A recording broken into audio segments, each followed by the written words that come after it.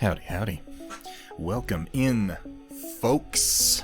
Project Dark Fox, Mr. Square Peg, GM Kaylee, an absolute pleasure to see you. Hope everybody is having a good Easter Sunday. Hope everybody has had a good week out there in the Twitchverse, or ideally not in the Twitchverse. If you spent the entire last week on Twitch, you probably need to assess your time management skills. That's entirely possible. How you doing, Kaylee? Good to see you.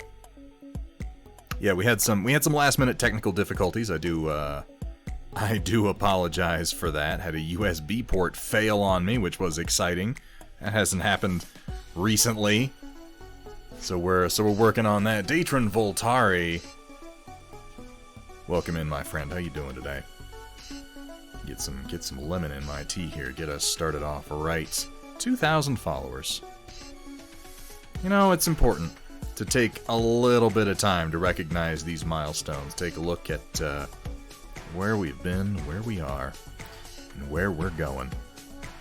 And where we're going is really it's very much like where we've been. It's a whole lot of painting goofy little models, having our camera be slightly off because we knocked into it with our hand earlier. There we go. That's more like the angle that I'm looking for.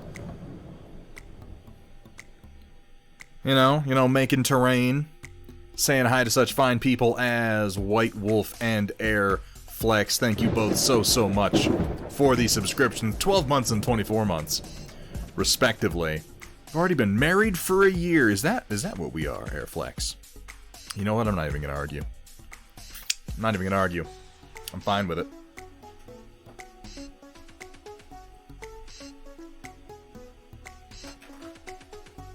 Clean my hands off a little bit here. Yar indeed. 2 years. White Wolf, thank you so much for the support. And welcome in, folks. Again, sorry for the technical difficulties and a little bit of a late start there. Forgot wrong hitting 27. Yeah, I guess if anybody's coming back in who would have renewed this week, it's all gonna be today. I had a hell of a week. Hell of a week. But it's over now. And that's something, isn't it? Oh my god, a hype train right off the bat. Vergatarung hitting 27 months. Look at this guy. Look at this guy over here. Thank you so much, man. I really do appreciate it. I feel like I look rough today. Maybe I need a makeover. I don't know. Oh yeah, that's the stuff right there. To Square, welcome in. How are you, my friend? I do hope everybody's had a good week. It's weird. These days, it's very strange not streaming for a week. I've only missed 2. We were on last Sunday. But it still feels weird. It throws off my perception of time in the most bizarre sort of ways. We should be good and steady for a while. The only stream that I'm planning on missing in the near future is going to be next Sunday. Because I'm going to be across the mountains visiting Lord Hethrir, who some of you may know from right here in chat. But we're gonna get together. We're gonna play some games. I'm gonna camp out on his couch and borrow his PlayStation so that I can experience the majesty of Horizon Forbidden West, which I haven't yet had the opportunity to indulge in.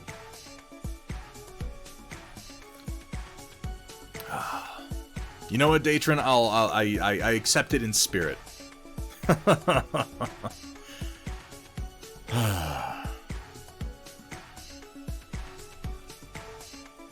I don't want to do any such thing, Kaylee. That sounds stressful. I don't like that. I reject this very premise. Dwegham, welcome in. Good to see you. Sumatha, how you doing, my man? Dude, this wind. Sumatha, are you getting this wind? It's fucking crazy. It's just been windy for like well over a week. We've had like 1 or 2 days when the wind has calmed down. Right now, it's like my sinuses are like concrete. I can't go outside without just getting dust all the way up into my brain. I got a little bit of a headache today, but I'm just dealing with it. I'm just dealing with it because, damn it, it's Sunday and we're celebrating. Yeah, okay. I'll tell you, a little bit out in the plains, it's extra shitty. Just miserable. Just miserable. I mean, okay, I shouldn't complain. It could be worse. It could be worse. We should be thankful for it not, like, I don't know, literally raining fire. That's, you know, theoretically possible through a series of circumstances. I'm gonna clean up a little spill on my desk here. Whoopsie daisy. Yeah, I had a USB port, like, man, I got up early today. I got a bunch of stuff done outside. I got a bunch of stuff done inside. I got a bunch of painting done. I'm feeling good. I had a voice chat with Dr. Rhino for a while. We caught up on some stuff, and I come over here to start streaming, and I plug in my Stream Deck, and it just, like, went black. Like, that's weird. And thus began this cycle of figuring out, oh my god, literally nothing plugged into my USB is working. Is it the USB hub? Turns out it's not the hub. The hub is working fine. It's the USB port that the hub is plugged into is apparently not. So that's, you know, the old PC is probably due for a little bit of an overhaul anyhow. You know, Kaylee, you're not wrong. All the fucking wind. It seems like a lot of people are getting just wind and shitty weather right now. I guess it's that time of year. I don't know. We're supposed to be getting showers. It's supposed to be April showers, isn't it? We're not getting any moisture. It's dry as a bone. Is this the future? Is this what we have to look forward to? Is this really all there is? A bit of snow alongside smoke from the forest fires. Yay! It's not great. Project Dark Fox, usually there's more rain, though. It's getting drier every year, and I guess that's just the trajectory we're on. We're going to be painting some Star Wars Legion today, Dweghom. I've played a significant amount of it. I was playtesting for FFG when Star Wars Legion was coming out. Guys, thank you so much. Thank you so much for our level 1 hype train to start off the night. It means so much. I appreciate your support. I appreciate your subscriptions. We're going to be having some giveaways going tonight, and I might as well get those started. Let me go ahead and push a few buttons here real quick. So we're going to have 2 giveaways going simultaneously, and I'll let you know how this is going to go. At any point, you can hit ! giveaway to get details on them. At least that'll start here in a few minutes, and it should pop up periodically to let you know what it is. But followers or subscribers for the duration of the stream will be able to hit !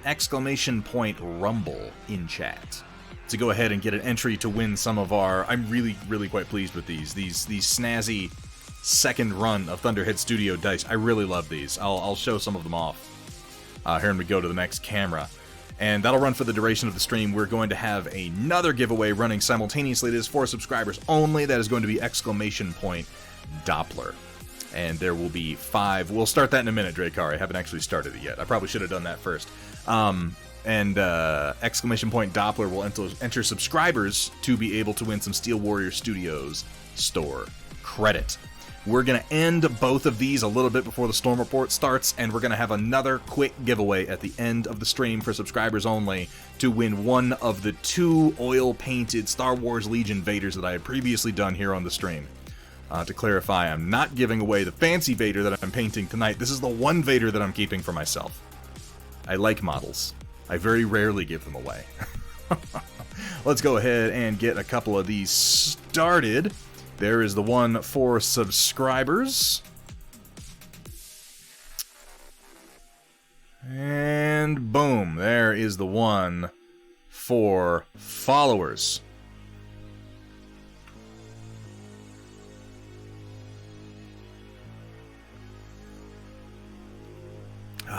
Now both of those should be working.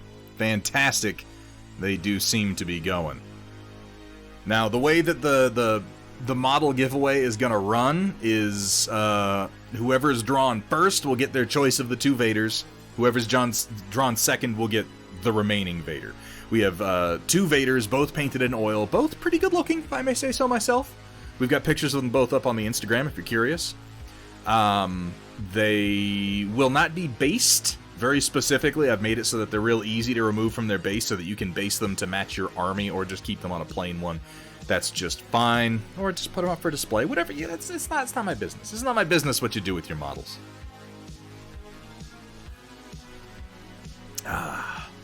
And they are both of the versions of Vader that are available for Star Wars Legion, the Leader and the operative, and I'll show them again here when we switch cameras.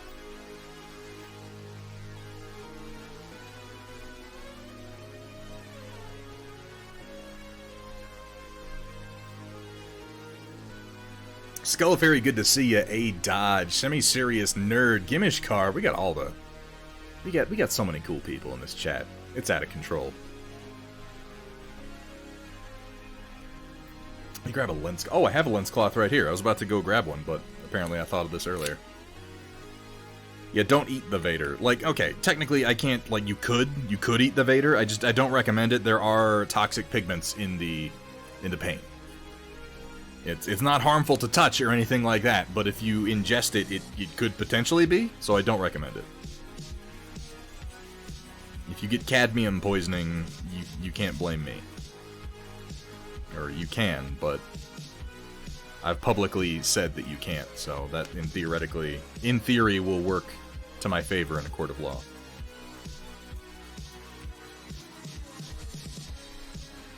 I say in theory, I'm not an expert. You know, I'm mostly an expert in bird law, and not other legal matters.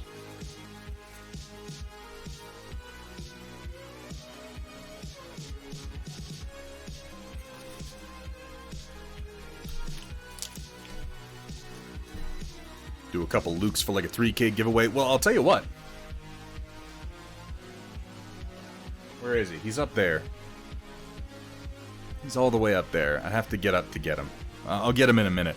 I also have the limited edition Luke Skywalker model, the Empire Strikes Back one where he's in his orange flight suit. I do also have that, and I'm saving that for a later painting stream, whatever milestone we hit next. Lunchbox, welcome in. Dr. Rhino, how are you doing today, my friend? Praise be to Thundernut Butt Toucher, first of his name, Lord of Mars and Elegoo, critic of films and knight of 2K. Yeah, sure, I'll buy that. I've been called worse, you know?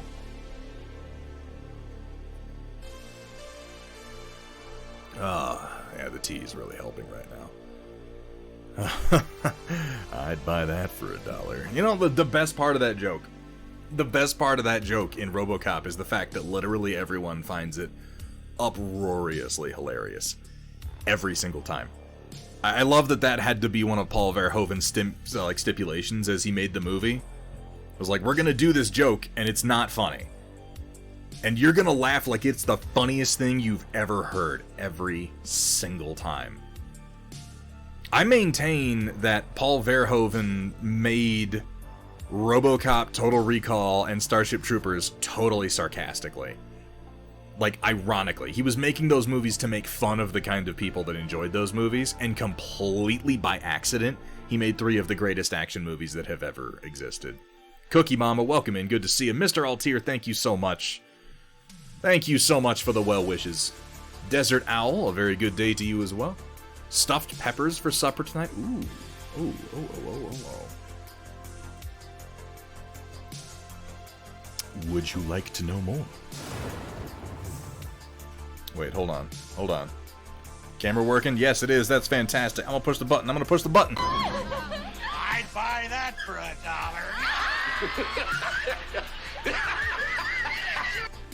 Every time. Starship Troopers, he admits he did exactly. Yeah, Starship Troopers is the most obvious of them. Starship Troopers is like the most blatantly over-the-top satirical. I think RoboCop is probably second, and Total Recall is the one that I think you could arguably take the most seriously, but I still think it's a part of that. I still think it's a part of that little, like, trilogy of sarcasm. You know, Amish Stig hitting that 6-month mark. We're hitting some good numbers tonight, folks. Amish Stig, thank you so much for the resub. Like thank you for the support. Battle mix, sexy streamers, and sexy Solaris cheerleaders? Well, Thunderhead Stream has some of those things. Some. And more.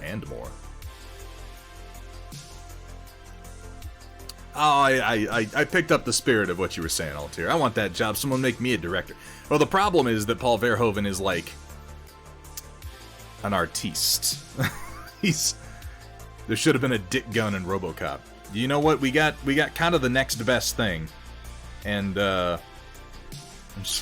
anytime I push these, I feel the need to say, potential trigger warning for anybody who is upset by violent films.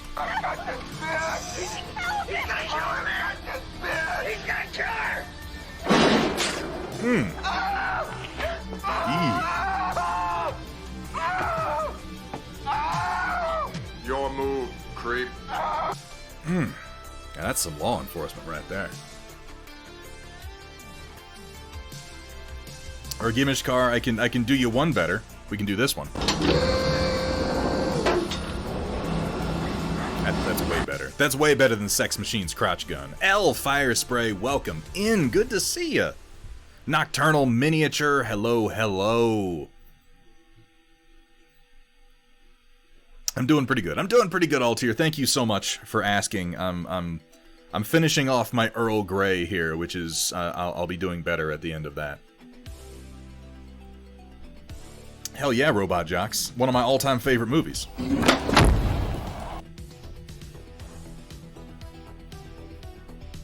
gonna be painting Vader today, but I can't resist the opportunity. I cannot resist the opportunity to put this thing in front of people right now. I'm so incredibly fucking pleased with how this has come together, considering this is all FDM printed and with no, my god.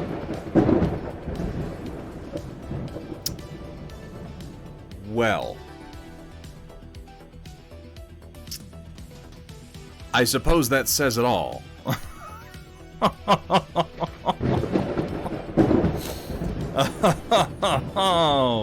Dwegham. It's gonna take the poor the ticker a little while to get through this. But thank you so much for the gift subs going out to so many fantastic people. Dr. Rhino making sure he gets in on the action with a gift sub of his own. Guys, thank you so much. Really, yes, we can. Hang on 1 second. I'm gonna grab something. I'll be right back.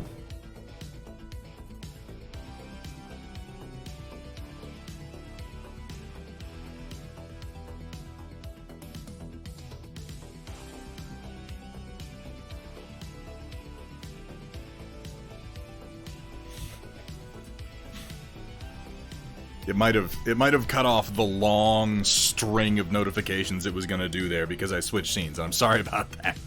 20 Dwegham. Holy moly, thank you so much for the gift sub, dude. Your support absolutely means the world.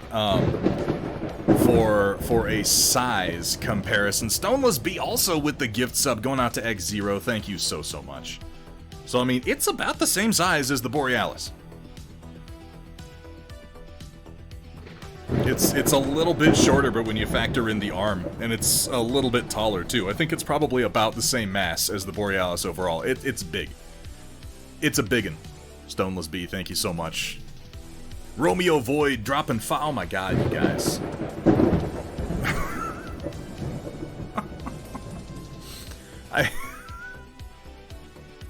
Thank you.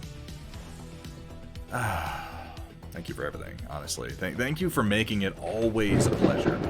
Always a pleasure to be here streaming. My god.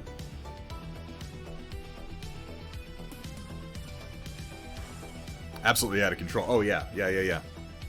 This is a better view, isn't it? So we can see the whole thing.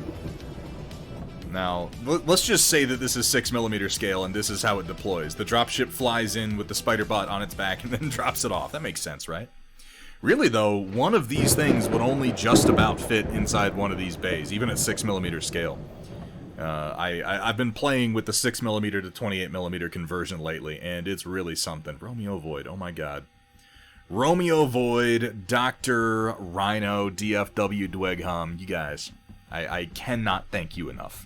For not just your support, not just for the subscriptions, but for being here, for hanging out with me, for being a part of these streams. It absolutely means the world. It keeps me working, it keeps me motivated, and that's all I really want out of it, you know? 28mm Gundam game. Right? Plankwalker, good to see ya. Yeah, I know, right, L? It's crazy. So this is the next time we do a single figure focus, we're going to be doing Vader today. And we're not going to finish him, but we're going to start him and we're going to kind of talk about theory, and I'm going to try some new oil combinations. But yeah, we've got the limited edition Hoth Luke. I've been very, very lucky in my ability to get my hands on these limited edition figures. Very, very lucky indeed, but he is in here still on his sprue. We haven't even assembled him yet. So the next time we... Oh, and he comes with a fancy base, too. Isn't that nice? I didn't even realize. So the next time we do a milestone celebration and we do some oil painting of lightsabers, that's gonna be the one. Yeah, people have been a little crazy today, man. How you doing, Peanut? Indeed it is. Indeed it is, L. And so people know, we are running giveaways today. You can hit ! giveaway to get some details on what you need to enter and what you can potentially win. Specifically, it is some of our... Where are they? These snazzy new Thunderhead Studio dice. If you don't win these today and you're after a set of them, do not worry. There will be plenty of these going out in the near future. I got a big run this time, and I'm just keeping these for general giveaway purposes. I've got plenty of them. We'll find more reasons to give them out. You can also win some Steel Warrior Studios store credit, and then towards the end of tonight's stream, we're going to have a short giveaway for these 2 Vader figures that we have done in preparation and leading up to painting this one. Kind of testing out how we want to do his armor, how we want to do the fabric, and how we want to do the lightsabers and OSL. I think both of these came out pretty good. But we'll have a giveaway later for these. Whoever is top placing will get their pick of the 2, and whoever is second will get the remaining one. But this is the leader Vader. This is the operative Vader. He was the oldest mini in the inventory. And a good friend. Like, I just immediately read that in Alec Guinness's voice.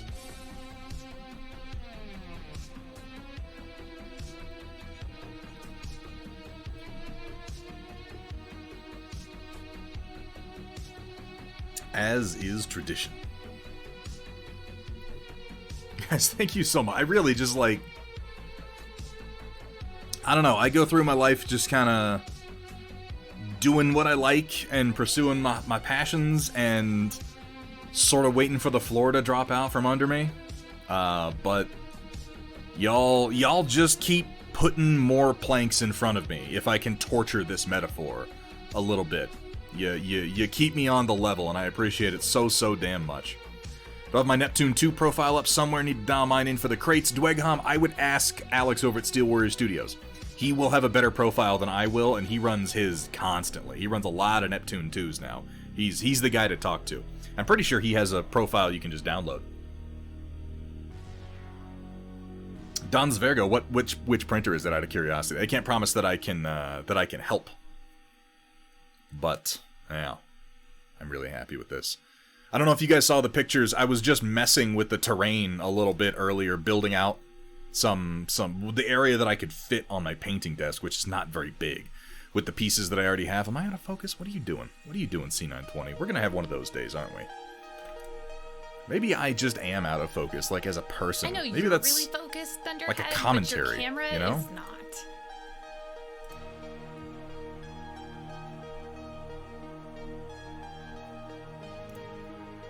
Where is it? Where is it? Oh, there we go. That's better. What was I saying? I forgot what I was saying. Oh yeah, I was building out the Arteus cargo yard terrain set. I got some pictures of it on my Facebook. I didn't post them to Instagram, but if you go to my Facebook, you can check out some of the pictures. They're also on the Discord. I'm really excited. I'm really excited at what we can do with it. I'm going to be getting some color on it in the next day or so, and I'm going to be taking it out to the big room so I can take some big pictures along with the our Belostro cargo crawler. I have the Tolermo truck transport that is finishing priming out in my shop right now, so I'm going to get some I'm gonna get some primer on that bad boy, and we will go ahead and get the whole thing together. These are gonna be paid files. Dwegcom, they'll be available from Steel Warrior Studios in the immediate future. And if you're interested in getting them, and you enter to go ahead and win some Steel Warrior Studios store credit today, wait a couple of days, and you'll be able to pick this set up. I need to find a place to put it now. That's always the trick with stuff. Why do I have so much crap on my desk? There's a spot. I need infinite horizontal surfaces in my life.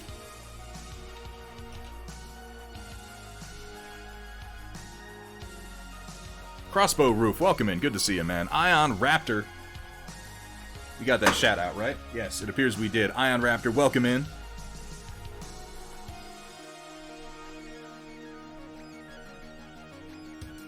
Oh. I did want to note one of the things I like the most about this, by the way. We have two different versions of the leg. And you can kind of mix and match these to do like a walking pose if you want. These legs here are the retracted or parked version. You can see they're tucked in real tight. The ankles are in real tight. Like, this is how it would be if nobody was operating it, like you parked it for the evening. We also have a standing version of the leg. And because of the way it's designed... Yo, I heard you liked battle mechs, so I put a battle mech in your battle mech, and now Thunderhead's 3D printer is broken. No, it's running just fine. You can slide one leg out and the other in, and they seat nice and firm. They're not going to come out, they're not going to wobble out, anything like that. So you can do, like, you can have just one chassis and change out the legs as you see fit, depending on how you want it to be posed, or if you're using it as like a mobile objective, or what have you. And that just slides right back in there. Also, I thought one of the nice things about that is, if you're storing one of these guys, being able to take the legs off is going to be real nice. It'll take up a lot less space. You pop all the legs off, you put them in a bag, you put it in a box. And that way you don't have these crazy things sticking out in every damn direction. God, I'm really happy with this thing. It's just like, you know, from concept to completion, you know? How much spice can it harvest in a solar cycle? Not enough to meet the Emperor's demands. Not on its own. But we've had lots of problems with Harkonnen sabotage. Speaking of which, isn't there a Dune game about to come out? Anycubic Mono. Hang on, let's see. Used Lychee Pro, found out the supports, didn't have enough penetration, that was the fail reason number one, but I still get weird cuts through my entire prints. Don's Vergo, I'm going to suggest posting some pictures over on the Discord. Being able to take a closer look at it will give folk a better idea, and we have a lot of very, very talented 3D printers. I should probably finish painting this at some point. I can't believe I started and I never really finished it. I think other people have done a better job on my own design than I have. I think that the Balastro mech is the most complex multi-part assembly design that I've done since the Borealis.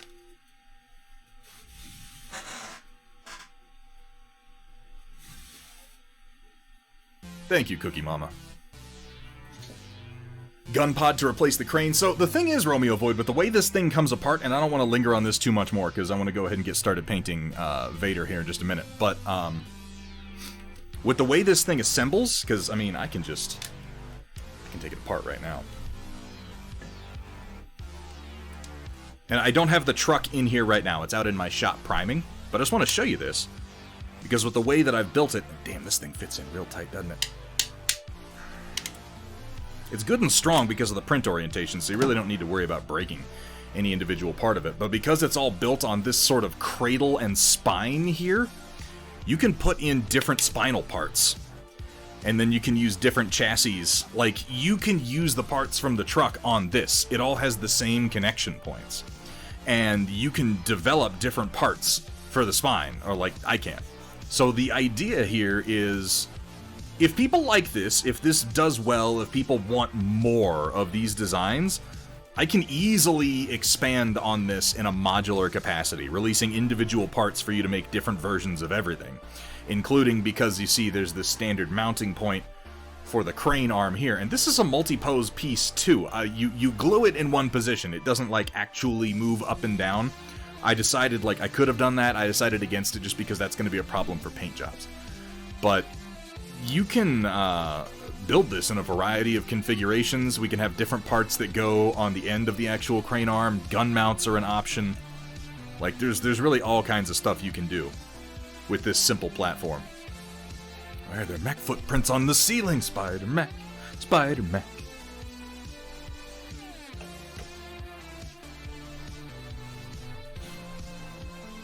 Do a nod one next. Don't tempt me. Don't tempt me. I have too much shit I still need to do this year, for God's sake. And folks, just a reminder, go ahead and hit ! giveaway if you want some details on the giveaways that we'll be running for the next couple of hours. And then towards the end of the stream, we'll be giving away those Vaders, so make sure you are here for that. Oh God, Kaylee. I gotta come up with something eventually, right? Scorpion tail with an obelisk of light focusing lens as the stinger. I do genuinely want to make the Scorpion tank from Command & Conquer 3. As much as Command & Conquer 3 represents the onset of the Electronic Arts era of Command & Conquer, and it does. As much as it represents that. There are good ideas in it. I liked some of the changes they made to the nature of Tiberium itself. Kane's Wrath is fucking fantastic. Kane's Wrath is like that perfect melding of the old with the new. It took the dumb things out of Command & Conquer 3 and it reintegrated the best parts of Tiberian Sun. I agree, Kane's Wrath is fantastic. I always mispronounce it as not mispronounce, but misname it as Wrath of Kane, which is not what it's called.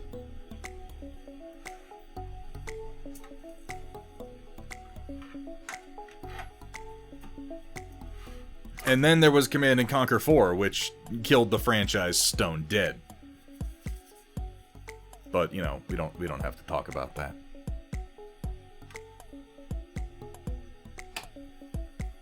So, there are some things I want to do with this Vader. And I'm going to start today by just kind of working on the basics and working on his suit and whatnot. His base is obviously, it has its own thing going on here. And I've seen a lot of people do these broken up rocks in a lot of different ways.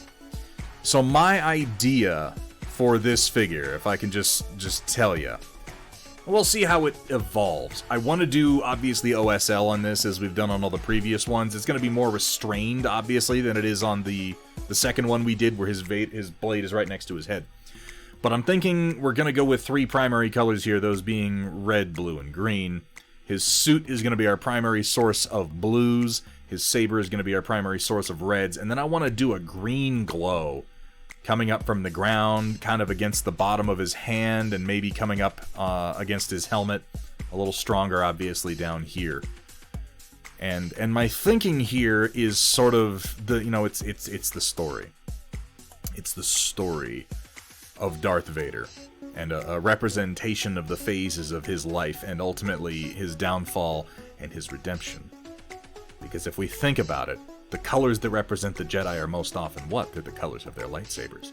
Anakin Skywalker's lightsaber was blue. His suit will be blue. There he is in the middle. That's Anakin. Darth Vader's lightsaber is red, and that will be over here, the representation of his fall to the Sith. And then finally, we will have the glow of green coming up from the ground, cast across him, and that is his redemption. That is his son. That's Luke Skywalker, and the lightsaber that he made for himself. Also, I think they'll contrast well, which is kind of more important.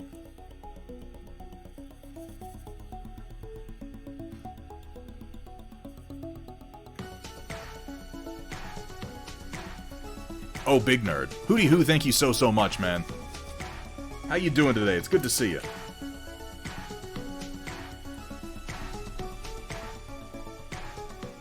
It's like poetry, it rhymes. That's something I should have available to me, or some clips I can play of George Lucas saying stupid things. How long is the giveaway running? It's going to be a couple hours, Datrin. The Steel Warrior Studios store credit giveaway will be 2 hours. So in 2 hours, we'll be running the giveaway for the Vaders, and then we're running the dice giveaway for 3 hours, so you have plenty of time to get in on that.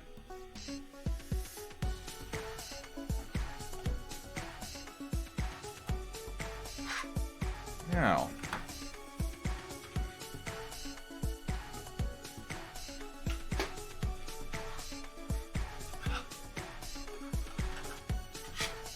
here's my ivory black. Now, we didn't have indigo the last time we painted Vader. There's something about Canopian catgirls that give me that warm, fuzzy feeling. Or maybe it's just my allergies. It's definitely your allergies, Chaotic. So we're gonna base with indigo with a touch of lamp black tonight. Again, we did not have this color the last time we painted. And again, I do not intend to finish Vader tonight. I am not a particularly fast painter. But we're starting him tonight, that's what matters.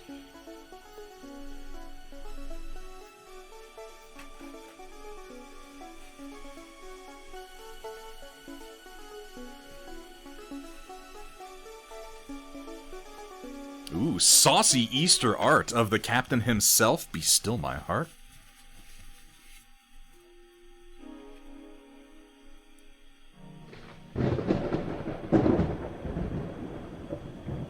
Touch of ivory black there.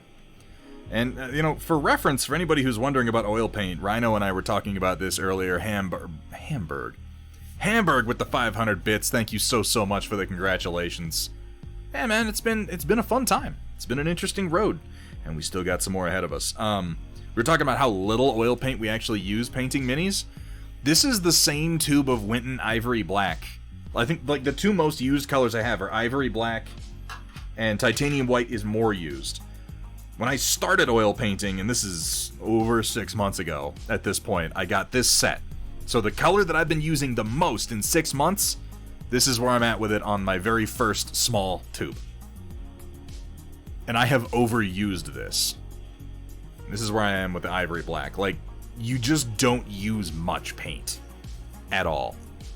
Say something nice about, dealer's choice. I can say something nice about anything I want? So you're saying I can say something nice?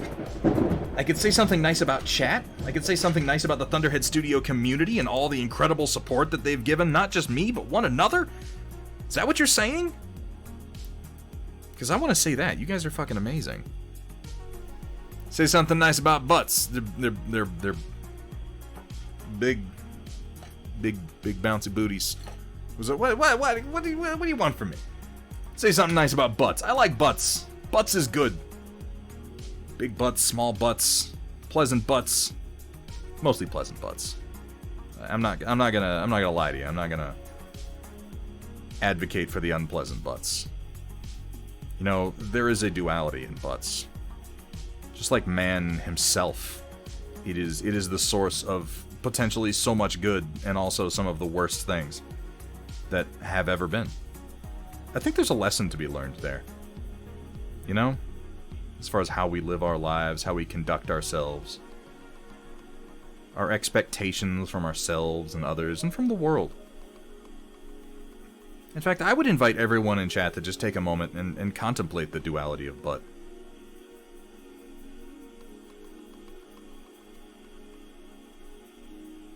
As I mix my indigo base here.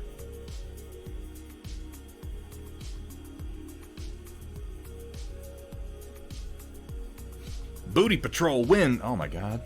Oh my god. Man, give me some. I'll have some of that coffee, Altier.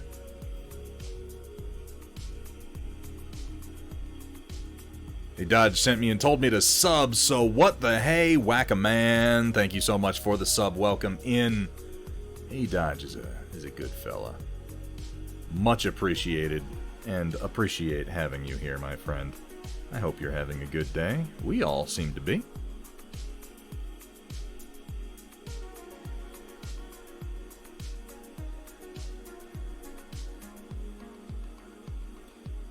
And I'm probably gonna go ahead and do the pre-glaze on his base in something like Asphaltum and Van Dyke Brown, something warm.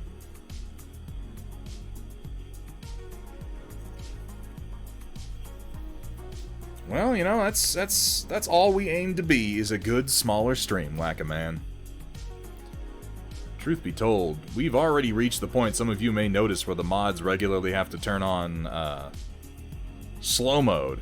I don't like to do it to you, we just do it so that I can actually keep up with what's being said to some degree, because, man, some conversations get going. Things get much more active than that, to the point where slow mode is that necessary. That's gonna reach the point where I'm not able to interact with chat the way I want to. Truth be told, I don't want that.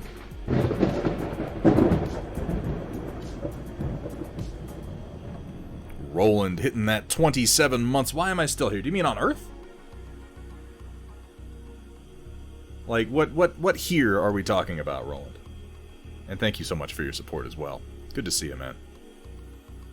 As a reminder, folks, go ahead and hit exclamation point giveaway to get some details of Cole Gray on how we're doing our giveaway and tonight. as he pulled his stiff bristles out of my wet fluids, Ooh. I yelled out, "No, Thunderhead! You need to thin that paint first!" Well, the good news, Chaotic, is I've already thinned my oils. Why is exclamation point giveaway not working? That is frustrating. Oh, Stream Elements is saying, okay, never mind. The bot has it right. I've got 2 chat bots going. Ignore that.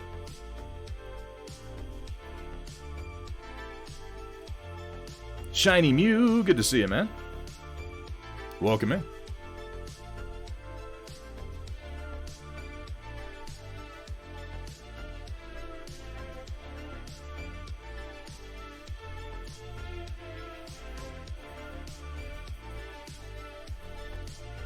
Wait, that's illegal. Welcome back to 50 Shades of Cole Gray, Chapter 2. And as I lay on the cold, unforgiving table, my liquid spewing out from beneath me across the polished surface, Oh, God. I look up to see Thunderhead shaking his head, eyes alight with disappointment Alight. as he cleans his brush. A light. So, yeah, Dr. Rhino, what he's talking about are these really quite cool paints. These oil paints from Gamblin, who I'm already using a number of paints from. What are they called? The Reclaimed Earth series? Is that it, Rhino? They're made from essentially like toxic waste products from industrial operations. And the polluted iron oxide that is left over afterwards. Some of the pigments that they've made out of this are really, really interesting. So I ordered a set of them, and Dr. Rhino and I are both going to try them out. Specifically, the Oxide Violet is very intriguing. And I'm not sure. We're gonna think of something. We're going to think of a way that we can test them out and kind of push what they're capable of together. Merlin, good to see you.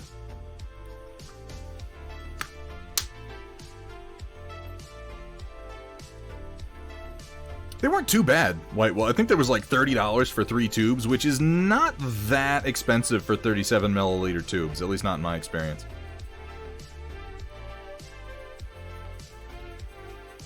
In fairness, they were on sale. But yeah, we got some of those Reclaimed Earth colors coming our way. I want to use that Oxide Violet, because it's like this really warm violet purple. It's very interesting.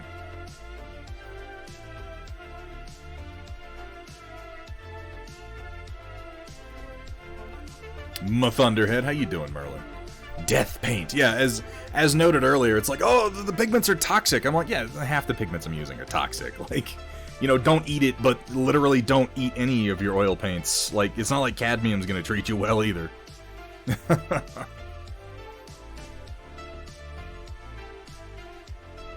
Yeah, it's like the pigment is heat blued, which is just cool as hell. That purple, hot. Literally.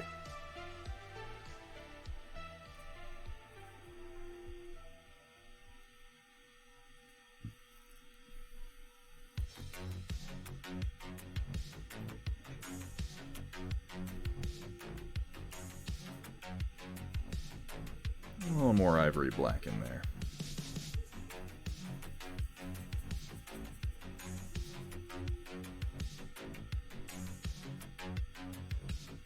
That in there and stain properly, why don't ya?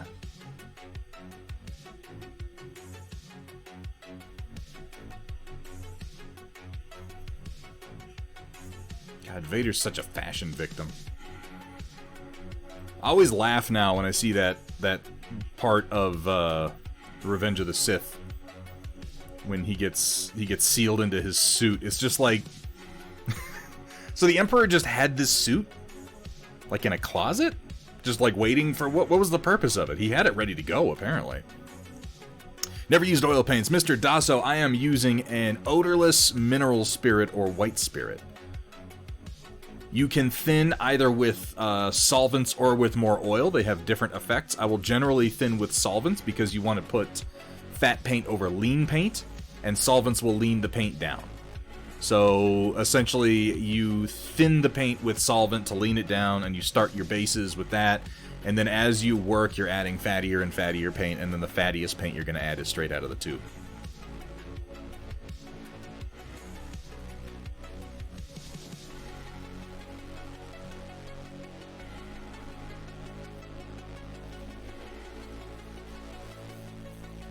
Yeah, like, for being crap and built so quickly, it's also remarkably bespoke.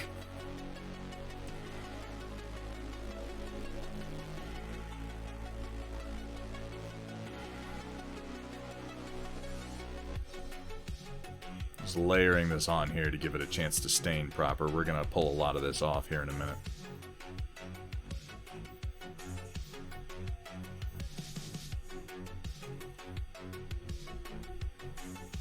Right? The Oxide Violet is gorgeous, White Wolf. Palpatine ensured the suit was inefficient on purpose to keep Vader in constant pain and make him stronger. I love all these retcons. All these things that were decided well after the fact. The truth of it is he wears a suit because it looks cool. Like, that was the initial thought. But I like all the theory crafting and extras. Does Vader have no dick? I don't think he does.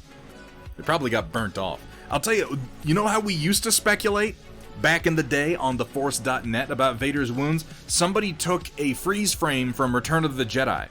You remember when he picks up the Emperor back before he yelled no when he did it, and the Emperor zaps him with lightning, and you can see like the outline of his skeleton inside of his suit, and somebody took freeze frames of that and figured out, like, okay, his arm ends at a certain point here, so he's missing his arm here. You can see how his skull is kind of a little messed up, so he probably had an impact here. Like, that's how we used to speculate about this crap.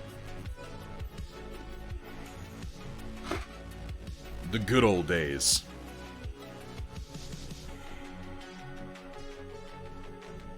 Protective mask, glue gun, heat gun, and foam now. Fuck yeah, Marlin models. That's the business. Let me get some asphaltum here on the palette. And yeah, Dr. Rhino, I use a lot of gambling at this point. I really like gambling.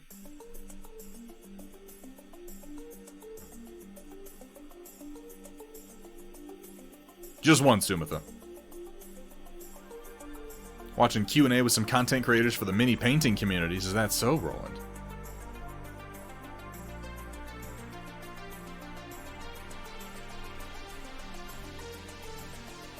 How did that go? It threw me so bad when I went back to rewatch Return of the Jedi and I pulled it up on like Disney Plus or something, like, what the hell? I got to that part of the movie, like, I was expecting the other things that George Lucas added with the special edition, like that awful song and dance number. But yeah, we get to the end of the movie and there's the no. I'm just like, oh my god, like, what the hell is happening? I did not know to expect that, and I found it quite upsetting. I don't know at what point they added it, but I missed it. Now, in fairness, I don't watch Return of the Jedi very often compared to other Star Wars movies, because Return of the Jedi is probably my least favorite of the original trilogy.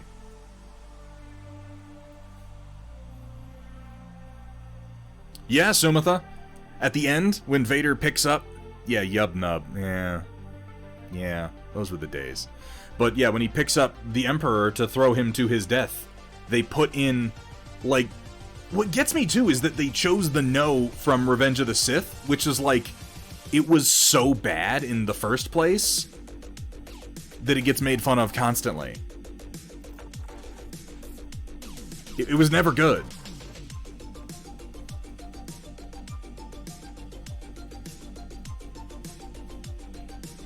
It was like, you know, it's supposed to be this hyper dramatic moment with Darth Vader, and there we are in the theaters, like, laughing.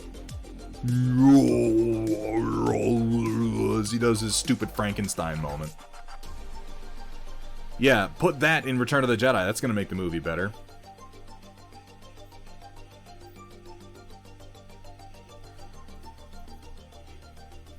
You're absolutely correct, Wackaman.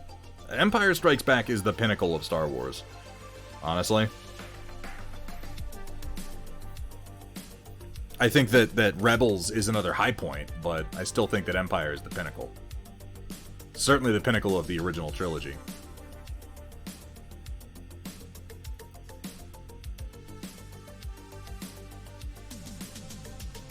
Oh god, White Wolf, only you would be so pedantic. You just had to do it, didn't you?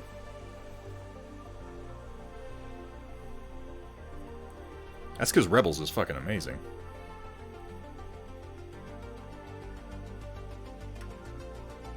Before appearing in Episode 4, Mark Hamill had never seen a Star Wars movie. You mean he hadn't seen Episodes 1 through 3? That's amazing. Why would he agree to be in it?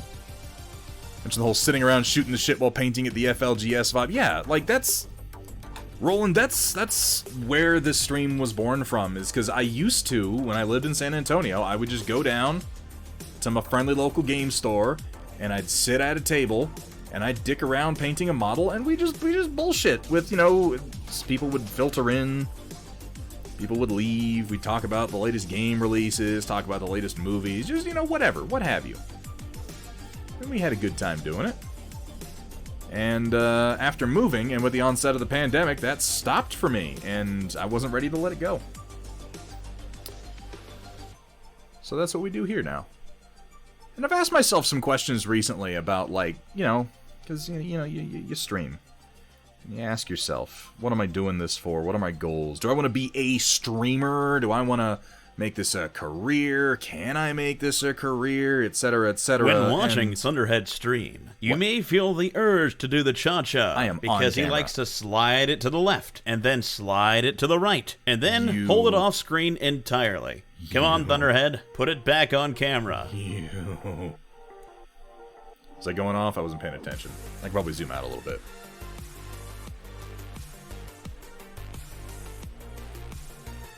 Shit, forgot what I was saying. Oh, yeah. So, I mean, you know. Do I want to be a painter? I want to be famous from a painting? You know, I want to get commissions? Like, what am I doing this? Why am I posting pictures to Instagram? What is my goal here? And I've asked myself some of these questions recently and put some thought into answering them. And the truth is, I don't really want to be one of those guys. I don't want to be, like, an expert, amazing painter. I'm much more... like, painting-wise, I'm no, you know, Marco Frisoni. Sorry. Frisoni. I'm no Marco. I don't think I'm ever gonna be. It's just not, there's not, like, you know, I push myself for the little paint jobs here and there, and I try to maintain a good standard. And I like painting. But that's not my career. Streaming, similarly. I like doing it. It facilitates everything I want to do, but it's not my career. It's not who I am. I want to make files. I want to make terrain. I want to play games. I want to talk about games. I want to spend time with people. I was talking about how I stole Matt Yee's shtick. Oh yeah, he made it so easy though. So easy. This is what I am really, really into is talking about games, playing games, talking about what's coming out, trying new systems. It's the whole hobby for me. It's not just the painting, it's not just the models, and more than anything, it's the people. And the people is what I get out of this stream. So I don't know exactly what direction it's gonna go, but this is certainly a component of it, you know?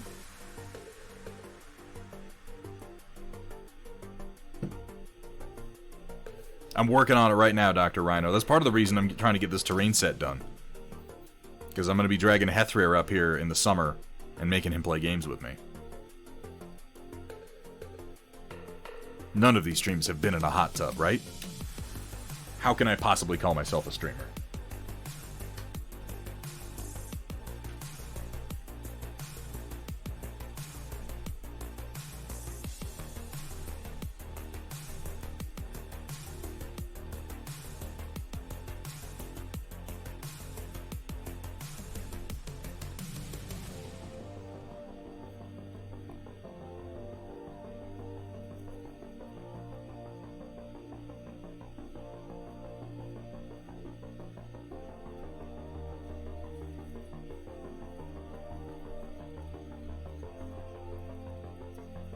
I'm gonna see if I can get Yi to free up a week this summer to road trip out. Yeah, dude, it would be fucking fantastic to have Rhino and Yi visit me.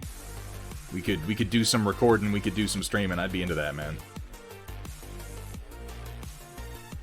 Up until recently, I never even saw it as an option to have anything like a semi-professional career having anything to do with tabletop games, but it has become seemingly more and more possible over the last 2 years, to the point that now I'm looking for my place.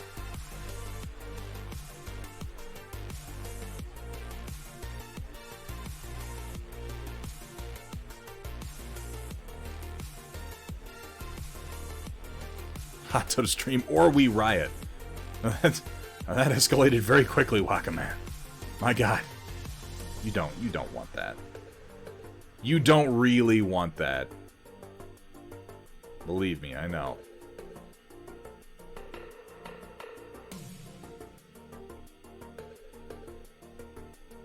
It's never as much fun as it sounds like it could be. Thunder Tub. Oh, God. Yeah, man, if you want to paint, paint. I would love to see it. How you doing, Iberben? It's good to see you, man. No. No. Absolutely not. Iberben, why are you always here for my lowest moments? How is that always what happens?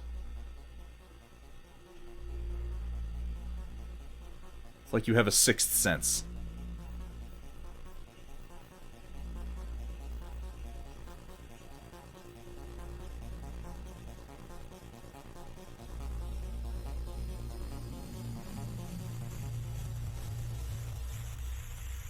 Maybe it's your inability to see color that has sharpened your other senses.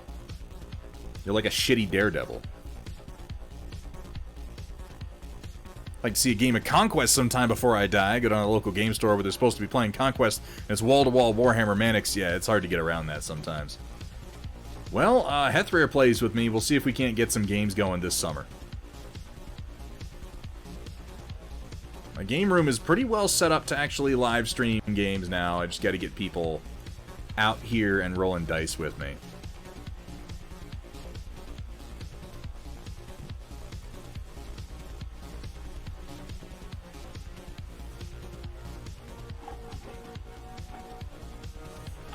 Where are my scissors at? There they are.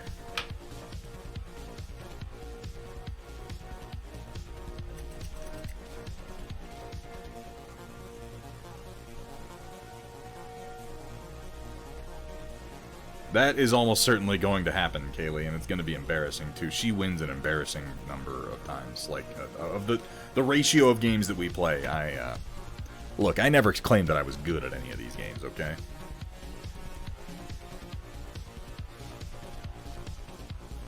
You let me know when you get that trending, Iberben.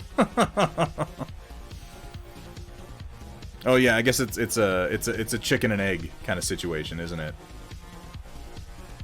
Who knows? Who could possibly say?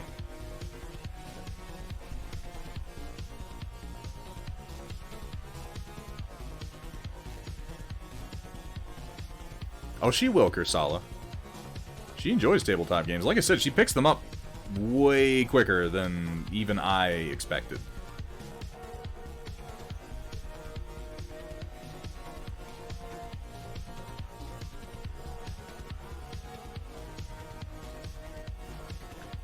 You know, I suppose you could just go ahead and glorb that paint on anywhere. I'll have you It's know not I'm like we're glorbing the trying to paint get off. inside the lines or anything. I'm glorbing the paint off of the model. Thank you very much.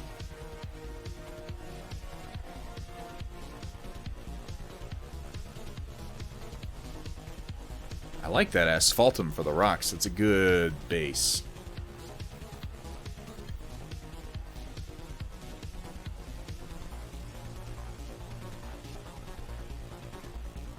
Trying to be gentle here so I don't break any of these parts off. The resin's all pretty strong, but there's also some very narrow connection points that I don't want to stress.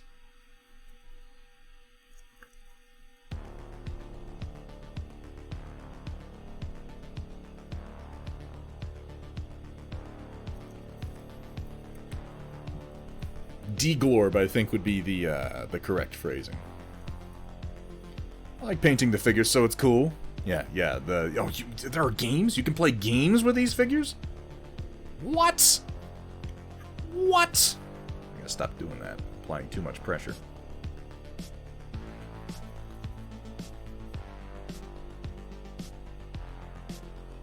It is shocking, I know.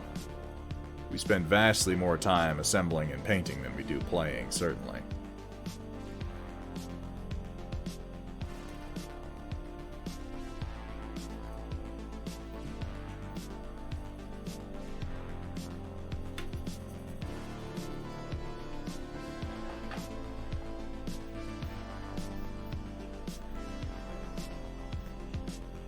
More and more, I've been going straight to my gambling radiance. So I'm going to be trying some of our gambling radiant blue for my highlights on this guy tonight. Is that Vader mounted on a hex base? Well, he won't be at the end of this. This is temporary. Are there Legion purists? Is that a thing that exists, Happy Heretic?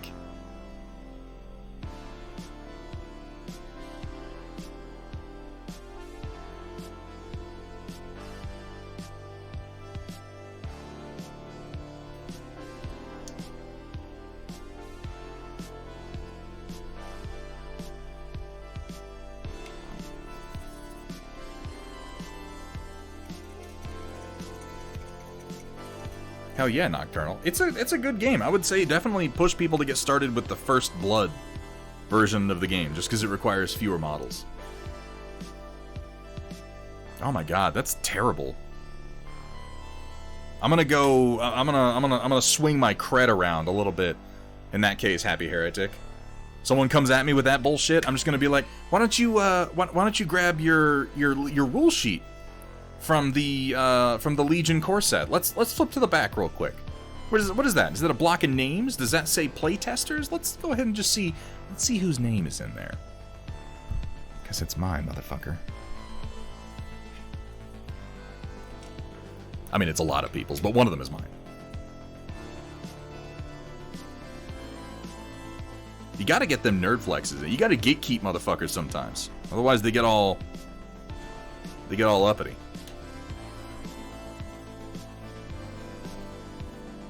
Need a hot tub stream mentor. Yeah, this is an absurd scenario you're building in your head, Everben. I advise you to stop for your own sanity.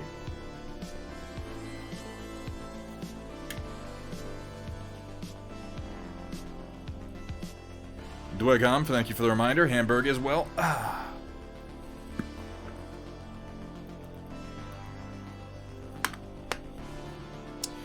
Like, I've encountered that plenty, Happy Heretic, and we actually had conversations about that during the initial playtests.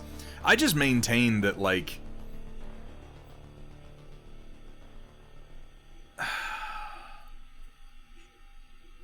if you think you are such a good player of tabletop games that 2 to 3 millimeters of difference is the difference between you winning and you losing, you're fucking delusional. It's not. It isn't. It really isn't. If the game comes down to the point where 2 or 3 millimeters is the difference between you winning and you losing, that game was so goddamn close anyway that it doesn't matter. At that point, one die roll would have shifted everything. And I honestly think that anybody who really believes that to be true is just huffing their own farts. That's nonsense. Now, okay. War Machine is a hyper-precise game. But that's also one of the reasons I didn't like it very much. And I think that while there's more of an argument to be made for that in War Machine, I still think it's pretty delusional.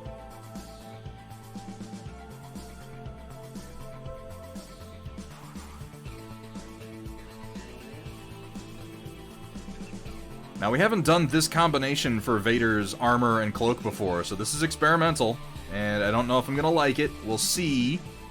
We shall see. But the nice thing about oil paints is it's not hard to start over. It's really quite easy. Wipe most of that out there. Really don't want much paint on the brush. Dealing with the oils. Happy Zombie Jesus Day. That's why we're doing Vader today, obviously. We're celebrating with George Lucas's Space Jesus.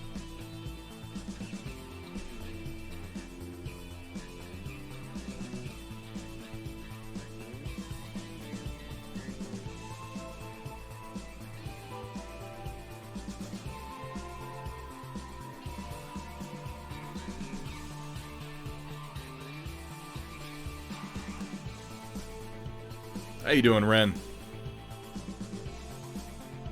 Oh, is that Amaranth's new business? I mean, she legitimately could huff farts and make money, so... Oh god, every day we stray further from God's light.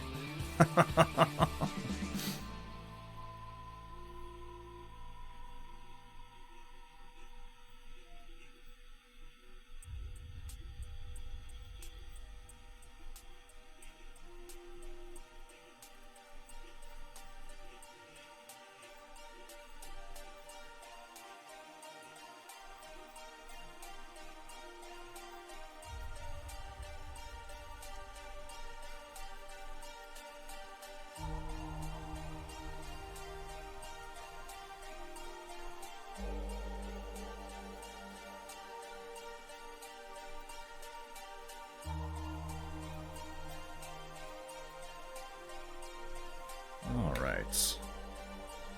Let's blend this out a little bit and see how we feel about it.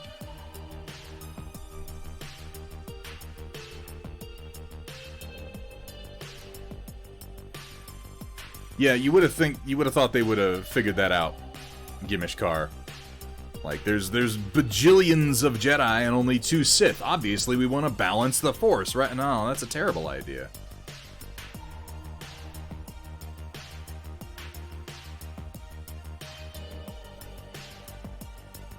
Book series recommendation. Give it to me, Roland. She's doing well. Thank you very much for asking, Splintered Brush Studios. Did we get a shout-out? Did we get a shout-out for Splintered Brush? An incredibly talented painter. Always a joy to see you in chat, my friend.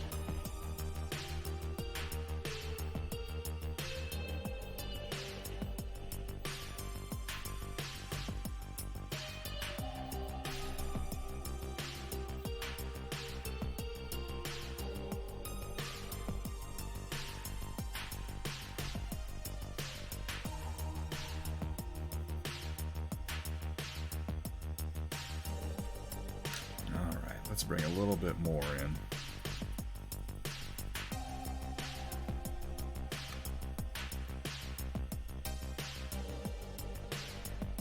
Oh, Lensman. I'm familiar with Lensman. Yeah.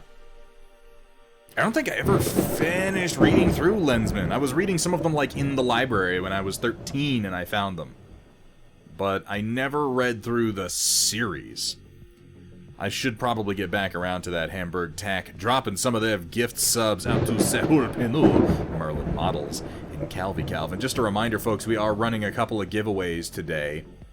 So if you are a subscriber, which many of you now are, so you might as well go ahead and enter, hit exclamation point Doppler for a chance to win some Steel Warrior Studios store credit. And if you are just a follower, you can hit exclamation point Rumble for a chance to win some of our snazzy Thunderhead Studio branded dice.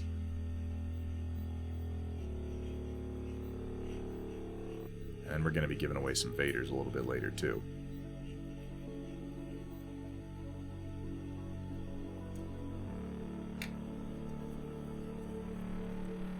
It's 2 P's, Ibra. I expected. You're a teacher. Iberben, you are a teacher of young minds. You need to know how to spell Doppler, sir.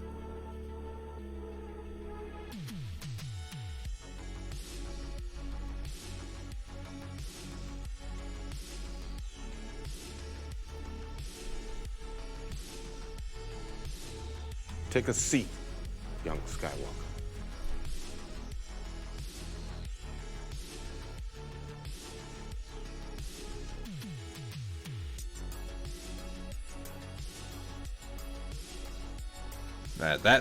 That was my eyes alight with disappointment. For those of you who were wondering what that could possibly mean, myself included.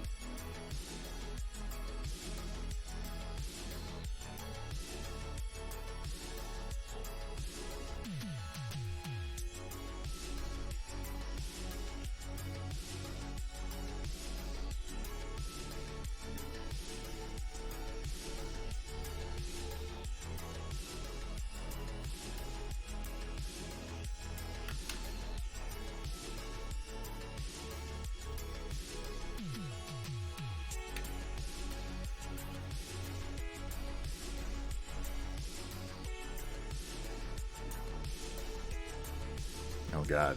If he were a...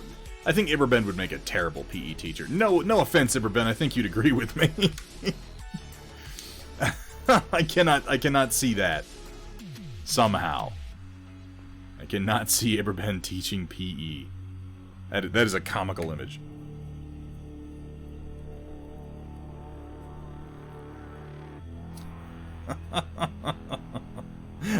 I'm trying to picture it now.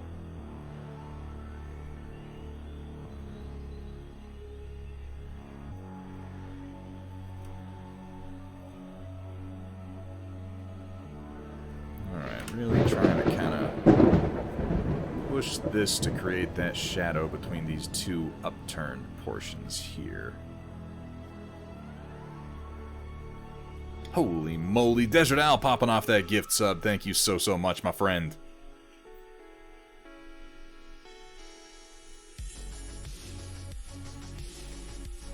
Is that the limited edition Vader or a 3D print? This is the limited edition Star Wars Celebration Vader that I'm working on.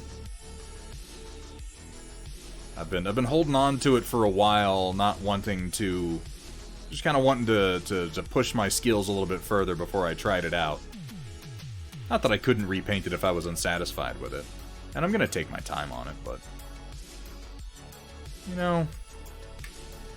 Felt more comfortable doing the other Vaders first.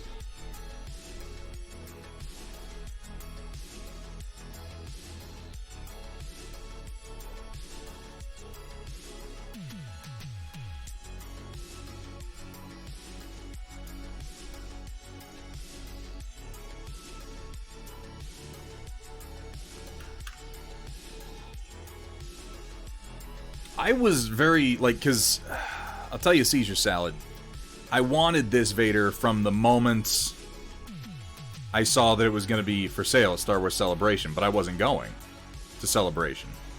I had some friends who were, so I contacted them about getting me the limited edition figure.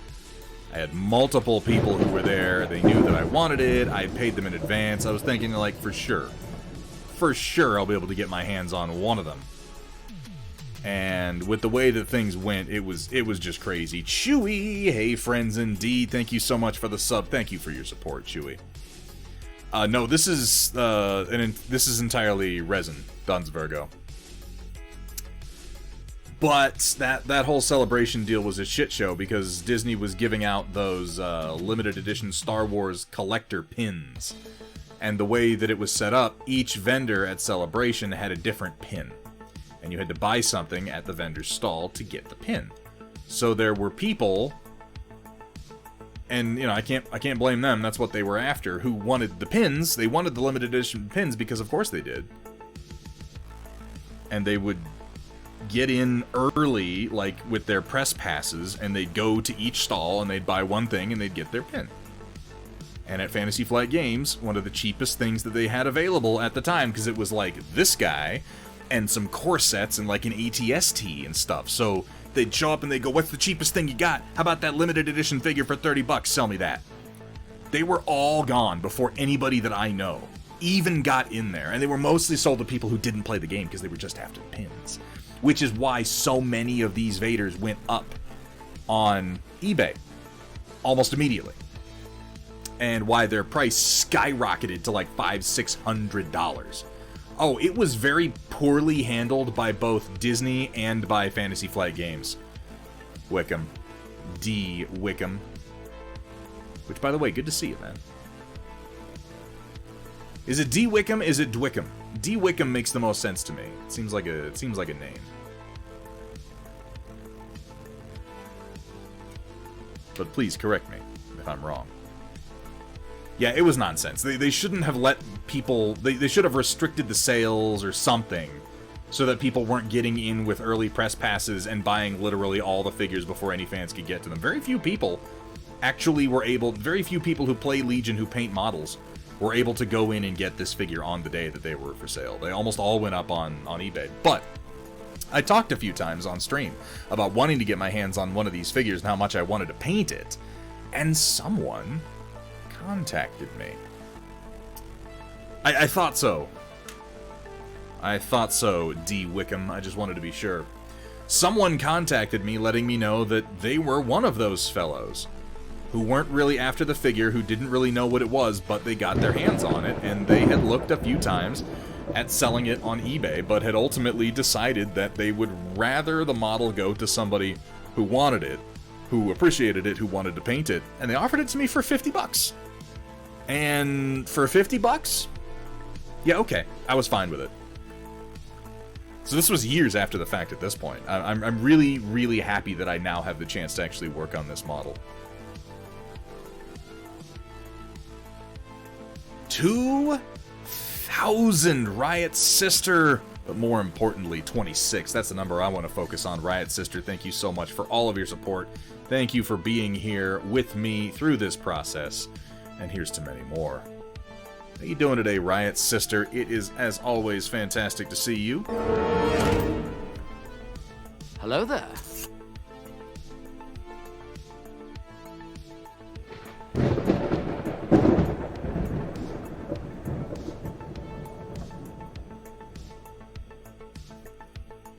Paradox Mark 1. Hitting that 2-month streak. Paradox. How you doing? Shadowrun ran late, so just getting a chance to hop on. How's the Vader paint going? Slow but steady progress. I'm gonna be taking my time on this figure, and we're probably gonna get a few paint sessions in. We did at least 2 paint sessions for the last one, and I'm gonna be working on the suit and the ground. And as I said, we're gonna do 2 OSLs on this guy. We're gonna have his saber in red.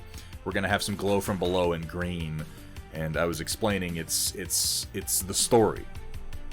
It's the story. His suit. He himself is blue, that is Anakin Skywalker's lightsaber, that is Anakin. His blade is red, that is the Sith, that is Darth Vader, that is the darkness inside of him. And then we will have a green glow cast upon the other side of his body, which is his redemption, that is his son. That is Luke's lightsaber. It's like poetry, it rhymes. Solid 8 different homebrew commanders and all online. Do you know a better Wait, hold on. What are we talking about, Cyborg?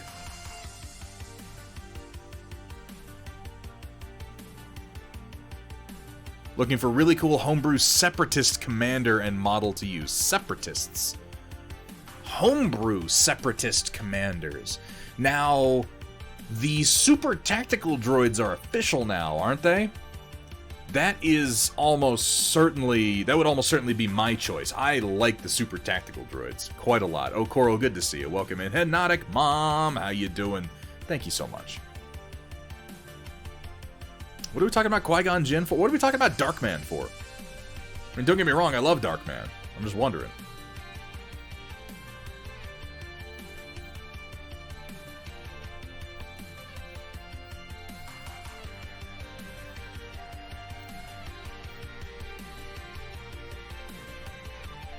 General Gonk droid. People forget that the Gonk said something else that I've never been able to make out. The first time we see him, he's waddling along. He's like, Gonk, Gonk, he's like some nonsense. He's speaking some language. But then later on, we just decided that he just says Gonk over and over again. Darth Jar Jar, there you go. Techno Union would make a good generic. What was that guy's name? What was the Techno Union? He had some stupid name that we learned from like the books afterward.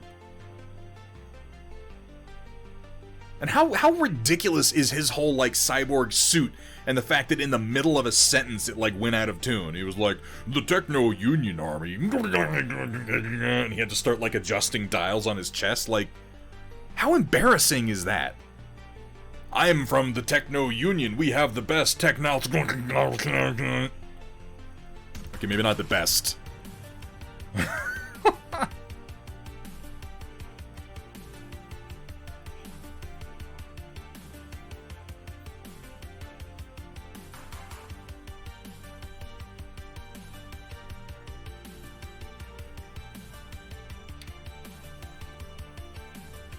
Wat Tambor. Yeah, everybody in Star Wars has a fucking name, don't they? Of course, that's an ancient tradition. Starting with such characters as Pruneface. When the face is a prune, the action goes boom.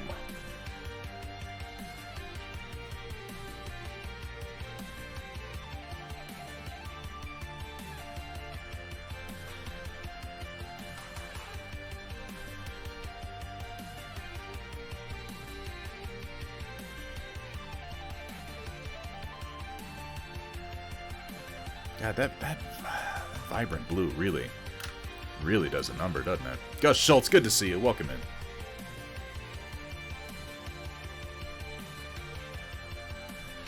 Gonka get Twinkie. Okay, now I'm gonna have to think of that the next time I watch it, Sumitha. Thank you for that.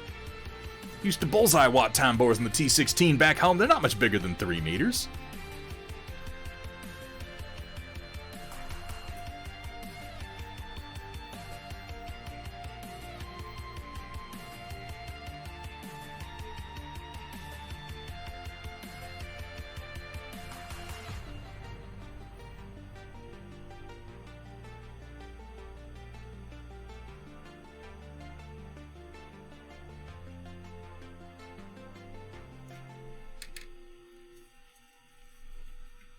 How you doing, Gus Schultz? How goes the painting game, my friend?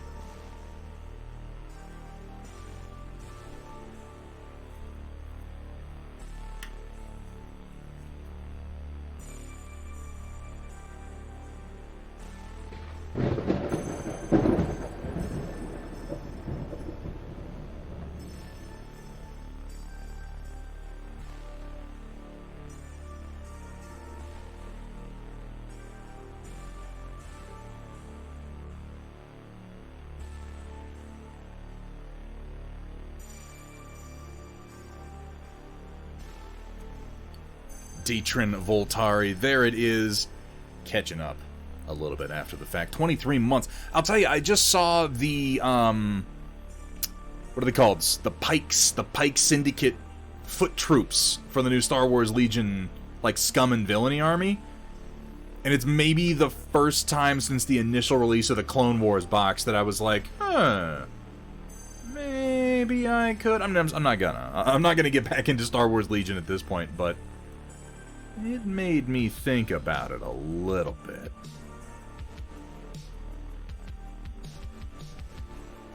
It made me answer some questions, you know, for myself.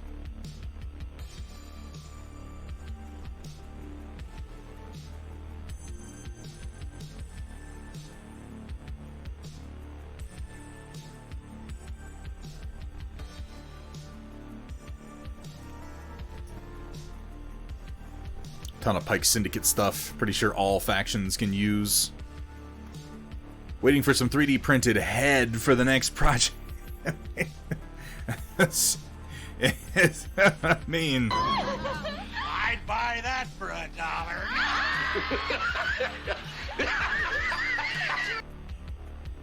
yeah, I know. Heads. I know. What kind of heads?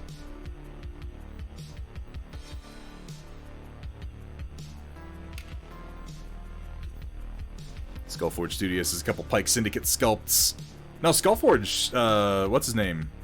Jordan? Yeah, he does really good work.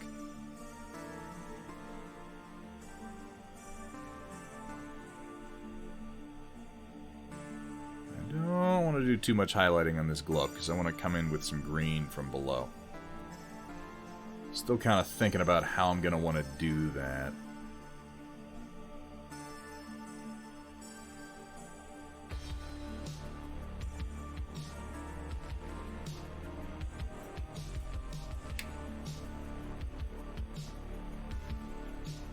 Hey, what's up, Trotsky? I've been trying not to talk too much about Gilbert Gottfried, because honestly, that kind of slays me. Gilbert is one of those deaths where it's just, I'll tell you what I have to say about it, Roland. Everyone should take some time, particularly if you're not familiar with the work of Gilbert Gottfried. Take some time and familiarize yourself with his body of work, because he was a consummately funny man with an amazing body of work, and it's still very, very funny. Many of you may only know him as the voice of Iago from Aladdin, and I don't blame you. As a kid, that's about all I knew too. But so much more than that. SideQuest Cap, thank you so much for the follow. Welcome to the stream, my friend. How are you doing tonight?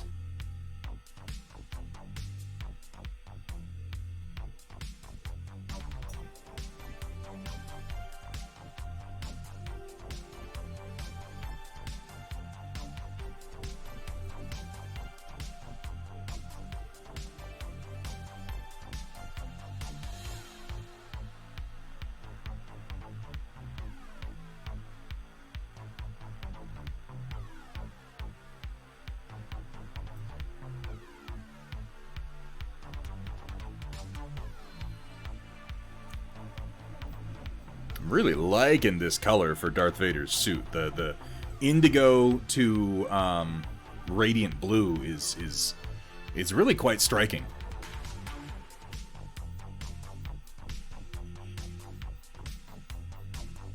I'll probably push the shadows deeper to read it as black, because it is quite blue right now. It's-a me. What's up, Voxel Forge? How you doing? Can we get a shout out for Voxel Forge, pretty please? Convert the McFarlane Sister of Battle into an Inquisitor? Ooh, that's gonna be cool. I can dig it.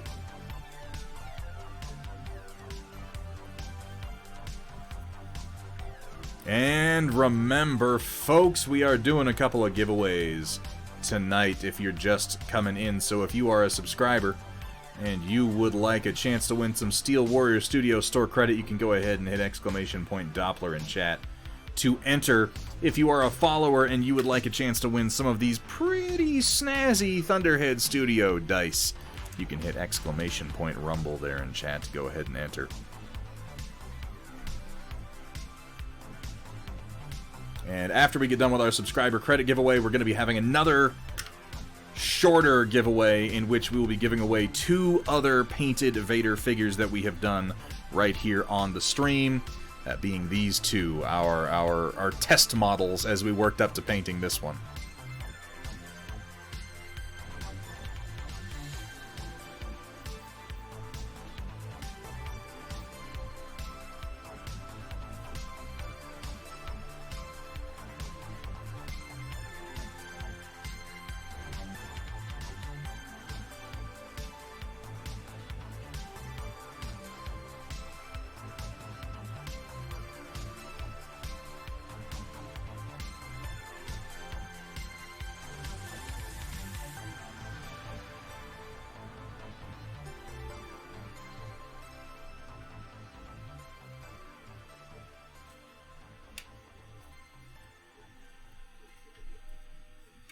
Were you really Riot Sister? I might have missed it.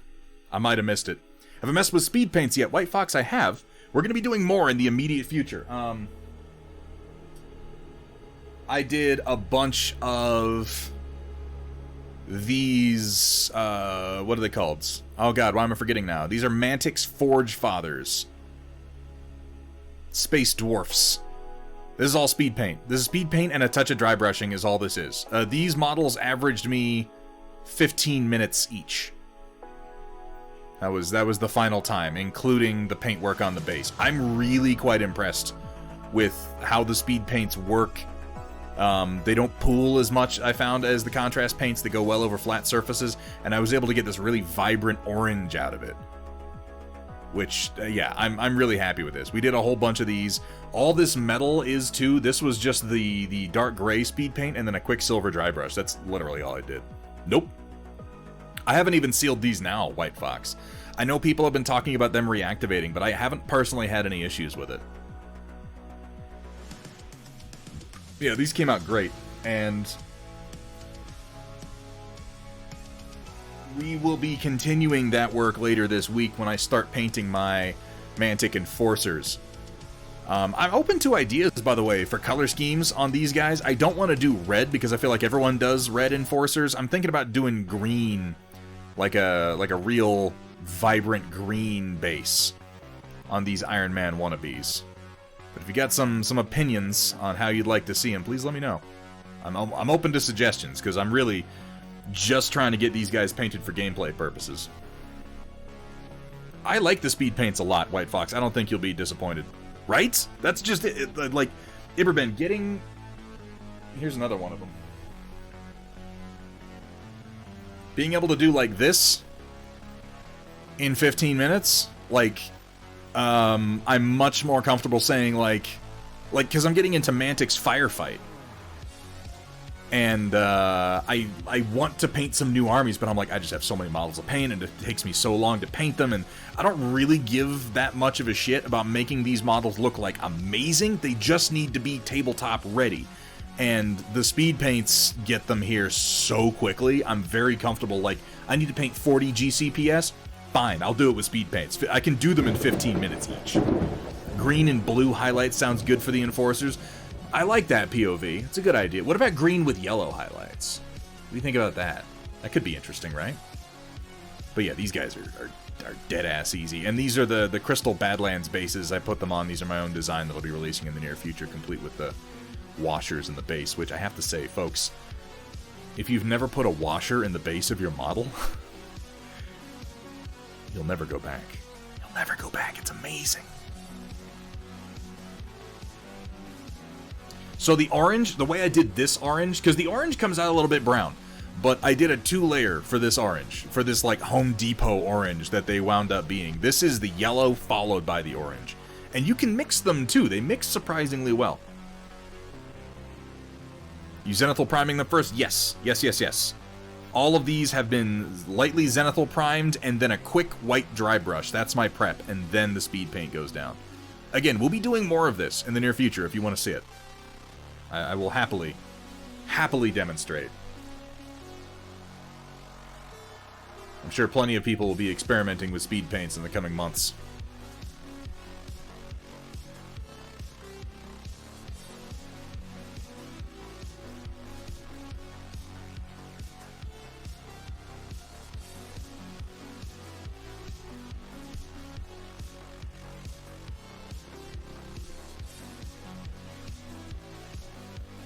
Now, I want to quickly play with adding some contrast back in here. In order to do that, I'm going to go ahead and grab... Oh, by the way, yeah, that was part of the experiment too. I did these paint jobs in 15 minutes with Army Painter speed paints using this shitty brush that they include in the starter set. It can be done. You don't need a good brush to do it, which I kind of like. It definitely likes white. Yeah, you want a lot of contrast in your zenithal. Like, don't try to go for too much of a gradient. Go for, like, stark white, stark black if you're doing zenithal for your speed paints. But, yeah, I quite like them. I quite like them. Where's the brush I'm looking for? This should do.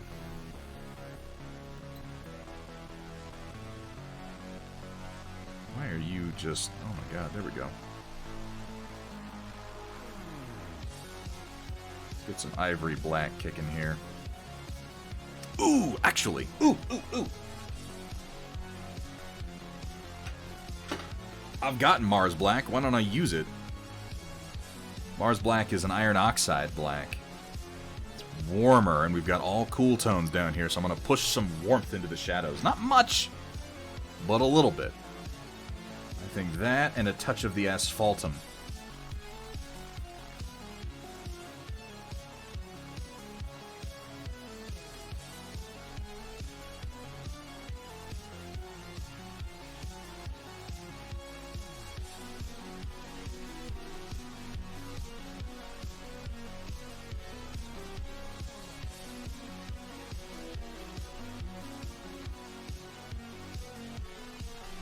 See how that does. God, this brush sucks.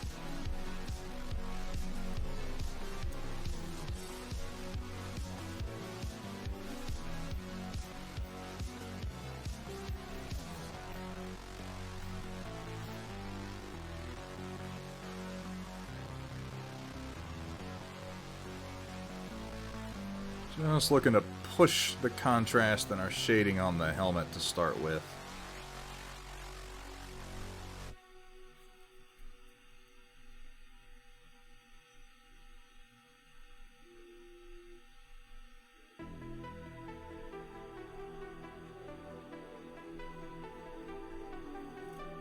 See how that does.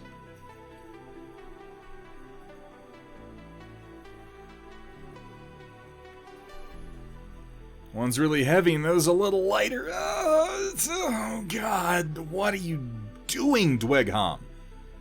For the love of God, man. That's I want to stop you from telling jokes like in the same way that like if you were just in the middle of a room slapping yourself in the face for the amusement of others, I would beg you to stop. Please. Please no more.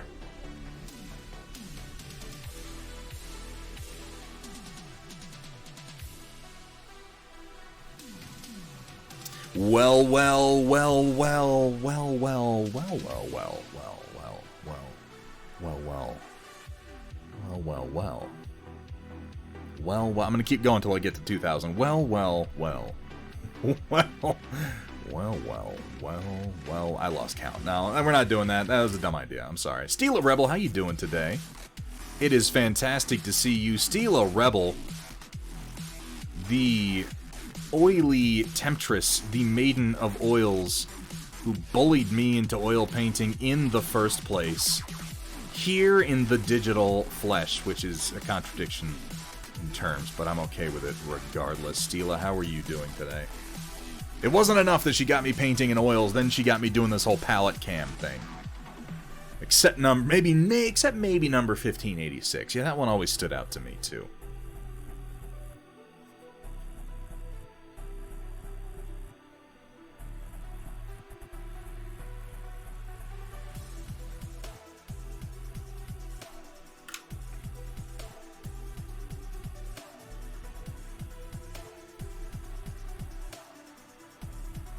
Playing a little bit with our colors tonight, Steela. Not too much. I'm just working some asphaltum into my blue shadows, trying to kind of push that contrast. I think it's working out decently so far.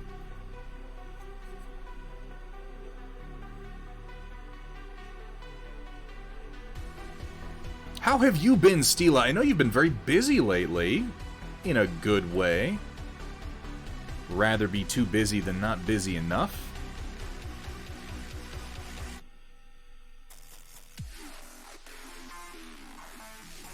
And folks, God, oh my God, if you're not following Steela Rebel, if you have any interest in mini painting, any interest in oil painting in particular, Steela Rebel is a stream you need to be following. She's, hasn't been able to stream as much lately, but man, when she gets going, it is one of my favorite places to be. And if you are in Asia in particular, or Australia, she's going to be streaming at a time that is at least reasonable for you. Or if you're just, you know, a night owl like I am.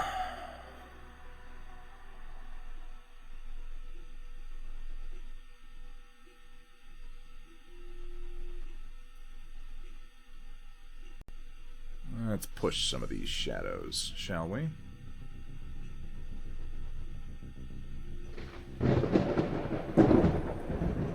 Dark Traveler Miniatures the Second, the sequel, Dark Traveler Miniatures 2 Electric Boogaloo. How are you doing? Thank you so much for the follow.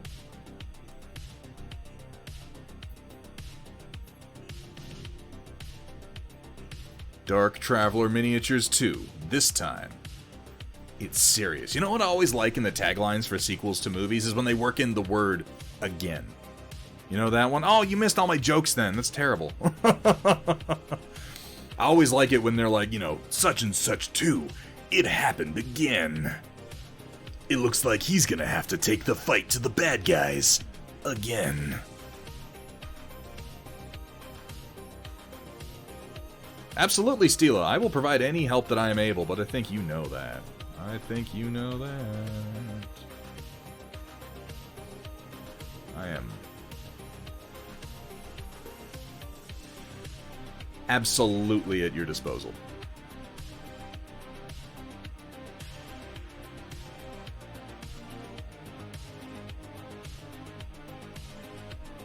You'll notice, if you're interested at all in what I'm doing here, you'll notice I'm just kind of going around and sort of sketching out spots that I'd like to darken. They don't need to be pretty or blended at this point. This is the strength of the oil paints. I can just dab them in wherever I want, and then I'm going to come in and blend them afterwards. And they're not going to dry for a good long time. I can let these sit for a few hours and not have to worry about it.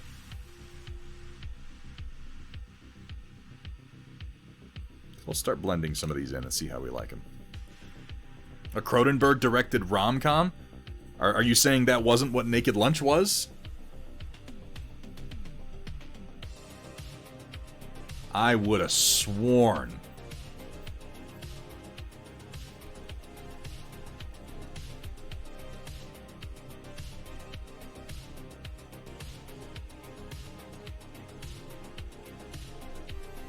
Oh, Dwegham. What do you... Come on, man.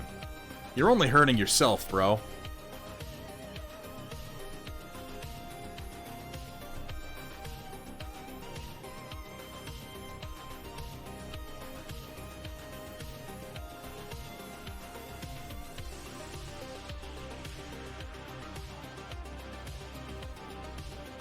No, we're not doing that. I think he's too blue, says Valfera. So it's worth noting, Valfera, that some of my favorite renditions of Vader are in the Darth Vader comic books by it's Dark Horse, isn't it? Yeah. And in the comic books, he is always quite blue. And I really like that. I really like Vader being very blue. And since this Vader is in fact going to stay mine, I'm kind of pushing that. You might tone it down some down the line, but that's the nice thing about oils is changes like that are pretty easy to make. And I'm working in some warmer tones to kind of chroma balance the whole thing. We might go a little heavier on that even.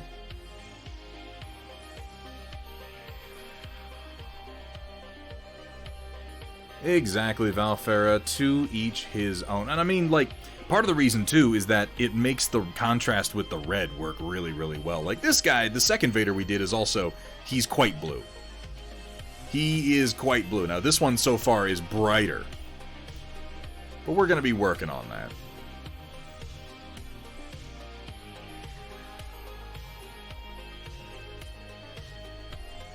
Which one, Vergataron?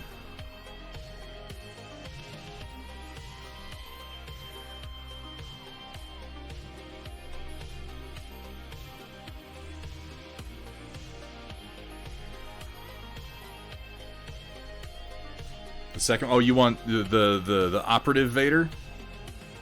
Well, thank you so much. I'm really quite pleased with how he came out. Before I send this one off, I do need to make a change to him, and I might do some of that tonight. And it's just because his golden angle is all the way over here, and I want it to be more like right here. So I need to change the orientation of his saber blade slightly, but we'll get to that.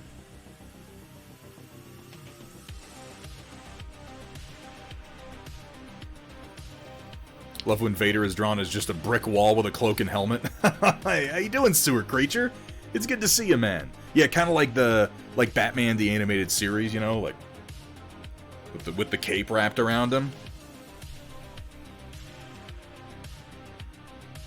Yeah, I think that the operative Vader does generally look a little better, because we didn't do very blue on this guy. We did a very slight amount of blue on the leader Vader. And while I do quite like, I really like how the OSL came out on him, like particularly against the side of his helmet there, I think that looks fucking great. But he's much more grayscale. And I decided to push the blue more for the second one, and I think it really, really paid off. Wow, really, Kaylee? That's awesome. I regret that I have but one operative Vader to give. Though it's worth noting, people, and I've said this a number of times, I don't even, like, sell minis anymore. I used to, I've done it a number of times, but, like, I get a little depressed when I lose minis. I get very, very attached to these models. I love them. They are my children. And, even when I made money on them, selling, like, a whole army, which I did a number of times, even for Star Wars Legion, like, I still look back on it and I'm like, man, I wish I had my Penal Legion Rebel army still, instead of the, like, $900 or so that I got for it. I needed it at the time, but I think in retrospect I still probably would have kept it. So this is a big one for me. I realize it probably doesn't seem that way. So many painters out there are very, very keen on giving their models away or selling their figures, but it's uncommon for me to do. So I do hope that those of you who, the two of you who will be walking away tonight with your Vaders, I hope that you love them, as I would. That's what I want to hear, Nocturnal. I'm not even going to read it, Dwegham. I'm not going to do it. Especially love when Grievous is shown like that with a slight difference of a biblical hunchback, like the just... Yeah, I like him when his cloak is on. And he's just huge and hulking. Oh, I'll get some time to visit. That's nice, Data Nerd. So, for anybody who might be just showing up, we are running a couple of giveaways tonight. If you are currently a subscriber right now, you can enter to go ahead and win some Steel Warrior Studios store credit by entering !Doppler. And subscribers and followers can enter to win a set of our pretty damn snazzy, if I may say so myself, Thunderhead Studio dice, which these came out really nice. These are gorgeous. Go ahead and hit ! Rumble to be entered into that giveaway.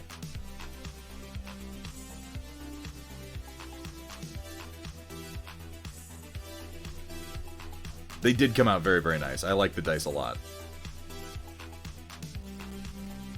And after we conclude our Steel Warrior Studios store credit giveaway, we will be doing our Vader giveaway.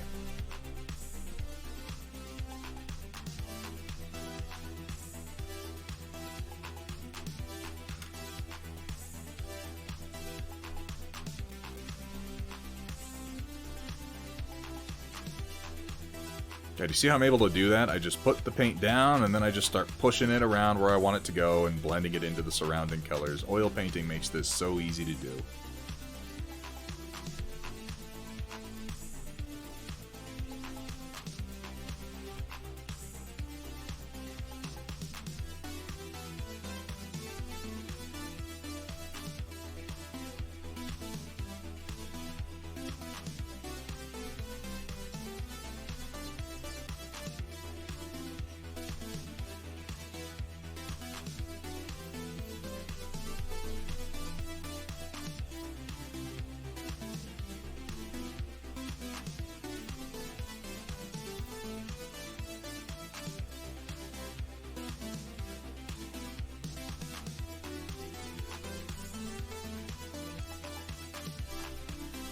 Poor boy got dumpstered by everyone from Obi-Wan to literal children. Oh no. Yeah. Grievous was a cool character. I actually really liked him in the beginning of Revenge of the Sith. He was like one of my favorite characters. He reminded me of like he had like a Cobra Commander vibe to him, like a Starscream, you know? It is going to be the same Kursala, but we're going to run that one after the other one is concluded. With his whole, like, oh no, I'm even remotely being, like, I'm losing a little bit? Well, let's blow up the damn ship. Like, his answer to losing the bridge was just blow out the glass and fly out into space, because screw you. I liked him as a villain. I also liked his little scuttle that he does when he goes for his bike. After he loses two hands in one of the dumbest fights ever, he, like, scuttles like a spider. I was like, that's pretty cool. I like that. I really wish we'd gotten more of him outside of just what we got in the Clone Wars. Now, the Clone Wars is excellent, of course, but I could have gone for more Grievous.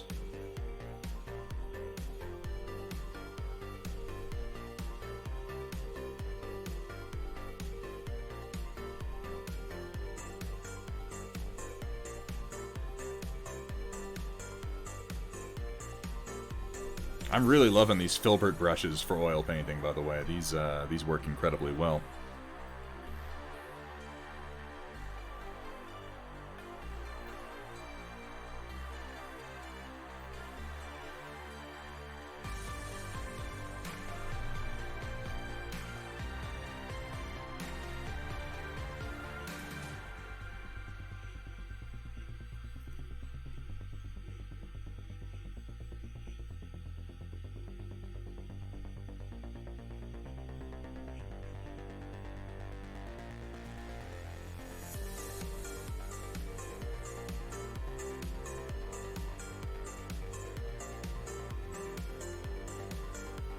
I would like to paint one more Vader as technically part of this series, and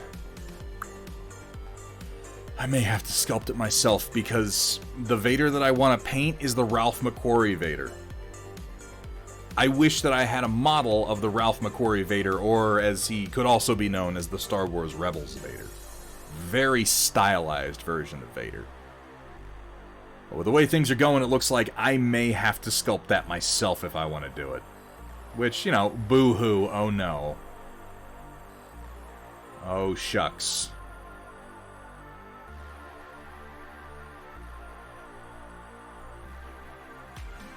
As much as I am honored to paint this limited edition Vader, I think that would be the pinnacle for me. Oh, Dr. Rhino, the Clone Wars Limited series had the best everything, dude. Dirge was badass. Paint the enforcers black, gray edging, and red eyes. That would be cool on them. Ooh. Sort of like, just talking like Brotherhood and Nod colors at that point. Or like the, what were they called? The Hellgast? Does anyone remember that game? What was that game called with the Hellgast? Killzone? Was that it? I think it was a PlayStation exclusive. The 8-foot war criminal who looks like the anatomy chart of a Baron of Hell with 4 arms, lightsaber training, an entire army at his back. Precisely 0 moral inhibitions? Yeah. Grievous had a lot going on. But he just kind of died like a punk-ass bitch, unfortunately. And then Obi-Wan, like, dunked on him with a terrible gag that was a callback to something he hadn't even said yet. How tragic.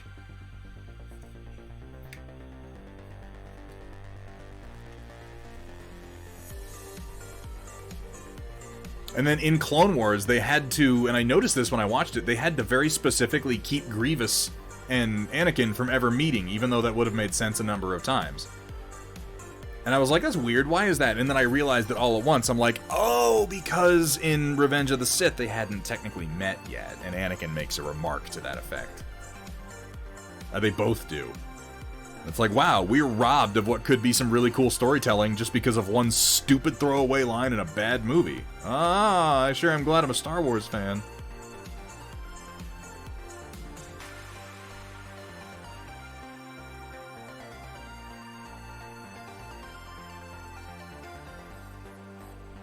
Yes, I am. I am critical. I am critical of Revenge of the Sith. I still appreciate it more than what we had to deal with later. What ultimately became of the series.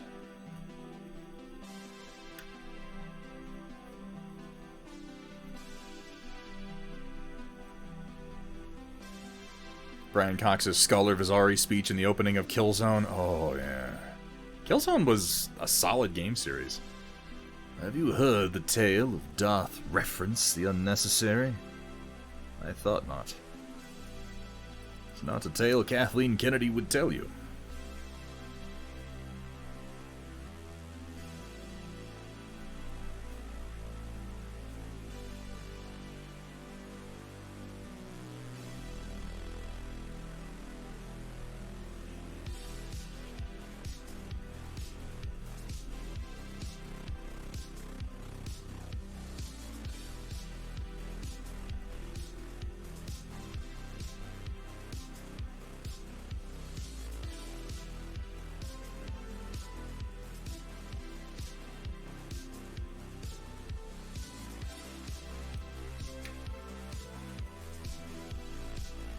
Revenge of the Sith was the last movie made. Due for some more Star Wars movies anytime? Yeah.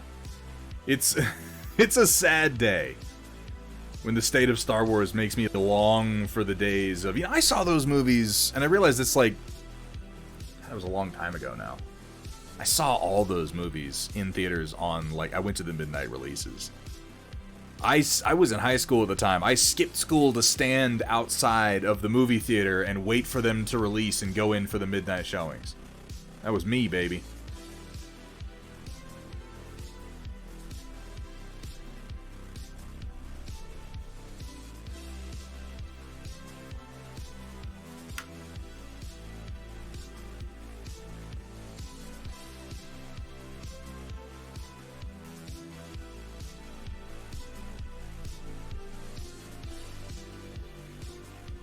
This is why I use the phrase phantom menacing to describe that initial rush of dopamine that a nonsensical movie can hit you with, is because for as much shit as I talk, I was one of those coming out of the theaters for the Phantom Menace, saying asinine things like, oh my god, Star Wars is back, that was the most incredible thing, blah, blah, blah, blah, blah, blah, blah. And it took me a while to sort of calm down and look back on it and go, hold on a second. Vast portions of that movie didn't make any sense. Oh my god. Now, I did not then turn to personally bullying Jake Lloyd. That was not me. I talked shit about Jake Lloyd in private where it wouldn't affect his mental health.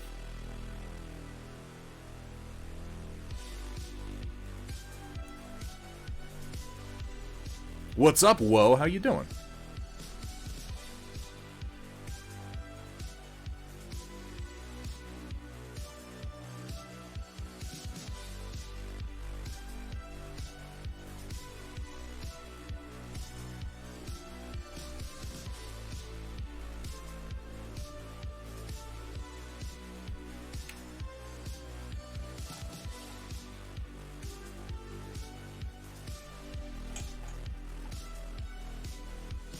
Hate it when I misplace Exacto blades. I'm always worried that I'm about to just shove my hand into it. Had a nice Easter. Looking forward to painting some Revelation stuff later tonight. Fantastic. Which faction are you painting for?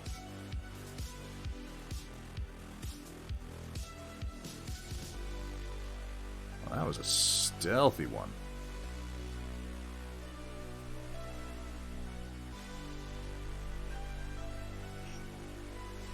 Let's get you out of there.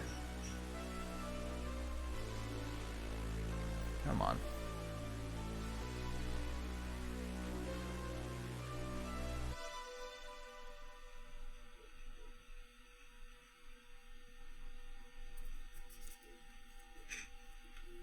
Right, sister. Thank you for announcing that.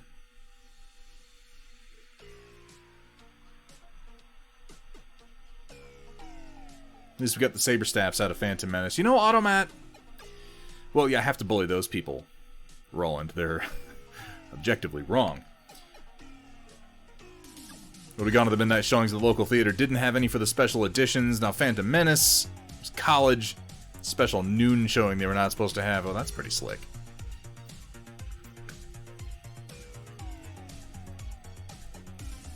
Not at all, Mr. Altier.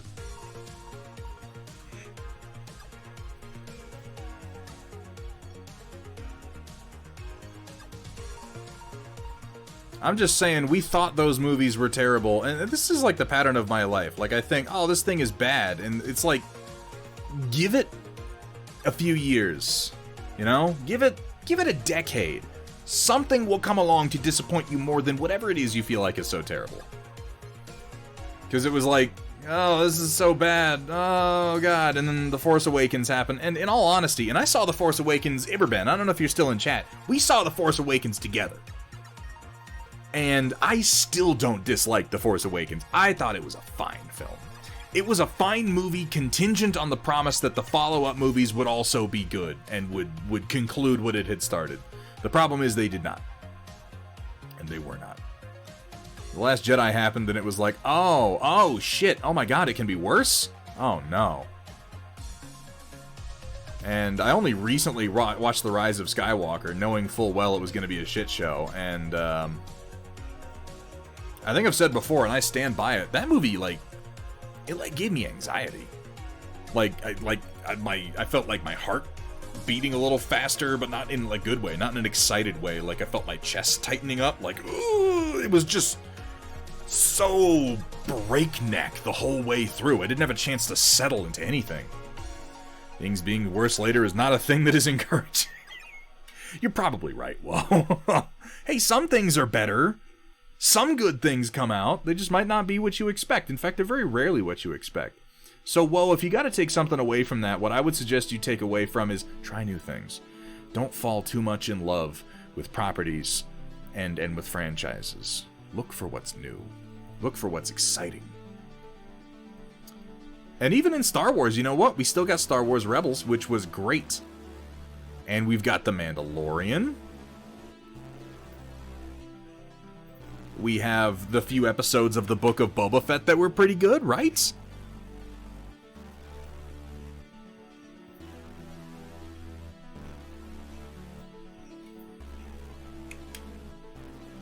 The Bad Batch. Good call. The Bad Batch. Thank you, Riot Sister. I quite like The Bad Batch. Oh no, Paradox. I try not to. I understand that most people quite like Star Wars Rogue One, and I do everything in my power not to alienate anybody by laying into that movie as much as I want to. And I will say that I do not judge anyone for liking Star Wars Rogue One. I get it. I know why you like it. Broadly, I feel like I know why you like it. I've heard a lot of explanations. I did not. I did not.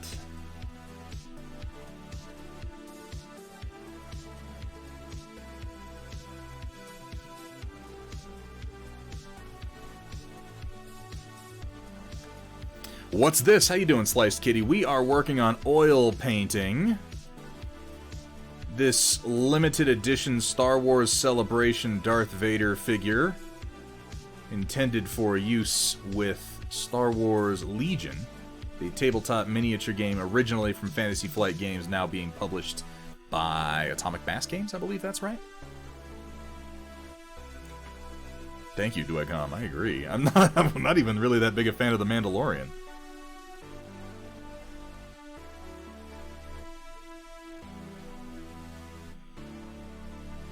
I'm gonna watch Obi-Wan because I don't have a choice. Because I'm addicted. Because I'm a junkie. But I'm gonna complain about it, you better believe it. Yes, Steal a Rebel. This is Radiant Blue that I'm using. Are you using the Gamblin' Radiants? They're fucking nice.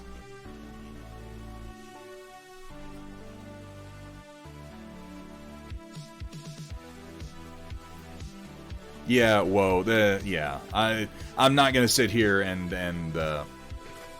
okay, we like it purely because it's not about Jedi or Sith. I see that paradox, and I get it. And I think that's the primary sort of deflection point. By the way, Slice Kitty, thank you so much for the follow. Welcome to the stream. If you want to win some dice, Slice Kitty, we're doing some giveaways tonight. You can hit ! Rumble in chat for a chance to win a pair of these snazzy new Thunderhead Studio dice. We got a lot of these going out. Yeah, Radiant Lemon is nice too. I've been using the Radiants with almost everything that I paint now. They're so nice. Where I would normally start mixing something with white, I just go right to the Radiants now. And see, I understand that sentiment, like, oh, thank God it's not about the Skywalkers, it's not about Jedi or Sith, there are no lightsabers in it. And okay, if that's what you're looking for, that's fine. But I think that's the primary point of disagreement is, I don't think that Star Wars works very well as military fiction. I don't feel like it works as anything but the very high fantasy tale that it was originally meant to be. The Skywalker saga is sort of where the series lives for me. It is fundamentally about the Force and the Jedi and heroism and fate. And when you extract that, what I'm left with is okay sci-fi military pulp. And I'm like, I could get that fucking anywhere. That's not what I come to Star Wars for. At all. Which is why I like Star Wars Rebels, because Rebels is about heroism and fate and destiny. And family.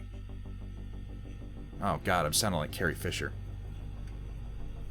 It is! It is Wickham. It absolutely is. Only works as military fiction if it's told as space opera. The further from space opera you get, the worse it is. And I would contend for Rogue One, and again, please don't take any offense from this. I know people love Rogue One. I'm gonna say things that I don't like about it. I don't like most of the movie because I feel like it's poorly crafted from, even just from a 3-act film standpoint. Like, it launches from location to location so fast, with no opportunity to slow down and take any of it in. It's just boom, boom, boom, boom, boom. Introduce new location, new character. New location, new character. Who is this character? Well, don't worry. Don't worry. We're not going to show you who this character is. We'll just have a scene where that character turns to the camera, looks you in the eye, and explains themselves to you. And I'm like, oh. Oh, no. No. No. God, no. That's unfortunate. It literally jumped over all the parts of the movie that sounded interesting to me. Like, not even as flashbacks. It just leapt right over them and then vaguely alluded to them a few times. And then there's the whole bullshit with the Boar Gullet. Like, why is that even in the movie? Oh, the Boar Gullet can read his mind, but it has the unfortunate side effect of driving him insane. And I'm like, oh no, he's gonna be crazy. Don't worry, he's fine. Literally nothing comes from that. We have Saw Gerrera, who's just like, I guess I'll die now. What the fuck was that? Why? There's no explanation for why he just gives up and accepts his own death. Of all the characters who I don't feel like would ever do that. And he's just like, I'm good. I've lived long enough. Oh, okay. We'll see you later, Saw. I guess I die now. Yeah. And now I'm gonna say something that might irritate you. You know the scene. I don't even have to say who's in the scene. I'm just gonna say you know that scene from Rogue One. You know the one. You know exactly what I'm talking about already. You know the scene.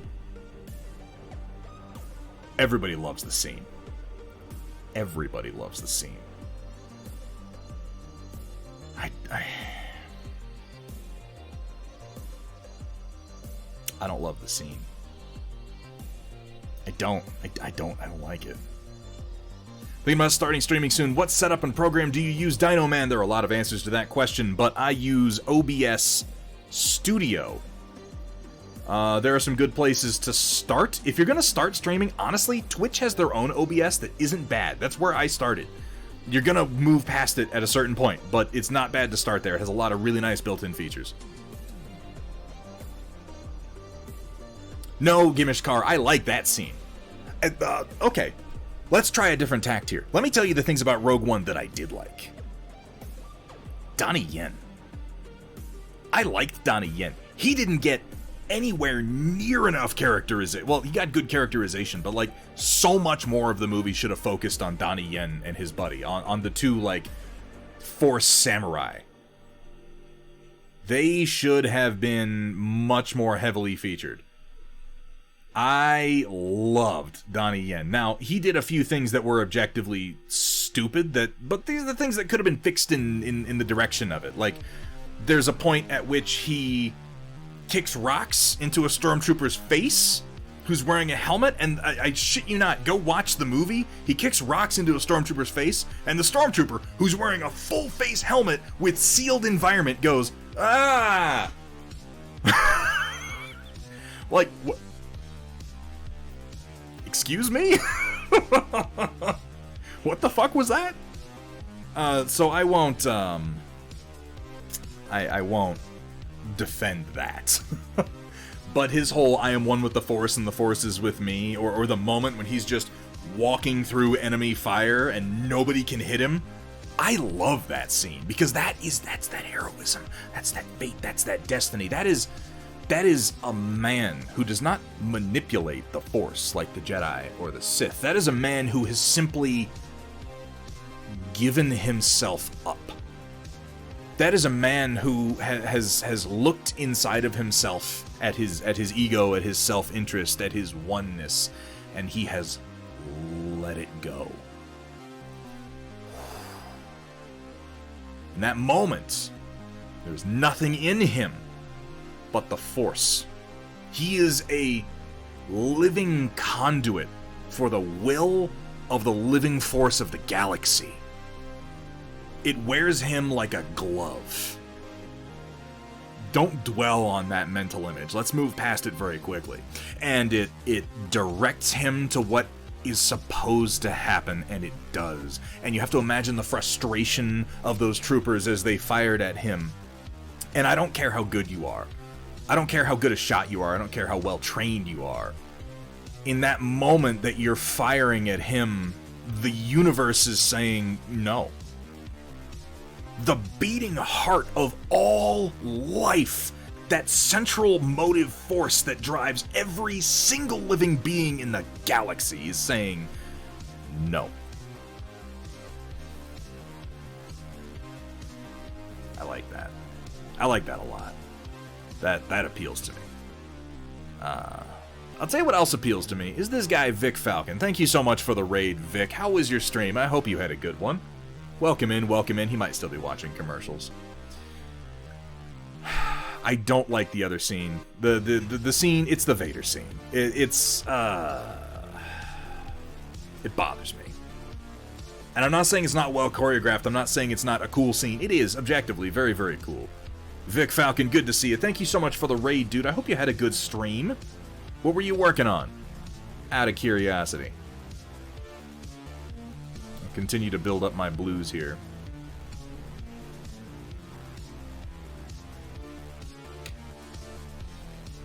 Thank you so much, Vic. I appreciate it. I don't like it. I acknowledge that, like, that scene would have made a good, like, 5-minute YouTube short that's just titled Darth Vader Kills Mooks. Okay, fine. Fine. Like, yeah, it's neat. He looks cool with the lightsaber down low. He kills a bunch of people. He slams dudes into the roof, and you're like, wow, that's really neat. Like, yeah, it's fine. My problem with it... Hold on. Let me get caught up here. Check it. Painting a barbarian bunny. Well, that's not one. That is not one you hear every day, Vic Falcon. If you've got pictures of it, we'd love to see it. This is your first time here. We do a bit at the end of every stream known as the Storm Report, where people can share their art with us, and we'll show it on stream, and we'll give it a little viewing. We can give some critique if desired, or just take a look at it if not. And if anyone feels like participating who has not before, it's so easy to do. You just jump into the Thunderhead Studio Discord, which you can access by hitting !Discord in chat, or hitting the button below chat. And jump into the channel, mark the Storm Report, and post a picture for us to take a look at. Make sure you take a quick glance at the rules before you do, just to make sure everything is on the up and up. Have to paint his basket of eggs. Well, if you got anything you want to share with us, we'd love to see it. It doesn't have to be anything new.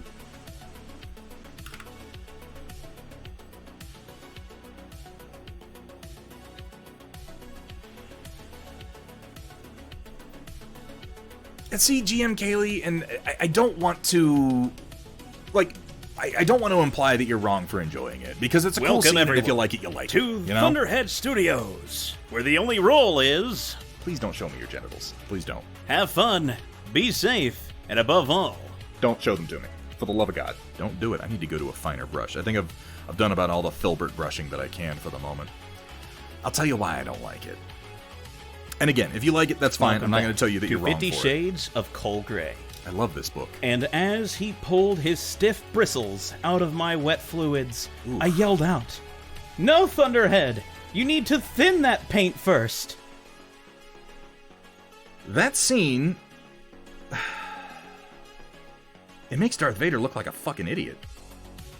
Just an incompetent, moronic, myopic dumbass. He's standing in a room, and he has one goal. Darth Vader, Anakin Skywalker, in that moment, he has one goal.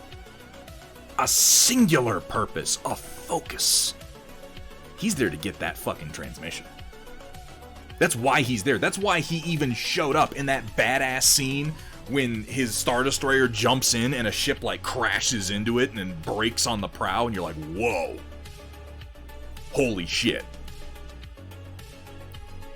Vic Falcon, you go relax. You were just streaming, man. Never ever feel bad about needing to raid and run. Thank you so much for the raid. I hope you have a fantastic evening. I hope you had an even better stream.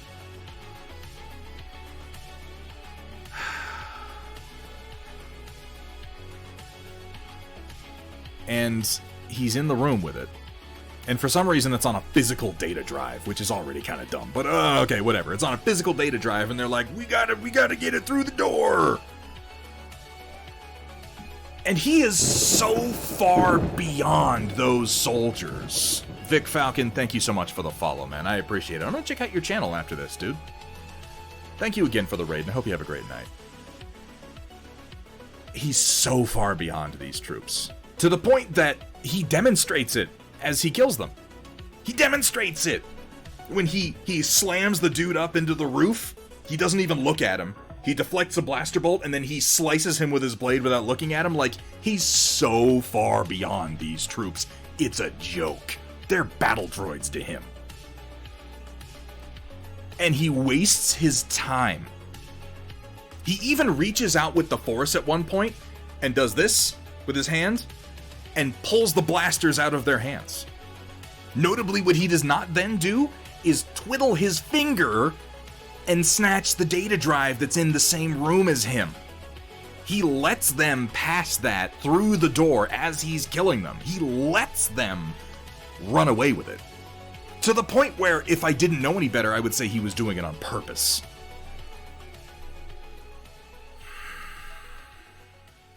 That scene is ruined for me by context. I'll tell you what would make it better, Dweghom, because I think about these things. I rewrote that scene in my head to make it work perfectly. So let me propose this to you. Instead of being totally negative, let me propose something positive.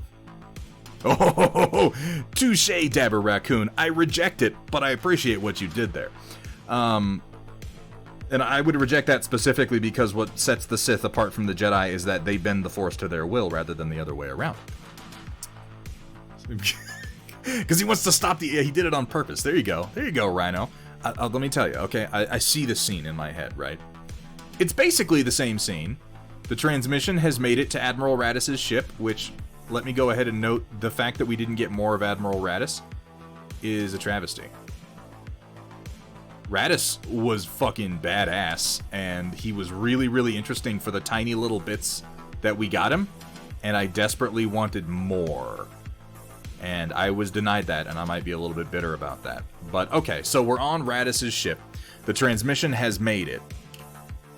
Now, we're on the bridge with Raddus at this point. The transmission has made it to the ship. And he's like, we have to relay this. We have to send this to the Tantive 4. Now, note the important difference here. The Tantive 4 is not inside his ship. Princess Leia is not inside his ship, because that's dumb. Princess Leia is on the Tantive 4, and she is within transmission distance. They're like, this is the only ship that we can get it to. We've got to retransmit it. And they put the drive in. And the bar starts to fill, and it's going so painfully slow. The Empire's jamming us, sir, a soldier says. The transmission's going slow, but we're breaking through. We're working on the encryption. Tap, tap, tap, enhance. Whatever you gotta do to add tension to the scene. Meanwhile, elsewhere on the ship, we've been boarded. Imperial docking craft have locked on. They're coming in, no matter what we do. But we believe. We're here to fight. None of us were ever under the impression that we were gonna make it out of here alive. Rebels, we fight. They steel themselves. They ready their weapons. They set up their barricades. They know what's coming through that door. The white, armored, faceless stormtroopers of the Empire. They're oppressors, those who have held them down for so long. They're ready for them. And the door opens. It's dark. And it's not stormtroopers at all. Because that's when the lightsaber ignites. And these men realize they're facing something far beyond their ability to stop. And here we get a delicious moment. Here we get a delicious moment. Because these men are... yes, it's John Cena. Thank you so much, Hamburg Tech. And now the movie can begin. These men are absolutely terrified. These men know they're outmatched. More than anything, these men know that they are dead. And there's nowhere to run. And maybe you have a moment of hesitation before the first rebel trooper decides, I'm gonna shoot that son of a bitch. And they attack Vader as well as they can. It's not enough. It's not enough. But they bravely give their lives in a series of shots of Vader just annihilating these men. They don't stand a chance. But you know what they do? They slow him down. They slow him down just enough. And I'm talking just enough. It comes down to a fraction of a second. When the door to the bridge opens and Admiral Raddus, in the middle of declaring their success, his throat seizes up. We get the fishman strangle. We get the... It would be... In fact, I'd be willing to record that line for them if they wanted. And Vader knows it's too late. He sees it. The transmission's been sent. It's been received. The Tantive 4 has it. They don't know what ship it went to. They know the range. They know how far Radish's ship could possibly transmit, and an irritated Vader knows that now he has another ship to take.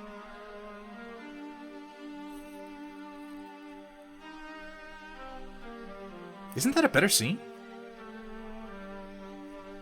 Isn't it? Like honestly, is that not a better scene? Now, I'm not trying to do a Chris Stuckman here. I'm not trying to give you a tell that to Zod's snapped neck moment or anything like that. Maybe I'm missing something. Isn't that a better scene? Isn't that the same scene, but much, much better? It seems like it would be to me. Capitan Lama, thank you for the follow. Welcome to the stream. Welcome to the Storm Chasers. That's what I want. And they could have done that. And the only answer that I'm left with as to why they didn't is because they didn't fucking think of it, and that's what bugs me about it. Hear me out. Vader screaming, "Now this is pod racing," while crashing a TIE fighter.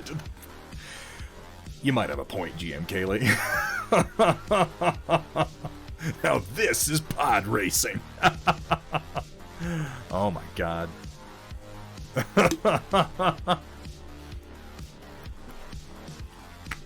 I'll try spinning. That's a good trick.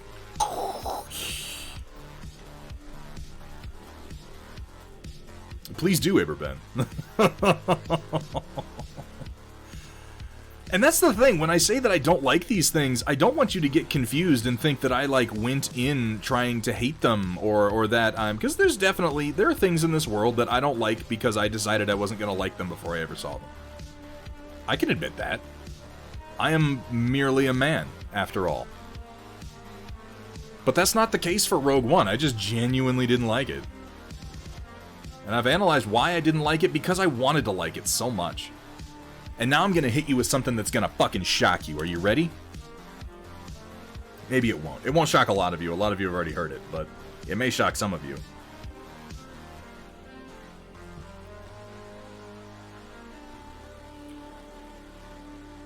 I quite liked Solo.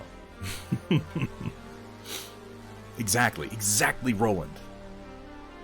Just a man with a man's courage. I want that story so much more because that is men. That is men overcoming the fucking evil and the power of Darth Vader, of Anakin Skywalker. That is Anakin for all that he has given up to become what he is, for all of his humanity that he has sacrificed on the altar of power to achieve his goals and to have what he wants. He can't have it. Because men stand in his way. Because the power of the Force working through the common man is greater than any power that the Sith could possibly wield. But I didn't get that, so, here we are.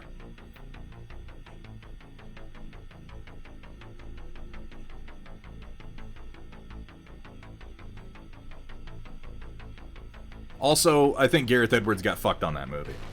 I know he said he would never work on a Star Wars project again after that, and I think there were too many cooks in the kitchen, I would like to see what Gareth Edwards had in mind for that movie originally, because Gareth Edwards is a talented writer and director. I have quite enjoyed a number of his films. That's one of the only ones that I didn't, really.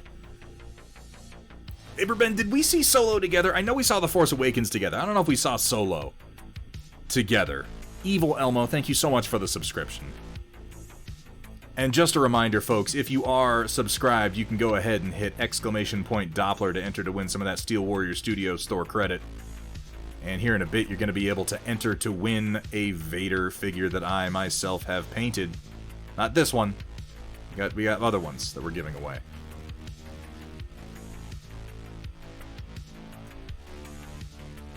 I've really been focusing on the back of his helmet here, but I'm kind of trying to decide how I want the reflections to work,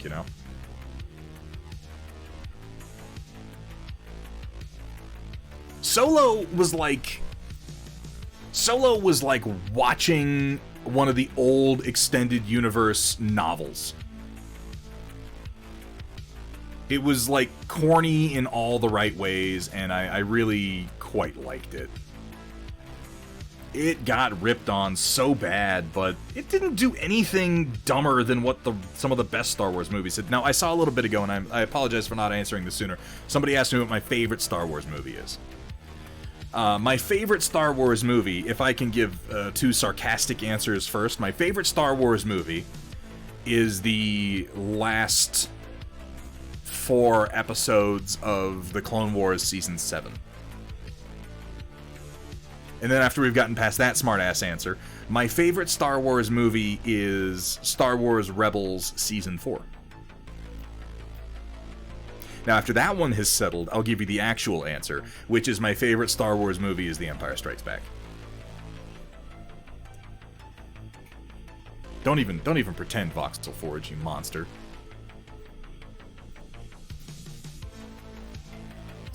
Would you ever consider a single model and not even a big one paint commission? I consider commissions, Dark Traveler. I just don't offer them, generally. I will always listen to a proposition if someone wants me to paint something for them. I just don't promise that I'll do it. I have painted on commission before, and it's not that I can't do it, it's that I like to keep what I do, you know?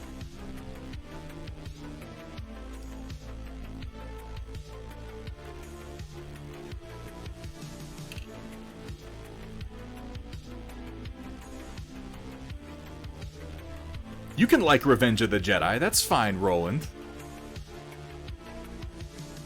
I will say that one of the best scenes in all of Star Wars is at the end of Jedi.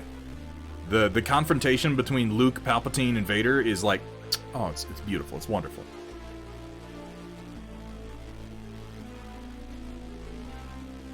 Again, I don't promise that I'll do it, but I will certainly consider it.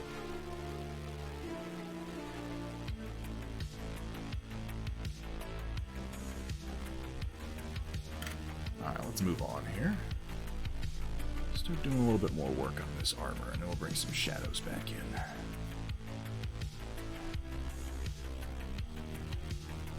And I'm going to be bringing some red down here later, so I'm going to highlight it up a bit more.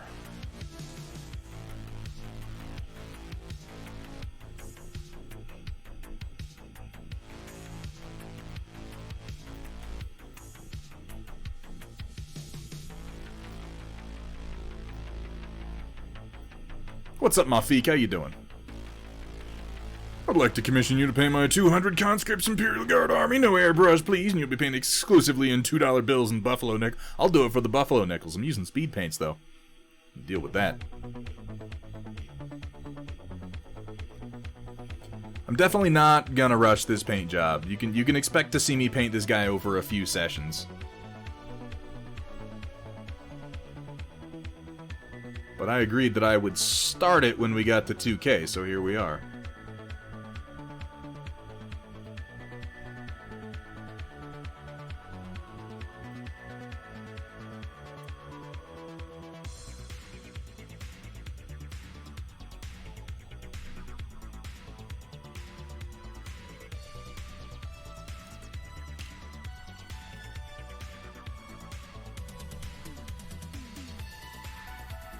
Thank you so much, Dark Traveler. I appreciate it.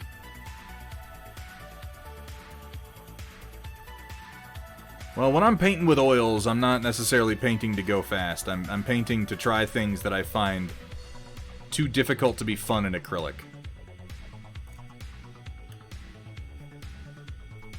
When I want to do high-level paint jobs and I'm feeling just a bit too impatient, you know?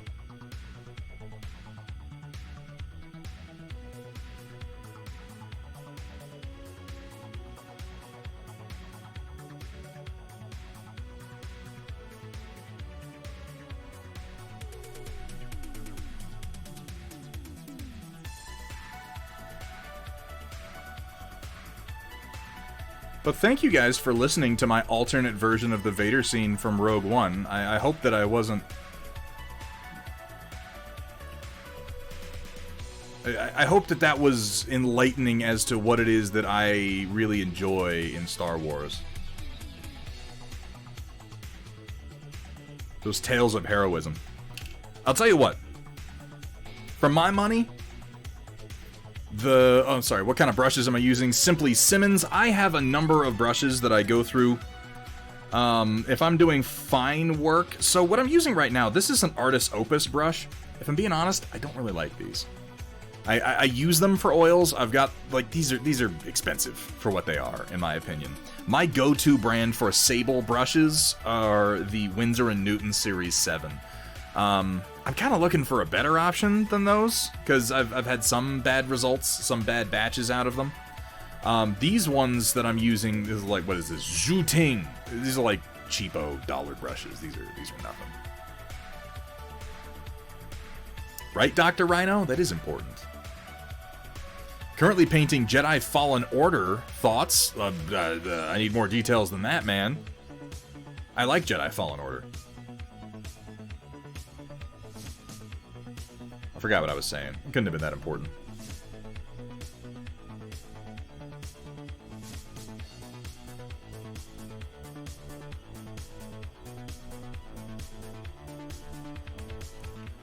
Oh, we're coming up on the Steel Warrior Studios giveaway. And if I'm not mistaken, I haven't told you guys the values of those, have I? Hang on.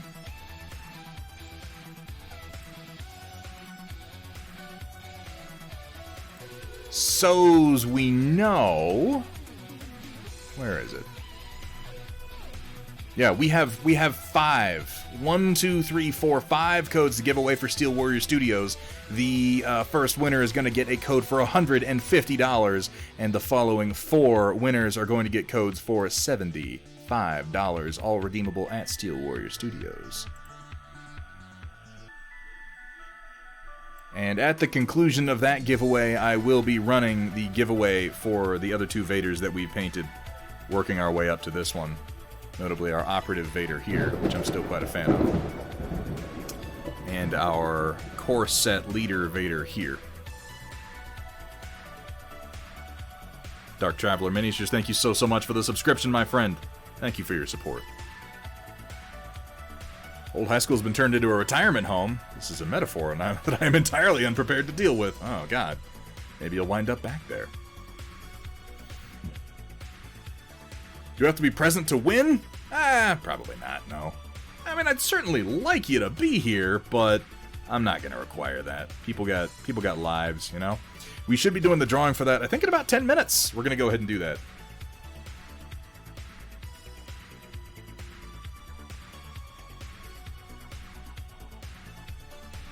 Hang on, let me see. Oh! Actually, I apologize. I should be doing that right now. That's right. I was running that for 2 hours. I'm so good at streaming, you guys. I forget. I forget sometimes when giveaways have technically ended. So you can still go ahead and enter !Rumble for the opportunity to win some Thunderhead Studio dice for the next 10 minutes that is going to be open.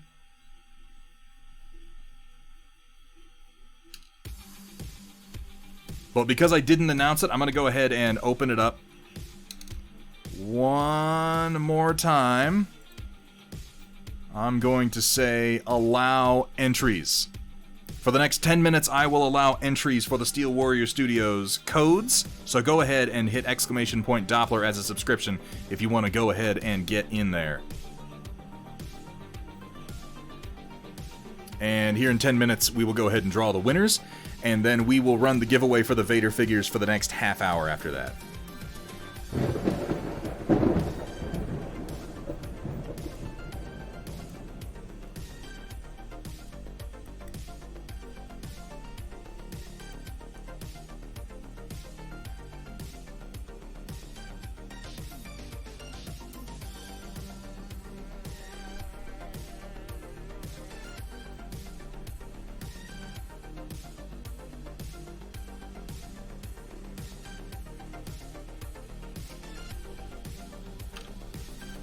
Go ahead and put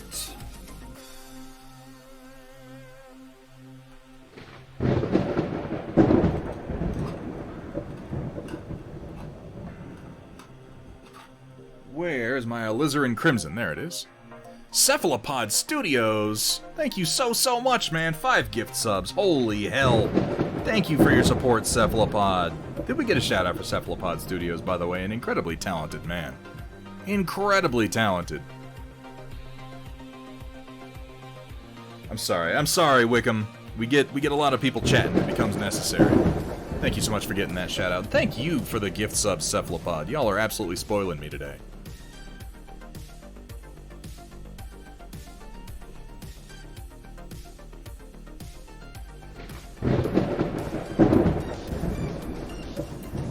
Let's go ahead and just start with the blade. There's a lot more work to go on this guy, but I just want to get some red started in there for a reference.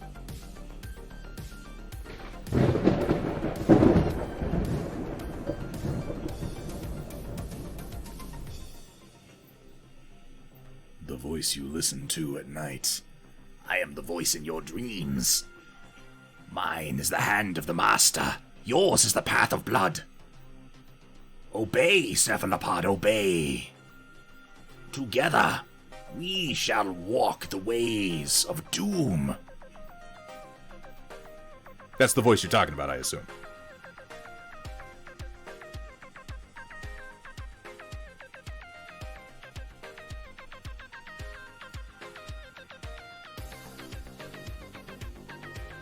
Oops, Sliced Kitty, thank you for the reminder. I do forget. Oh, that's not the voice? Oh, that's embarrassing. I'm sorry.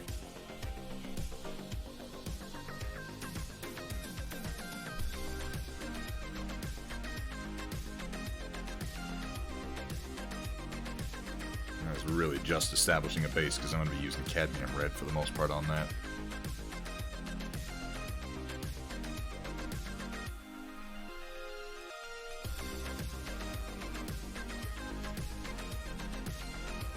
I don't know for sure if anybody in this chat knows what I was just referencing, but I'm gonna bet that Roland does. I don't even think I did a very good job at it. Hell yeah, Cephalopod, get after it, man. I love to hear people are painting while they listen. Let's do a little bit of work on the base. Why don't we do that? Let's take a little break from working on his suit, since I think we've made pretty good progress on it. I like how it's coming together. I'm mostly gonna want to put some shadows back in and work on the reflections on his armor, but I don't want to push that too much further before I start doing my other reflections in OSL, because I'm leaving a lot dark over here because I'm gonna have some red reflections, and I'm trying not to highlight too much in here because I want to do green reflections from below. So that's gonna be the next session, is starting in with the OSL, I think. If I were Wapple, I'd be done by now, but I'm not.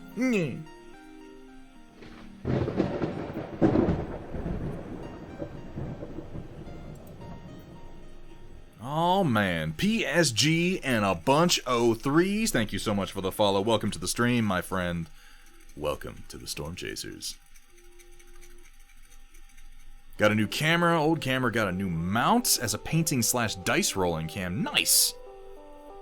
Nice. Oh, now I just sound like Deckard VS. God damn. Hey, don't push yourself, Slice Kitty. I know, I always... My personal way, and you know, everybody's different, but my personal way of dealing with blocks is just let it go. Just do something else for a little while, you know?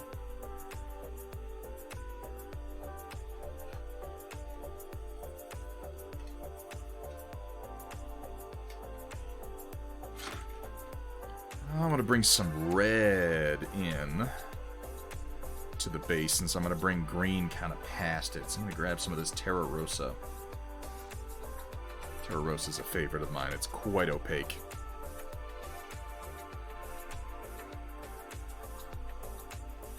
Big spiders in Star Wars are a whole different scare. Oh, yeah, like the ones in Rebels. I think they have those in Jedi Fallen Order as well, don't they?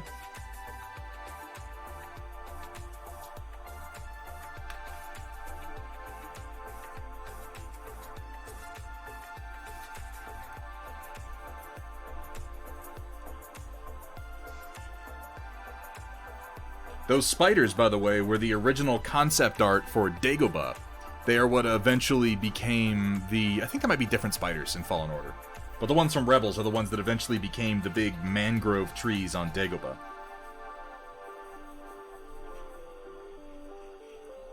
Welcome back to 50 Shades of Cold Grey, Chapter 2.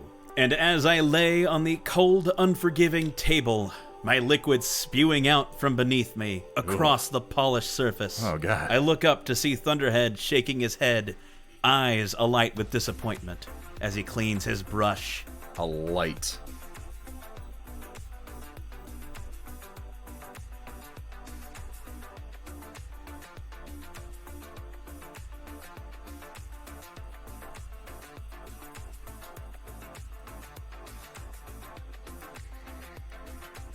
It makes me feel a little dirty every time I listen to it.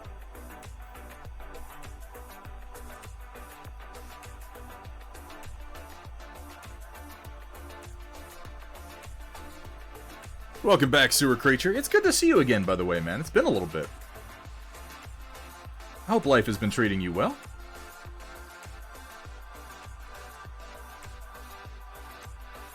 And yet I keep it on here. Look, I'm not making excuses. I'm looking forward to seeing it, Desert Owl.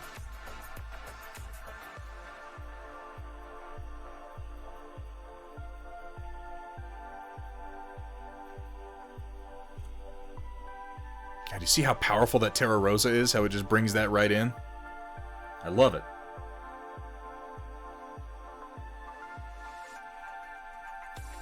Trying to get the right amount on my brush here.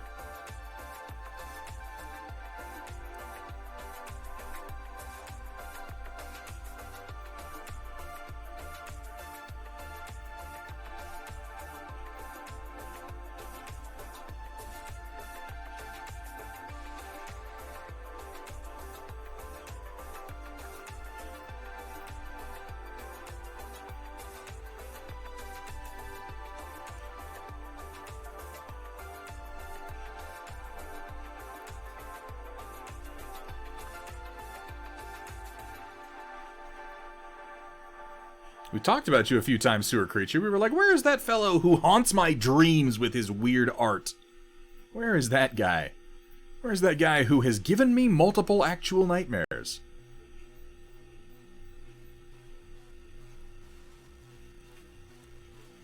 What are my thoughts on Fallen Order? I quite like Fallen Order. I like almost everything about Fallen Order. I like the gameplay. I like the characters. I like the lore building. I like the inclusion of Vader as just a completely unbeatable character. I like the reintroduction of the Night Sisters. The sort of announcement that they didn't, in fact, all die. I like Fallen Order. I've played it multiple times, and I've enjoyed it every time, and I'm looking forward to the sequel. So we will go ahead and do the draw here in just one moment for our Steel Warrior Studios store credit. Just wanted to finish a little bit of application of my Terra Rosa here to the base rocks. You see how easy that is to do, to get that nice layered look? And this is, like, I don't need to do more than that, maybe one more color on here, and then I'm going to be coming in with the green glow.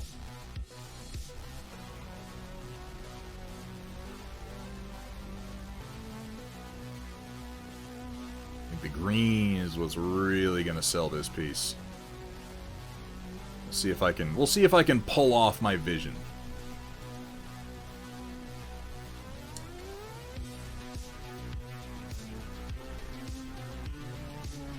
It's an ambitious vision, but I think it's worth it. It's certainly worth trying.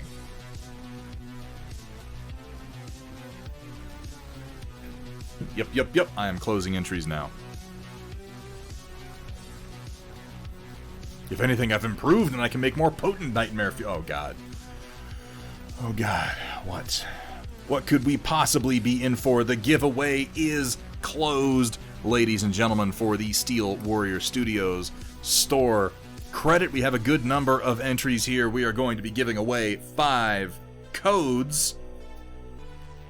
Mods, I just want to confirm, are you able to take some notes for me right now? So that we make sure we don't miss anybody.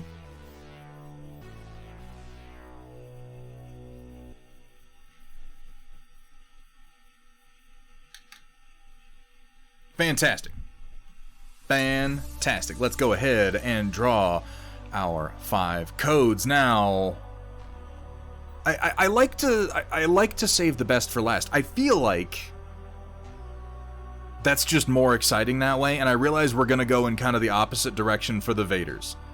So what we're going to do now is the first 4 that we draw are going to be $75 Steel Warrior Studios gift codes, and lucky number 5 is going to be our $150 winner. So why don't we go ahead and get started and see what we've got. Our first $75 code is going to go to Shablat Crossbow Roof. Could not go to a more deserving long time chatter. Our second of 4 codes is going to go to GM Kaylee. I'm glad GM Kaylee's getting something out of this. Our third $75 code for Steel Warrior Studios is going to go out to Shablam. That would be White Wolf. White Wolf always makes out like a bandit on these giveaways. I feel like White Wolf might be greasing some palms, you know? Might be gaming the system a little bit. I don't have any proof. Maybe White Wolf has made a deal with Streamlabs. I do let them run my giveaways. We'll have to find out one of these days. Our fourth $75 code is going to be going out to Desert Owl 97. Fantastic. I'm not saying I've got any favorites. I'm just saying I like the results so far.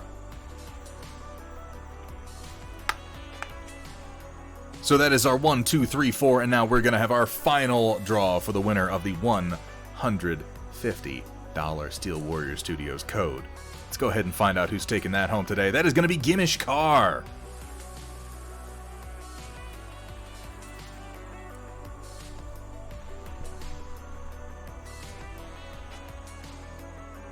Wait, what?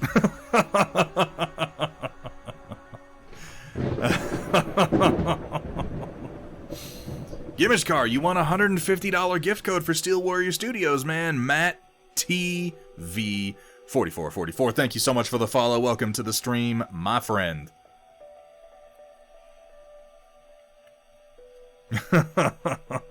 You can congratulate Kursala. Kursala deserves congratulations for a lot of reasons anyway.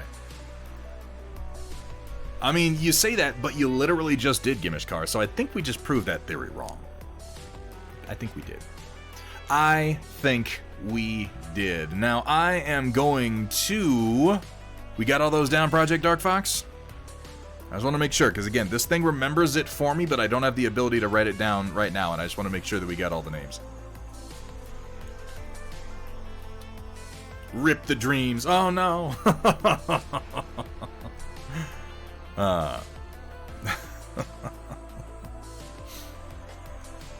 No, not this one, Roland. As I'm on the mod channel, fantastic. Now I'm going to reset this giveaway. I am going to open it back up. It's going to say for Steel Warrior Store credit because I can't change the text on it right now and it only lets me run one at a time. But we're going to open up Doppler again for the next half hour. This is going to close we're 5 minutes past 8, so this is going to close in 30 minutes at 8:35. I'm opening that back up. This is, again, for subscribers. Go ahead and hit !Doppler. This is entering a chance to win one of our 2 oil-painted Darth's Vader that we are giving away. And here they are again. And we're going to do this one backwards. The first person who is drawn is going to get their choice of these 2 Vaders, and the second draw is going to get the other. And I'm going to make a small change to this one before I send it out, but I'll be getting these in the mail inside of the next week on their way to you. So go ahead and get those entries in. Absolutely, White Wolf. There's no restriction. If you win twice, people are going to suspect something. But they're separate giveaways. Merlin Models, thank you so much, man. I appreciate it. Were there dice involved? So we're about to do that draw, Roland. This is open for the next 30 minutes, and we're going to go ahead and do the draw to see who's taking home some dice tonight in the meantime.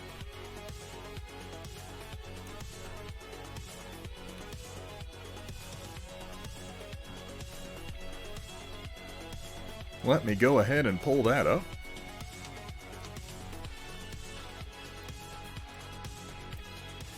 All right, now I'm going to be closing entries for our dice draw here in just a minute. If you want to get your entry in, and all you have to be is a follower. We are going to be giving away a number of our very fancy Thunderhead Studio dice here. I really feel like this second set came out just beautiful. They're gorgeous dice, even if they didn't have that lovely logo right there on the 6 face. Oh, it's just so... Oh. This is my stream, right? I'm allowed to toot my own horn, aren't I? So if you haven't entered this yet and you would like a chance to win some of these dice, even if you are just a follower, you can go ahead and enter !Rumble to get into the drawing. I'm going to go ahead and wait another minute or so before I close the entries for that.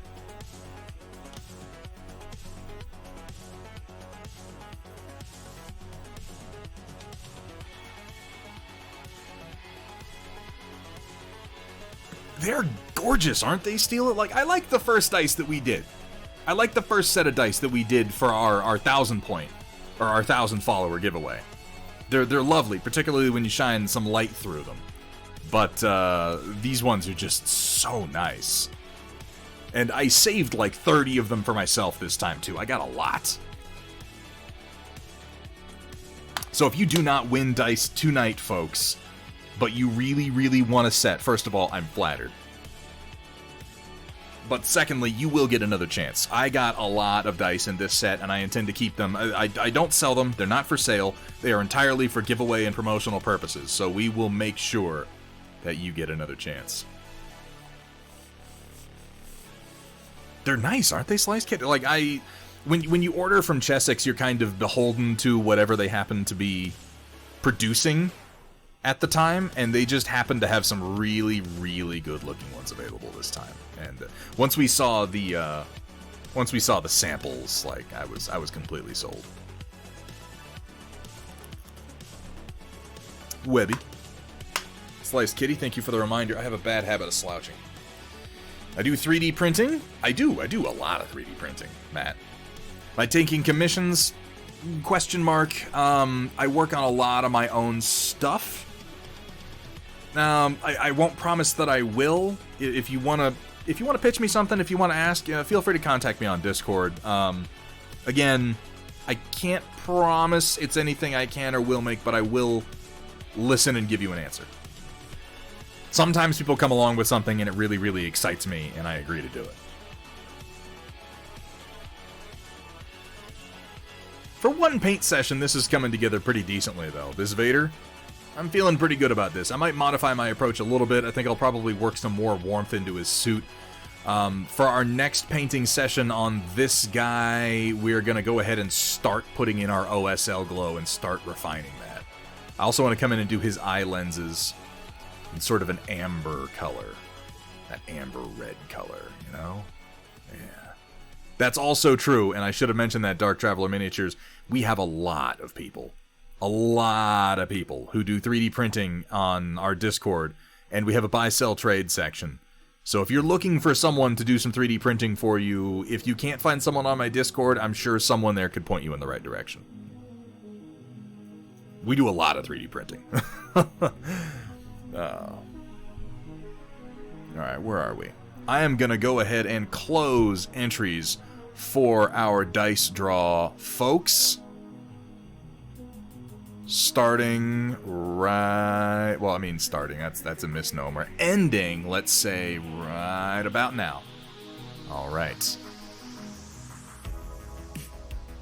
Gimishkar, you already got into that, didn't you? You can buy some with your $150. Yeah, you already got a ticket. Gimishkar. I see you there in the list. We have 57 entries for the dice, and I'm going to tell you what. We're giving away 20. We're giving away 20 pairs of dice tonight. So each and every one of you who entered has a real solid shot of getting the set. And we'll be having more giveaways in the near future. Again, I got a lot of dice this time. So let's see who is going to be taking home some dice. And again, just want to confirm mods. Y'all folks are ready to take down some names. Again, this will remember it for me. I just want to make sure that I don't miss anybody. By the way, mods, you guys are amazing, and thank you so much for your help with this. It is a lot of dice. I got a lot of dice. I got a lot of dice, Steel Rebel. And I'm saving some for future giveaways.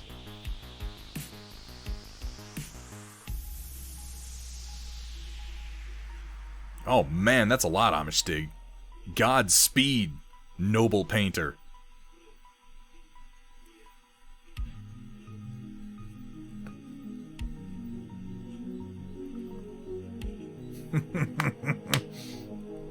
Roland, you assume you're not going to wind up with one anyway.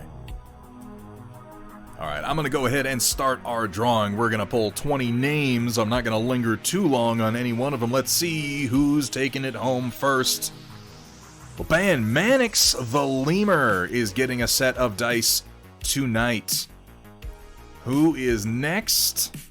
Iberben getting a set of Thunderhead Studio dice. Any dice for a future Adepticon? I'm planning on having some with me at next year's Adepticon. Absolutely. All right. Number 3, and I'm going to have to keep count here myself because it doesn't give me a count. So let me know if I go over 20. That'll be really embarrassing. Oh, so number 3 is going to be Stoneless B, taking home a nice set of Purple Thunderhead Studio dice. Number 4, Merlin Models. Oh, you're going to kill me on that shit. I don't give a shit. I don't give a shit. We're gonna... So, okay. Since I've drawn Merlin Models, I'm gonna note one thing, and this is something I absolutely should have said before we started this, but I am a fool. I'm covering domestic shipping. I have no problem doing that. I'll eat that. That'll just come out of funds that come in from the stream. If you are international shipping, we're gonna want to talk about that, and I think of that because it's gonna cost a little bit of money to get them to you, Merlin Models. It's gonna be a little kick in the trousers. But I think you probably expected that after our last conversation. So if that doesn't work for you, we'll work something out, okay? So that's number 4. Our 5th winner is going to be Project Dark Fox. Project Dark Fox, you're gonna get... I'm literally giving you dice anyway. PDF, what are you doing? Yeah, we're gonna re-roll Project Dark Fox. Get out of here. Get out of here. Alright. Alright. Oh, we just gotta follow. We just gotta follow. Holy moly. Crack Muffin. I like it. I like a good crack muffin. Thank you so much for the follow, my friend. Welcome to the stream. Alright, our actual number 5. Well, that's gonna be Vergaderone, and that I'm fine with. I can't think of anybody I'd rather be rolling a set of my dice than Vergaderone. For number 6, we've got Dark Traveler Miniatures 2. Man, what an entry. All right, then we're moving on to number 7, Suicide Prinny. Got that entry in there early. All right, let's find out who number 8 is going to be. That's going to be Dabber Raccoon with another set of dice. Yeah, you'll have both sets. That's pretty slick, right? All right, now we're on to number 9 is going to be DFW Dweg Hom. Going to be taking those dice to the conquest tables. And number 10, that's going to be Webby 76. I rigged that one just because Webby reminded me to go ahead and take a drink earlier, and I really appreciated it.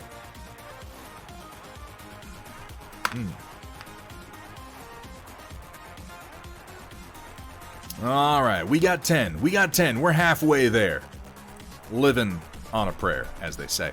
Well, let's go ahead and find out who is number 11. That's going to be Cyborg Stare. And number 12 is Metal Core Collectibles. Go ahead and add that to the collection, my friend. Number 13, Steel Rebel. Steel Rebel. You're gonna. What is the shipping like to Japan? I realize I've never shipped anything to Japan.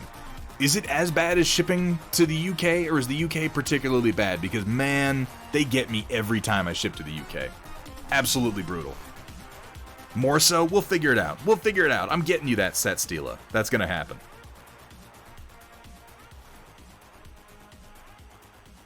All right, what are we on? We're on 14.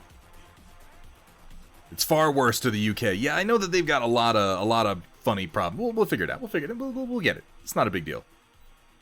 Alright. Number 14 is going to be Whack-A-Man 9001. Pretty messed up, but I have US places you can ship to. Okay, we can work that out then. Australia's worse. Yeah, Australia is expensive and it takes fucking forever. On top of that, let's find out who is number 15. Well, that's going to be White Fox SG.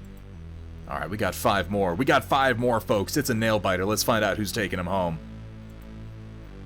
Magical Ducky. Ooh. Magical Ducky getting some of those magical dice. Yee. Yes. Yeah. Oh, man, oh, man. It's getting tense now.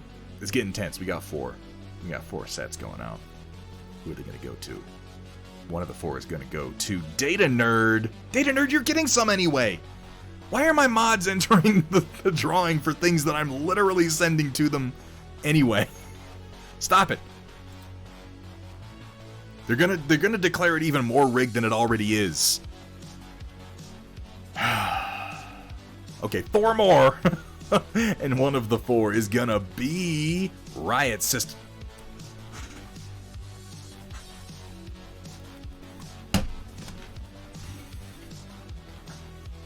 That's it. That's it.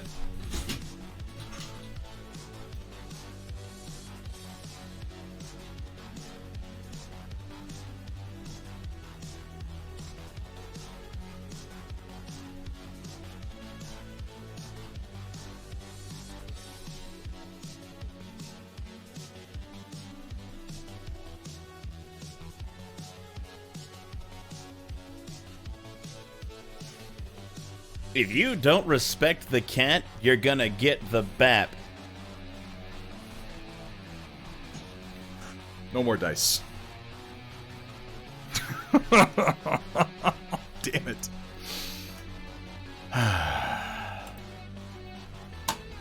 Okay, now we're gonna find out who the actual last 4 are. How about that? Told you it was rigged. Oh my god. All right, 4 more. Here we go. Going to Dr. Rhino. Dr. Rhino, I'm gonna re-roll you. And I'm gonna re-roll you because I literally already put a set of dice in the package that I just sent to you. We've got to stop doing there's this, something chat. about mech paint jobs that really just brings a tear to my eye. Now, you didn't know that. And sometimes a tightness to my pants. This stream has a lot of the latter. You didn't know that, Dr. Rhino, so I'm not gonna blame you like I blame all of my mods. But I'm also not gonna drag them over the coals too much because I very much depend upon their help. But yes, you already have a set coming to you in the package that I just sent you. So now there's 4 left. I'm just gonna when I post this to YouTube, I'm just gonna cut this whole section right out of the stream. Just chop. It's gonna be a real awkward jump. To the last 4. The last 4. One of them's gonna be Nocturnal Miniature. There we go. There we go. That makes sense. That's okay. I can work with that. Nocturnal Miniature gonna be taking a set of dice. Now we got 3 left. Who is it gonna be? It's gonna be Datrin Voltari. Matt TV, I post all my VODs to YouTube. So you can go and then catch up on old streams if you feel like it. Alright, we got 2 left. We got 2 left. Oh my god. 2 drawings. Who is it? Oh, one of them's Drakari. And that's pretty exciting. 1. This is it. This is the last of them.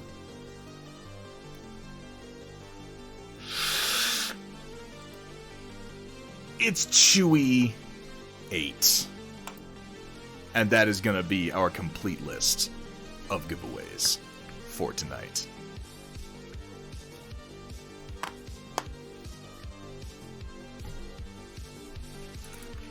It's exciting, isn't it?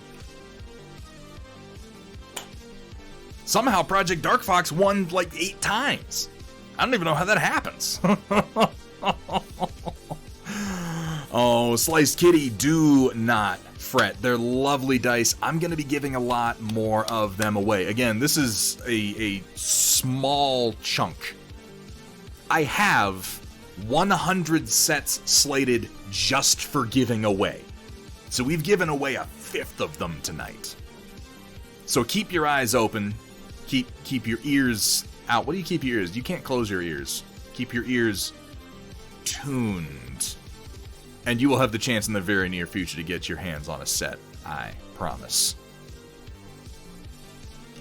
And failing that, if you can make it to Adepticon next year, I'll just give you one. And now we have one more drawing to do, folks. I mean, 2 more drawings, technically, but it's one drawing with 2 entries. Ricky Bobby Paints, we've been working on our limited edition Star Wars Celebration Vader tonight. Just getting started laying the groundwork for his suit and his cloak and his base, and contemplating the OSL work that we're going to do on this fella. And now we're going to go ahead and find out who is going to take home the other 2 Vaders that we have painted. Let me go ahead and pull this up. Now, everybody got their entries in. If anybody else who is a subscriber wants to enter to win one of these two, oil-painted Vaders that we are giving away, make sure you get your entry in now, because I'm going to close it in about 30 seconds.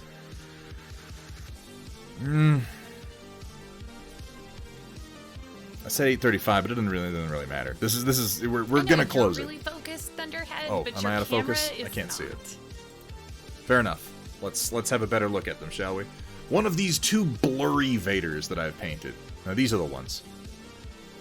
These were our test pieces for working up to this Vader. I'm really happy with how they came out.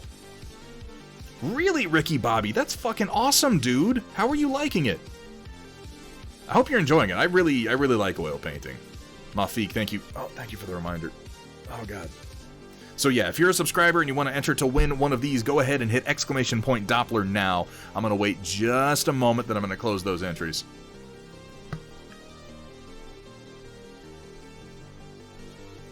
Well, yeah, Wakaman, like I said, I got this limited edition Vader, and I didn't want to just jump into painting him. I wanted to try some things out first, so we're applying the lessons learned to this paint job. And this one...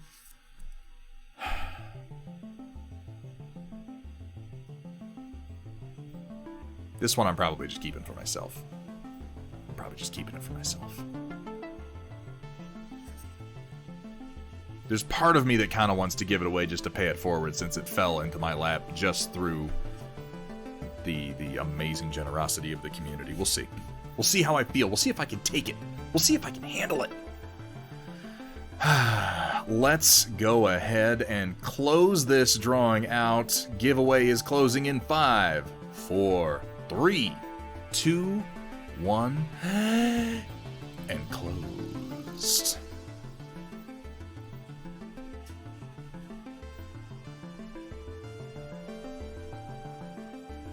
Mr. Altier, you made it in, didn't you? Yeah, you're there. You got a ticket. Yeah, the one of these sculpts is a little bit improved, I feel like. They upped the scale on it a little bit, but I think both came out really nice. So, our first drawing is going to choose which of these Vaders they want. And our second drawing is going to take home whichever one is left. Thirsty but really should not do soda. Suggestions, please? Tea. Have some tea. Have a lovely tea. A little squeeze of lemon in there, you know? That's the business. So let's go ahead and find out who is getting their pick of our 2 Vaders. That is going to be... the Cookie Mama. The Cookie Mama. Man, oh man. What's your choice? Assuming Cookie Mama's still here. I hope she is. There she is. Cookie Mama, you have your choice of one of these 2 Vaders. Which would you like?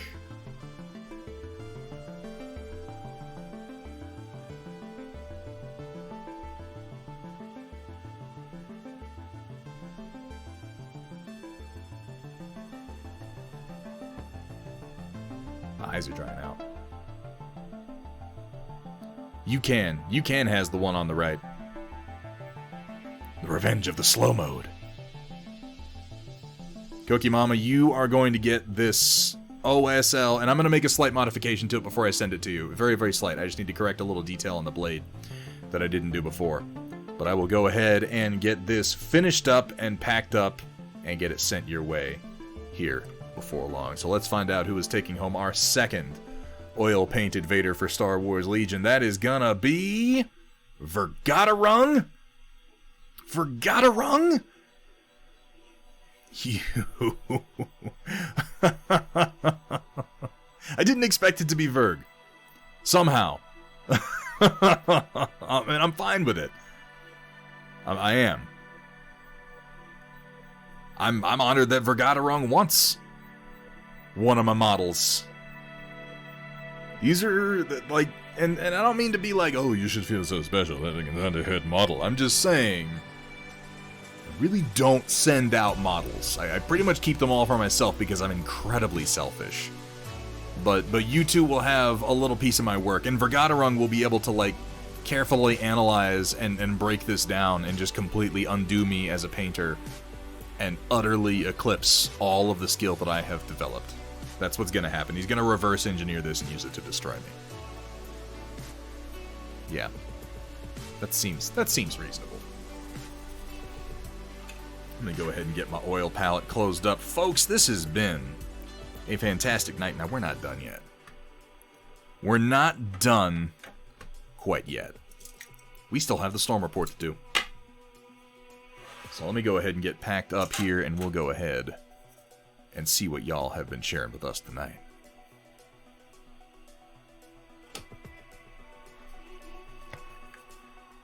Yeah, Vergadarung's still here.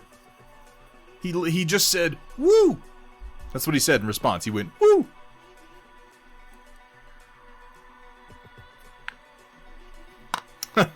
Yeah, Dweghom was going to do that. We're going to start it on time. That's my real gift to you, the audience, the loyal viewers, the chatters, on this day of days, this fantastic celebration of 2,000 followers.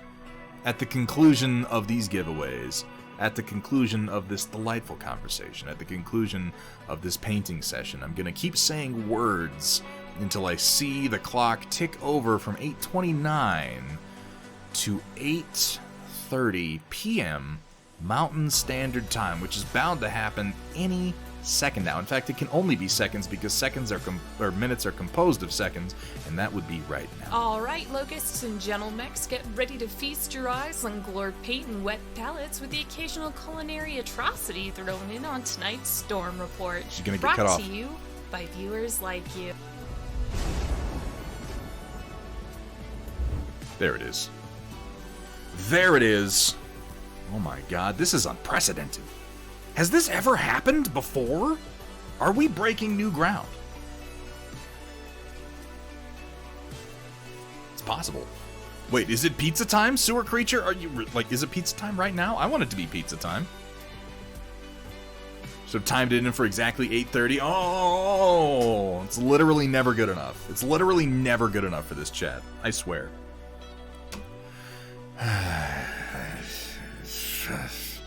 We're breaking the high ground. Don't try it. I should probably take off my gloves. Steal a Rebel, not only here for the stream, but here for the Storm Report. I am incredibly honored. And the winner of one of my giveaways, Be Still, My Streaming Heart. Let's see what we've got up first from Ren Momo. We'll have this just in. Fantastic Hamburg Tack. Thank you so much for the biddies. For an on-time Storm Report, maybe this is the secret. I was just talking about how I don't see streaming being like a real career. But maybe. Folks, if we could harness the power of starting the Storm Report on time, this could be lucrative. I've already proven that I can make $1 off of it, right? Like, there's got to be something to it. I'll put a team of scientists on it right away. We'll figure out, like, if it's either that or mining crypto. Gonna try to pull a Mafik and come up with some lore for the Gaslands cars that'll only make sense to me. I love it. One day, in the wastes, some oil slaves came across a buried old world sea vessel that was apparently transporting military cargo. Using their 2 dogs to locate a vehicle with fuel in it, they came across 2 broken down military vehicles colored in blue with the letters UN written on the side.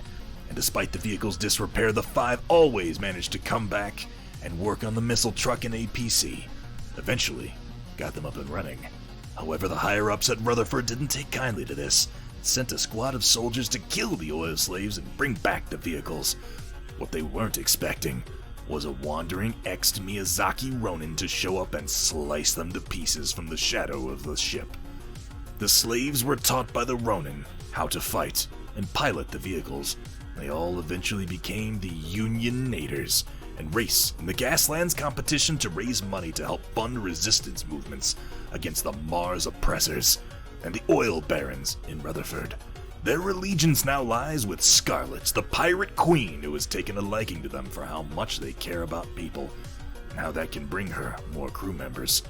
Also, Vitrian Dragoon bikers, but you can just read Gaunt's Ghosts for those guys. I like it. Old blue UN trucks that have been repurposed for freedom. It just says die. It just says die. I mean, okay. I suppose if you're about to blitz somebody with your brush guard, that's maybe all they really need to see. You know what? I want a little something here. I want a little something here, Ren. You don't have to do this. It could be German. It's just saying the. Yeah, right? It's just a nice... it's just very proper grammar.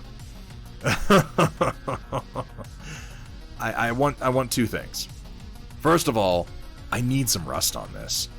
I need some rust on these bad boys because, man, they would be rusty. And this is such a great opportunity to get in here and do like some sponge weathering, you know, with scratches and rust.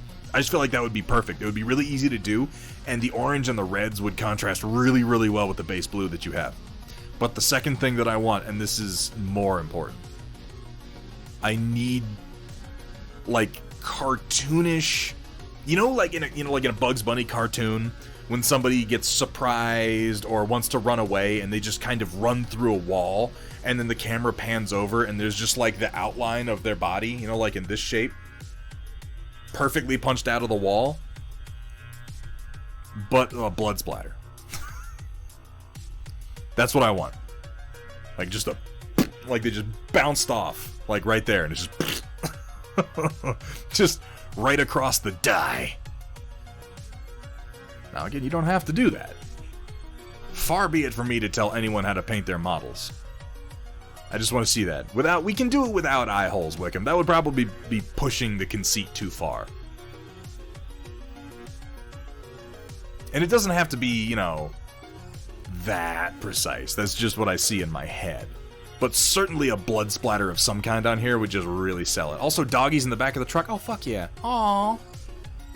Aww, they should be enjoying their ride, too. They should look really happy. I'm into it. I'm into it, Ren.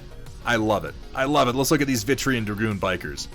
How did the Vitrian Dragoons... Aren't they drop troops? Aren't the Vitrian Dragoons... Don't they jump out of planes? Where do they get bikes from? Or am I misremembering? Am I thinking of somebody else? Doggies with army hats because safety. I think they call those helmets, Slice Kitty. Don't care. You know what? That's fine. That's probably the right answer rather than trying to justify it. Nice clean work. I'm digging these helmets. I'm digging the helmets. I like the little bit of yellow that we have on the visors. If I was gonna suggest doing anything on these, Ren, if you feel like punching these up a little bit more, I can think of 2 things that would be an easy change to pull out some of the details. And I'm talking like a white gray dry brush and a real light one just on the front and the rear of the tire treads, and that's just to bring that tread out so it stands out. And then like just some you've got like an ochre for the lens here, a little bit of like lemon yellow across the visor, just something a little bit more vibrant, because that is going to pop against that blue. I think those 2 details would just create 2 nice focal points, one right at the front of the bike and one right at the head. I love the look of the blades. Those look awesome, man. Great work. Alright, let's see. Here we have from Ion Raptor. Finally got better pictures. Mixed up a couple super bright greens. Okay, so I've been looking at these pictures, Ion Raptor. And I'm calling bullshit. I don't know what you did here. I don't know exactly what you did here. I don't know what deal you made with what demon. I don't know how much orphan blood you mixed into your paint. But this shit's ridiculous. I mixed up a couple super bright greens to make this Black Lantern as eye-bleedingly lime as I could. Just wish the casts were a little better because there's apparently a lot of problems with every Black Lantern model. All the lower portions of the side torsos and the bottom of the LRM packs are messed up. Had to re-drill one of the lower LRM tubes. This isn't a black, this is a Green Lantern. Obviously. Yeah, Rock, you would. Because, like, if you just showed me this picture and didn't tell me Ion Raptor did it, my first reaction would be, is Rockin' Robin painting mechs? It's so vibrant. And then you do it next to the orange on the front there, and then you use those fucking neon, like synthwave tufts. What's going on? This is... this is painful. This is... I feel like I'm abusing myself just looking at them. I mean, it's gorgeous. It's gorgeous. Particularly the work that you did with the base. Yeah, the contrast against both the sort of lavender dirt and then that bright magenta and purple tuft. Like, this is nice. It's simple, it's effective, it's striking, and man, that like ochre yellow for the cockpit, it doesn't need to be particularly vibrant because the green sets the yellow off so much. Good panel lining, nice clean work. Sorry to hear about the casting issues with the Black Lantern. CGL is far from perfect. You're right, Automat? It's like right out of Far Cry Blood Dragon. This is gorgeous. This is gorgeous work, Ion Raptor. And I would say mission accomplished on the eye-bleeding green, man. Though so much of it lay in the fact, because what I'm getting here is you got like a nice sort of deep green base, and the highlights are mostly yellow. That's what I'm seeing. And that's what really sets the green off, is that yellow next to it. Because if you look at the highest part of the highlights, it's definitely coming out to a yellow. Well, the purple's gorgeous. Poor Steela. Poor Steela's eyes. Be nice to Steela, okay? She needs her eyes. She doesn't have a face. It's tragic. It's tragic when these things happen. I like how simple you've kept everything else, too. You really just let the green kind of speak for itself, and then these metallic portions, these blue-gray portions, they kind of just serve. Like, you didn't do a whole lot with the tips of the missiles, and I like it, because you don't really want to draw the eye there. You've got a nice focal point here at the cockpit, and the rest of these portions just serve to break the green up into chunks so it's more digestible. This is a very effective paint job. Ion, I am fucking loving this. Here we have from Mafik, during the dimension conflict between the Nod and the Broken Void Empire, the Empire having a resource problem, Arden ordered all scavengers to scrap hunting at the enemy's world as an exchange for void shards. Oh, to scrap hunt in the enemy's world in exchange for void shards. Okay, of course. Most of the scavengers bring their own mobile suits, tanks, and pickup trucks. One of these things is not like the other. The scavengers have been allowed to steal any surprise from either GDI or Nod, but they have erased their emblems on the vehicles to make sure that they are not suspicious for the two factions. Some of them just want to see the two factions grabbing each other by the necks by using their markings. Turn them against one another. Not that you really have to. GDI and Nod pretty much shoot one another on sight, like all the time. Herman's Truck Carrier Incorporated. What a very direct name for a business. Man, look at these. Scrapper mechs. I can't see leather stitched together this way and not, like, in my head. I just see this mech has a skirt made out of human skin. See, maybe that's the one crossover that we're missing, Mafik. Maybe the one crossover we're missing from Mafik's vibrant imagination is Hellraiser. Am I right? I'm just saying imagine mechs in the Hellraiser universe, that's all. Contemplate it. Think about it. Ask yourself what they would look like. Really imagine it. Gonna work on some launching missiles when I get some dimensions. Is that for the Black Lantern Verg? Too much Rim World? Not enough. Not enough Rim World. I like what we've done here with the Dom-style helmet with the visor brought up extra high, so his eye has this kind of cyclopean thing going on. This is an interesting helmet over here, too, and I like how his eyes rolling off to the side. Very cool. Very cool, Mafik. I always love seeing your artwork. Oh, yeah. This looks like... What is this, an avatar? Like a not avatar that's being torn apart? That's appropriate, isn't it? Since their whole thing in Command & Conquer 3 was that avatars would rip other vehicles apart and incorporate their pieces into themselves. It's only appropriate that it be done back to them.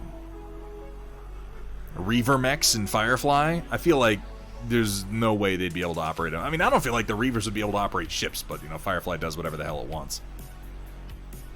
I saw something recently about somebody talking about rebooting Firefly, and it gave me, like, this cold chill down my spine. It's an avatar indeed, but all the more appropriate that somebody rip it apart and repurpose it.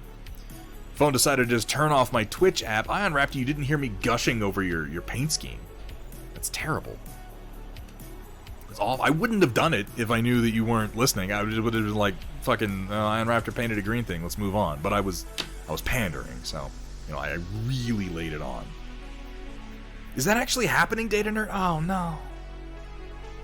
Oh, I don't like that. I don't like that at all. I don't want... Well, no, Trotsky, because they explained in the movie that the Reavers were all crazy because they had the Pax whatever virus that was meant to make them calm but made them psychotic.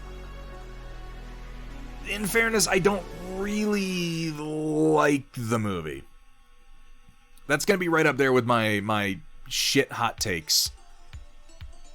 The Pax by Sonic. No. Oh my god, I heard that in Raul Julia's voice. I think that Serenity was fine on its own, Trotsky. It was just that it retconned too much of the show. They changed a lot of stuff from the show, and then they dangled the shepherd in front of us and then killed him.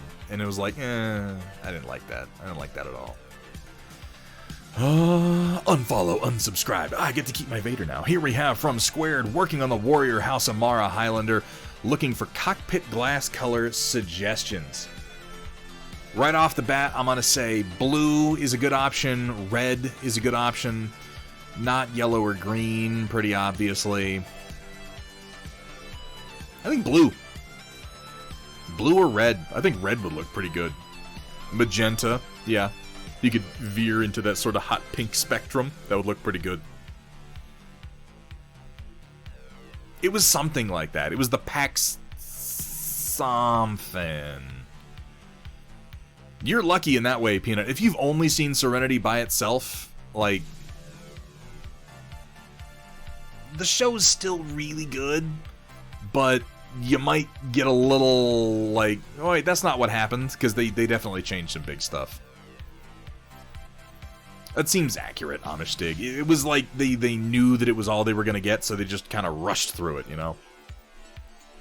Oh, you have? I'm sorry. G23 Paxilon Hydrochlorate. That's right, and the doctor called it the Pax, which is, of course, the piece, which is ironic, because it made them murderous. Neon Pink. You know, normally I would think that somebody was giving me a smart-ass answer, but after seeing what Ion Raptor just did, could look really nice. Could look really nice. The camo theme, I would go with a jeweled red, because red is used in actual military vehicles. That's a good thought. Dark Traveler miniatures, that sort of like night vision red. That's not a bad idea at all. I think that if I were doing it, I would choose red, but there are a number of good colors that have been suggested here. The speed paint came out. Now hold on, this wasn't the speed paint. This was the Rainy River Designs paint selection, was it not? I feel like that's what we were looking at. They somehow didn't test it on smaller numbers of people. Look, they wrote it real quick. It was... The only Pax I know is Pax Romana. Totally because of history class and not because of an unhealthy amount of FNV runs I've done. Yeah, Fallout New Vegas is really good, though, Sewer Creature. New Vegas is... I got one for you, chat. What's the best Fallout game? You already know my answer, because I almost just said it. And I say this as somebody who played Fallout 1 and 2 when that's all there was. Speed Paint's base and Rainy River Drive Ride. Yeah, okay, that's what I thought it was. Very, very... Tactics? Alright. Desert Owl got some shit takes. Oh, man. Yikes. Tactics. Ooh. Oh, my God. We're not dividing by era, Amish Stig. We're saying all time. Because, yeah, in the 2D era, I think 2 is pretty definitely the winner. Gear Falcon hitting that 22 months. Gear Falcon, thank you so much, man. Welcome in. Don't even really care for Fallout. That's fine. That's not for everybody. I think New Vegas is the best writing that it ever had. The Fallout New Vegas is a great game. Let's keep going here. We have from GM Kaylee, General, for the army I'm working on. It was much easier to show the black and yellow color scheme on this guy. Yeah, there's a lot more surface area. And help him stand out, I gave him a magical sword, tried to make it look like it was forged of tempered ice. Figured the cool color would really stand out amongst the other warm tones the bulk of the model is covered in. Good thinking. He's a work in progress. I need to add some details to the horse head specifically, as well as find a way to break up the flatness on the yellow cloth on the horse's rear without killing the yellow look. He is table ready, but I really want him to stand out, so he'll be a constant work in progress during the rest of the army painting process. Any suggestions or critiques, welcome. Find a way to break up the flatness on the yellow cloth on the horse's rear. Brown. Tell you what you're going to do, Kaylee, is you're going to hit this with like a brown or sepia wash, and then come back in with your yellow and just do like the top of the rump, kind of glaze your yellow in there, and then catch the edges of the dags. These are called dags, aren't they? I'm pretty sure these are called dags. I could be mistaken. Soft tone would be a good choice.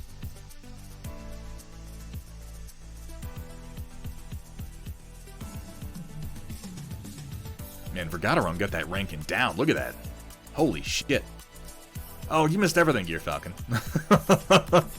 we painted Darth Vader for a while, and then we gave away 20 sets of dice and a bunch of Steel Warrior codes, and then we gave away a couple of Darth Vader models. We gave away everything. I've given away, like, everything in my office at this point. It's disgusting. You like Degs? Oh, dogs. Sure. I like Degs. God, I haven't seen that movie in forever. Yeah, soft tone would be a good choice. And then just come back in with your yellow and do highlights on the top of the rump and the edge of the dags. I think doing it here, too, and then bringing the yellow back in towards it'll just give a little bit more interest to it, because I definitely see what you're talking about. So you'll have kind of a shadow going around the sides. The sword looks nice. I like that. Honestly, this whole figure's looking pretty great. Like, I don't want to give you too many suggestions on this, because this is already showing improvement over the previous efforts, and I'm loving the Holy Roman Empire's colors that are coming in here. I think that you could maybe deepen the shadows on the blacks a little bit, but other than that, this is looking real nice. Oh, I'm sorry, Gear Falcon. We'll give away more dice. Don't even worry about it. Freehand heraldry. Oh, you're sick. You're sick, Crossbow Roof. Some brown mud on the bottom edge. Now, that's not a bad idea, too. It's tricky at this scale, Dwegham. These are real small. And it's difficult to do patterns like that, like weathering patterns at this scale. It winds up just looking like it's meant to be brown, you know? I don't know. I don't know about that. Does it read as ice and not enchanted? It looks fairly icy. I think the sheer quantity of white and this soft blue that you have in here, and then bringing it down to that nice deep shadow, that's tricky to do. I could see it reading as ice. You got the right colors in there, certainly, and I think that the large quantity of the kind of frosty white definitely helps it. Lovely plumage, I agree. All in all, really nice work, though, and I hope that that's helpful. Here we have from the Happy Heretic. You ever get done with a paint job and be like, God damn, I'm good? Finding that, putting my little twist on the comm guard is actually pretty damn fun. It's amazing what contrast paints, some inks, and some pen washing with oils can do. Oil washes are pure sex. I like the contrast between the stark white mech and the rusted metal base. Tried to symbolize the rot within Comstar itself with this paint scheme. I think it works. I'm tempted to agree. It is a very nice blue-white, and the fact that you've stuck to cool colors for all the white definitely helps to set off the kind of rust we have going down here. Subtle weathering on the leg. Subtle but effective. You don't have to do much when you're going with colors that are quite this bright. I love the use of the reds here.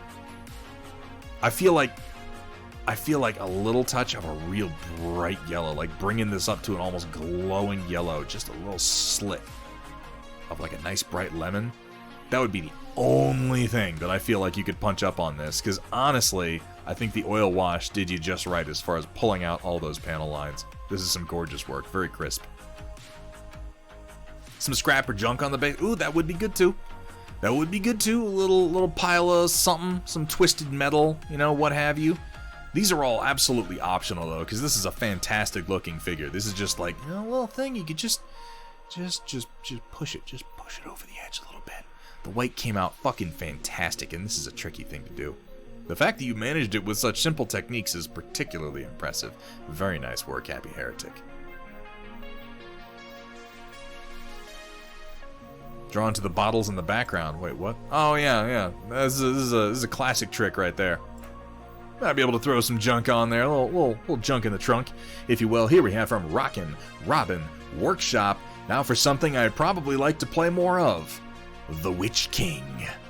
That'll be the start of redoing my Angmar army.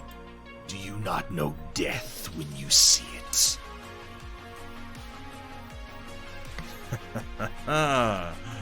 This came out nice. Now hold on a second. Hold on a fucking second.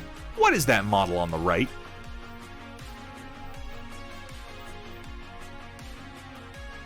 Is that new?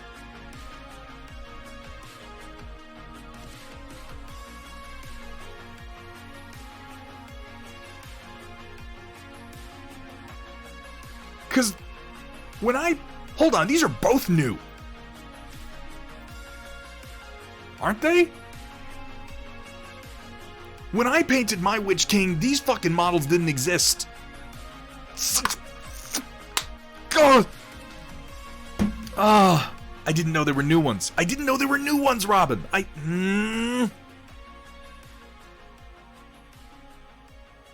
Do you have any idea the amount of custom conversion that I went through to make a guy that was in this pose, a Witch King that was standing like this, with the flail out to one side and the sword out to the other? Because that's the coolest pose that he does in the whole fucking movie.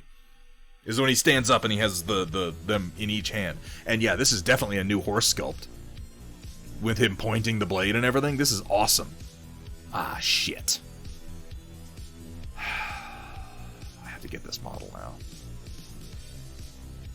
I like what you did with the blade, though. That's nice. Now I'm gonna make a suggestion. Robin, do you mind a suggestion? Because this is another case where it's like I see one thing that could just push it over the edge.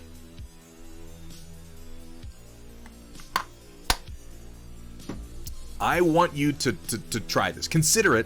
And if you like the idea, give it a try. Now, this blade is glowing from the inside, right? It's heated. When I see this blade, I think of the scene from Return of the King, when he flies up on his fell beast and he holds his sword aloft, and it glows with internal heat, and it sucks all the air from around him, right? Like, that's the moment in my head. And when I see a blade glowing with internal heat, the heat source is at the very center, so that's the brightest point. And then the further away from you get, the darker the metal becomes, because that's not the source. Now, when we highlight metals, we highlight the edges because those hard edges catch light, right? And highlighting the edges of blades is important to really sell the shape of them visually. So what should we do? I'm not asking you this, Robin, I'm just kind of asking broadly to chat. What should we do using that same theory of heat and still pull out the edges of the blade? Exactly, Vergataron. Exactly. I've done this effect a couple of times. I think the best version of it that I did, if you want to take a look, Robin, look at my Warcaster figures that I painted, specifically my Nemesis Warjack. I did glowing, like, heated blades for the sides on his arms. And what it amounts to is, instead of doing just like a clean black edge highlight, I sort of came in with black paint and sort of did an edge dab. Just dab, dab, dab, dab, dab, dab, real gentle along the edge, and it creates a slightly uneven black edge. Now, it's gonna be a little tricky, They're fine edges, certainly. But yeah, I think you could do that. You definitely have the skills to pull it off, and I think that would make these blades look so fucking awesome. Yeah, like a molten look. Yeah, very lightly, just on the edge. More of a dab. A little dab. Dib dab, dib dab, dib dab. You dab and then you dib, and then you keep going. I think if you were to do that, Robin, these would go from being fucking great, because, man, look at these colors. I love that you reuse, like, these colors. Okay, first of all, the bases are great, but these colors make me think of the corpse light of Minas Morgul. One of my favorite colors in the films. A little bluer, but that's perfectly fine. This is a color that I think you're well known for using at this point, but I love what you did with the robes here, particularly considering most people go warm with these. Man, you do that, these are they're gonna go from great to fucking phenomenal. Fucking phenomenal. Really nice work, Robin. And if you do make that change, oh, excuse me, oh my god, on my chest. If you do make that change, I'd very much love to see them. Please, please, please. Walk up on them and dab on them. Yeah, they'll know. They'll know who's in charge. Here we have from Roland. Oh boy, working on Trinity Tower. Nice toaster, by the way. I always get so much out of the background of Roland's photos. Shock.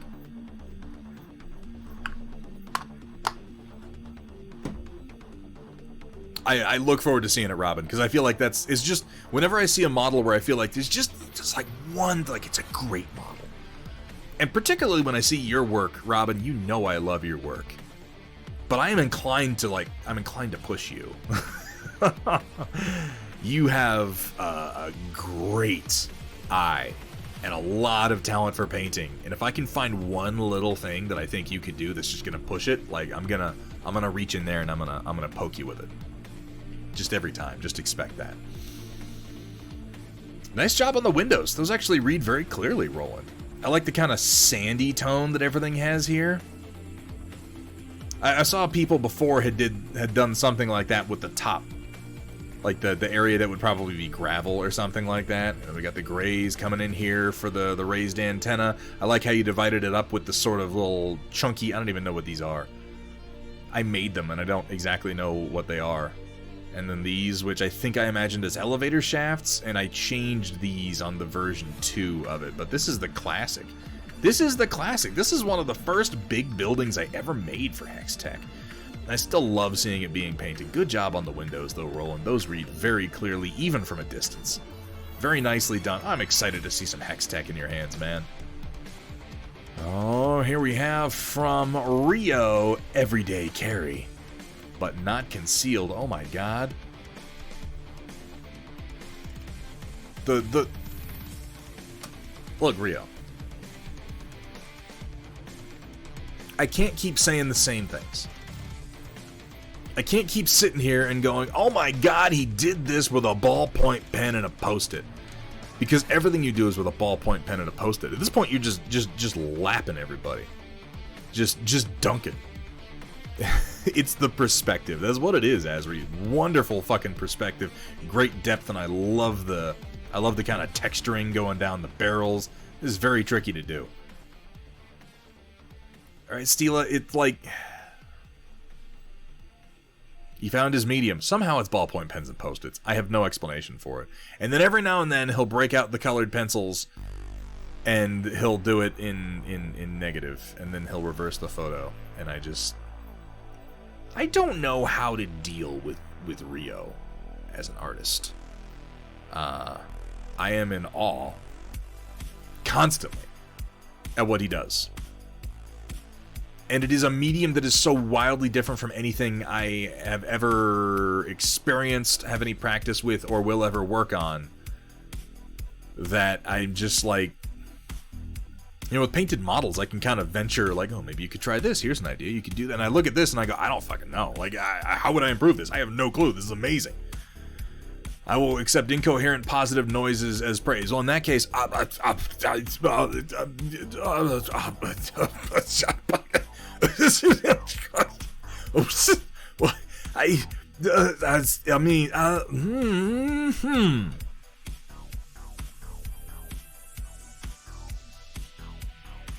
Moving on.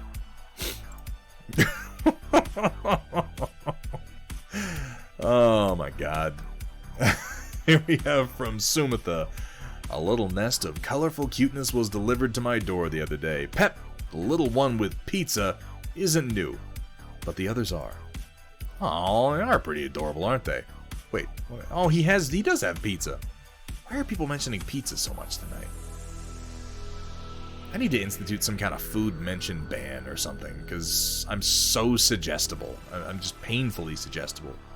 Oh, this one has kidnapped a mammal. Oh, poor mammal. You're going to be cooked and eaten. I like the rainbow feathers on this one. Getting a real, like, classic dinosaur vibe going on here. And this one has a hat that's also made out of a dragon. Adorable. I do want the pizza, though. Just send it my way. It can bring me the pizza. Do not hurt the fox. Look, man. I can't be accountable for the actions of dragons, okay? None of us mere mammals can. Do I paint orcs or continue what I'll see soon? Okay, Mr. Altier, I need to know. If you anger the fox, you're gonna get stuffed in a box. Fair enough. What are you working on now? What will I see soon? I need to know what it is. Or at least, if not what it is, what its purpose is, Altier, and then I can give you an answer. I mean, food's food. And sometimes fox is food, too. Competition piece. Finish your competition piece. Finish your competition piece and use the orcs as a palate cleanser once you're done. If you've got a good stride going on right now, don't break it.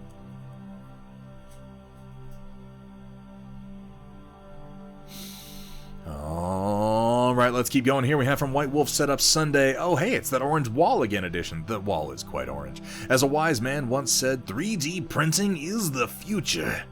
Or maybe it was cookies are the future. I'm not quite sure. I mean, ¿por qué no los dos? I can get away with using one of his taglines because it's a milestone stream. I mean, technically you can get away with using them anytime, but I'm not going to argue. Either way, I wanted to replace G Temple runner holders, but not with the 12-slot plier holders I got. Hubby, those are nice. They're also $38 a shot, and you have to lay the runners flat instead of upright. This solution is closer to the $9 each mark. Initial 8-slot, 2-inch tall version had wells that were 18.5 millimeters, which wasn't quite wide enough for my taste. I want to pause here to note something, White Wolf. I want to note something. I love your meticulous nature. I do. It's it's something. It's really something. But I want you to know I see it. And I appreciate it. Even if you could probably do with not being quite as meticulous sometimes. So after a quick bit of math, I settled on 125% scale. Interestingly enough, this made it wide enough it would have issues fitting on the Prusa. So I'm glad I built a 300mm Trident. Now we have the desired width, but it's missing some support for taller runners. Half an hour of work in the Super Slicer later that I can now do in 5 minutes now that I know what to do. That does help.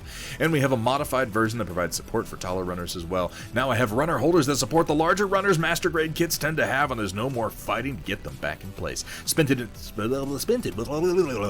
Sparta 3D's Burnt Coral Sparkle ABS Plus, which for lack of better words, is a pink, orange, peachy kind of color that varies nicely depending on how the light is hitting it, and of course the camera hates taking photos of it.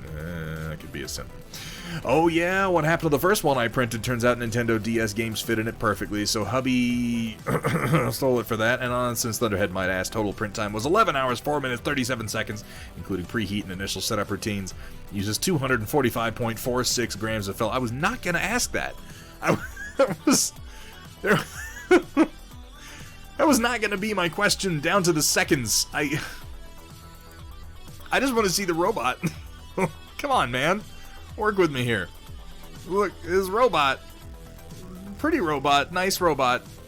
Custom robot, soon to get extra pieces robot, as I understand it. Custom kit, decals, brass etched bits. Yeah. That's what I want. I'm all about the robots. Though I appreciate the look behind the scenes, and I concur. That wall is, quite orange. Here we have from Dr. Rhino. Continuing practicing oils, trying OSL from the magic in his hand. He is a magic man. He's got magic hands. Really happy with what is attempt number 3 with non-metallic metal. Good enough for a tabletop mini at least. Try oils, people. It's worth it. This really does look nice. This really is coming together pretty well. And particularly considering you're as new to oils as you are, Dr. Rhino, I'm loving the look of the NMM on the gold. I think you've really nailed hitting the sort of bright focal points that are going to catch the light, leaving a good amount of shadows. Very nicely done. It is, I use the word Steel Rebel. It's very Baroque. It's like pre-German Protestant Reformation Holy Roman Empire, which is appropriate since the faction, the Old Dominion from Conquest that this is from. Damn it, Dweghom,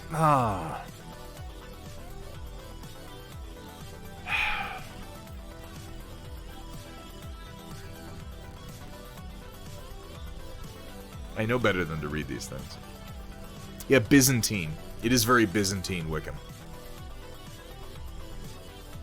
This is coming together really, really nicely. You want it to come off as tarnished. I think the trick to... I think you're right there. I think you're right there for tarnished. I wouldn't... Because if you push the contrast more, you're making it seem shinier. And if you're going for tarnish, consider working... Because, okay, this isn't... You know, we have to ask ourselves, is this meant to be brass or is it meant to be gold? I would think brass, more than likely, and in that case you can do some, like, dark greenish oxidization. You can do some of that slightly oxidized green. And if you didn't go overboard with it, but just worked it into some of the crevices, I think that could work. Shooting for gold, if you're shooting for gold, I think it looks pretty good then. Because gold doesn't tarnish green, does it? What does gold look like when it oxidizes? It just gets dull, doesn't it? I realize I have no idea. Huh. You know, it's not like I've spent my life having a bunch of gold lying around. Just costs... Oh, no! If it ain't Baroque, don't fix it. It just costs too much Monet. Oh my god. Yeah, it just turns brown and loses luster. That's what I thought. I just realized, I'm thinking about that, like, I can't imagine what it would look like. It usually just gets, like, if it gets a patina, it's usually an external patina, or like a surface patina. Doesn't actually change the chemical makeup of the metal itself. So if we're going for just tarnished old gold, like, yeah, no, this is reading real nicely. Okay, I'll make one more suggestion, Dr. Rhino. I have personally found that gold effects work really well with purple and violet undertones. Now, we've already got some purple worked in here, but I know that you just got your dioxazine purple. Now, dioxazine is... Yeah, it's a transparent. Consider working an oil wash of your dioxazine purple into, and again, I would pick a part of the gold that you don't mind testing it out on. A very, very subtle purple in the recesses, I think could help to really push the gold look. I've done that before, and I have personally liked the results. I would again say try it on a small area and see if you don't like it. And I feel that would also help to kind of echo and balance the purple you have elsewhere in the model. Loving the green. Purple Matter looks gorgeous on gold. I would listen to Steel Rebel. She knows what she's talking about. Really, really digging the magic effect you have over here. And very much looking forward to what you're going to do for basing these, since I just sent Dr. Rhino a bunch of my Old Market Road bases. And I do love seeing my own stuff get painted, I have to say. Oh, thank you so much, Manro Fasol. Welcome in, my friend. And thank you so much for the well wishes. Here we have from Cyber Knight Magnatorius Maximus, or Metalcore Collectibles as he's also known. Now that I'm happy with both the scaling and the overall printing of the Dune Runner, figured I should slap them into the photo booth for some pictures. Working on these smaller vehicles is a ton of fun, and the Dune Runner in particular activates the old micro machine portion of my still-a-child brain. I know that feeling. The Dune Runner has 3 main variants. The Scout that comes with either 2 machine guns at a tag or 3 machine guns. Both have 1 ton of cargo capacity as well. The Logistics version that cuts out all weapons and allows for 4 tons of regular cargo or a 4-ton fluid tank. Lastly, there is the Combat that upgrades it to a fusion engine and mounts either a pair of medium lasers or an SRM. Not bad for 15 tons. A pair of medium lasers on a fast, mobile 15-ton frame sounds dangerous as fuck to me. Honestly, and what is it? An SRM would be like an SRM2, SRM4. This is it back here, right? So either a pair of medium lasers or an SRM4. That ain't half bad. For 15 tons, that genuinely has enough punch to be worth running. No pun intended. And I know I said this on our 3D printing group, but they remind me of the little, like, dune buggies that they use in Fang of the Sun Dugram, which immediately endears me to them. And yeah, guys, go check out Metalcore Collectibles. Sumitha just dropped the link in chat. If you're into 6mm and you're looking to do some of your own printing, he's got more STLs available now. Go check out his work. Here we have from DFW Dwegham some Fire Forged I've been working on recently. Skin is AP Nomad flesh with Wildling flesh highlight, then Crusader skin speed paint on top. Still determining if I like how red/ruddy it looks, but I'm leaning yes, since this faction also has units whose skin has become fire. The beard on the right is speed paint Zealot yellow over Wildling flesh. I always, whenever I picture dwarves, like, I always think of them as being ruddy. I have a hard time imagining a pale dwarf. I guess you could make the argument, well, they spend a lot of time underground, but I also feel like they spend a lot of time around forges. And if you spend that much time with your skin exposed to open fire like that, like, it's gonna work almost like a sunburn. You're just gonna have kind of ruddy, livid skin, you know? So I think that actually works really nicely. I dig the differentiation on the beard. These guys are pretty effective. Man, these Dwegham models are...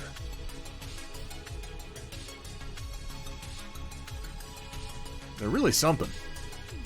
I spy you over here. I spy you, Spire Brute. They'll be available as STLs as well. Fantastic. Dwarves should be swarthy. I could see that. Yeah, I'd buy that. First degree forge burns. I'll have to remember that. Yeah, no, it genuinely does give you irritated skin. It like it's like a sunburn. You ever stand too close to a bonfire? Like, you essentially get a nasty sunburn across the whole front of your body. So they'd be like fire tanned, you know? And if you wanted to be extra fancy with it, doing it like on the front of their face and having them be a little bit paler on the back would actually be pretty cool. Good colors overall, though, Dwegham, and I'm loving seeing what the speed paints can do. Oh, this is what I'm about to see. Mr. Altier working on my second ever competition piece, going into it with the thought of having fun. I mean, yeah, that should be the thought. No desire to win, only to push myself. It sounds like you have the right attitude. Decided to go heavy into directional lighting, and I think it's getting there. Just need to figure out smoothing the transitions. Ooh.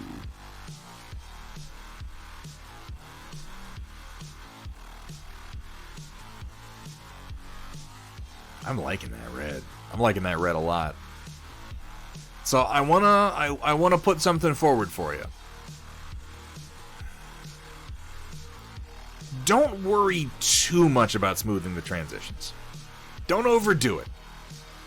Because in the name of blending, I have seen many artists muddy their own work. Remember that you want contrast. Contrast is what's going to make your colors appear more vibrant. It's going to make them appear more saturated. It is going to help you see the individual pieces of the model. So don't overdo it with your attempts to blend. Let that contrast stay. And the other suggestion I'm going to make, because of this red that you're doing, and it is such a gorgeous red, I'm going to suggest trying something. Work some shadows into your reds. On the plume here, maybe even on the feathers of the eagle here, on the face, underneath it. Put some greens in. Put some greens into your shadows. Don't overdo it. Don't make it like a bright green. I'm just saying some black with some green in there. Not a red wash. Green. Green shadows.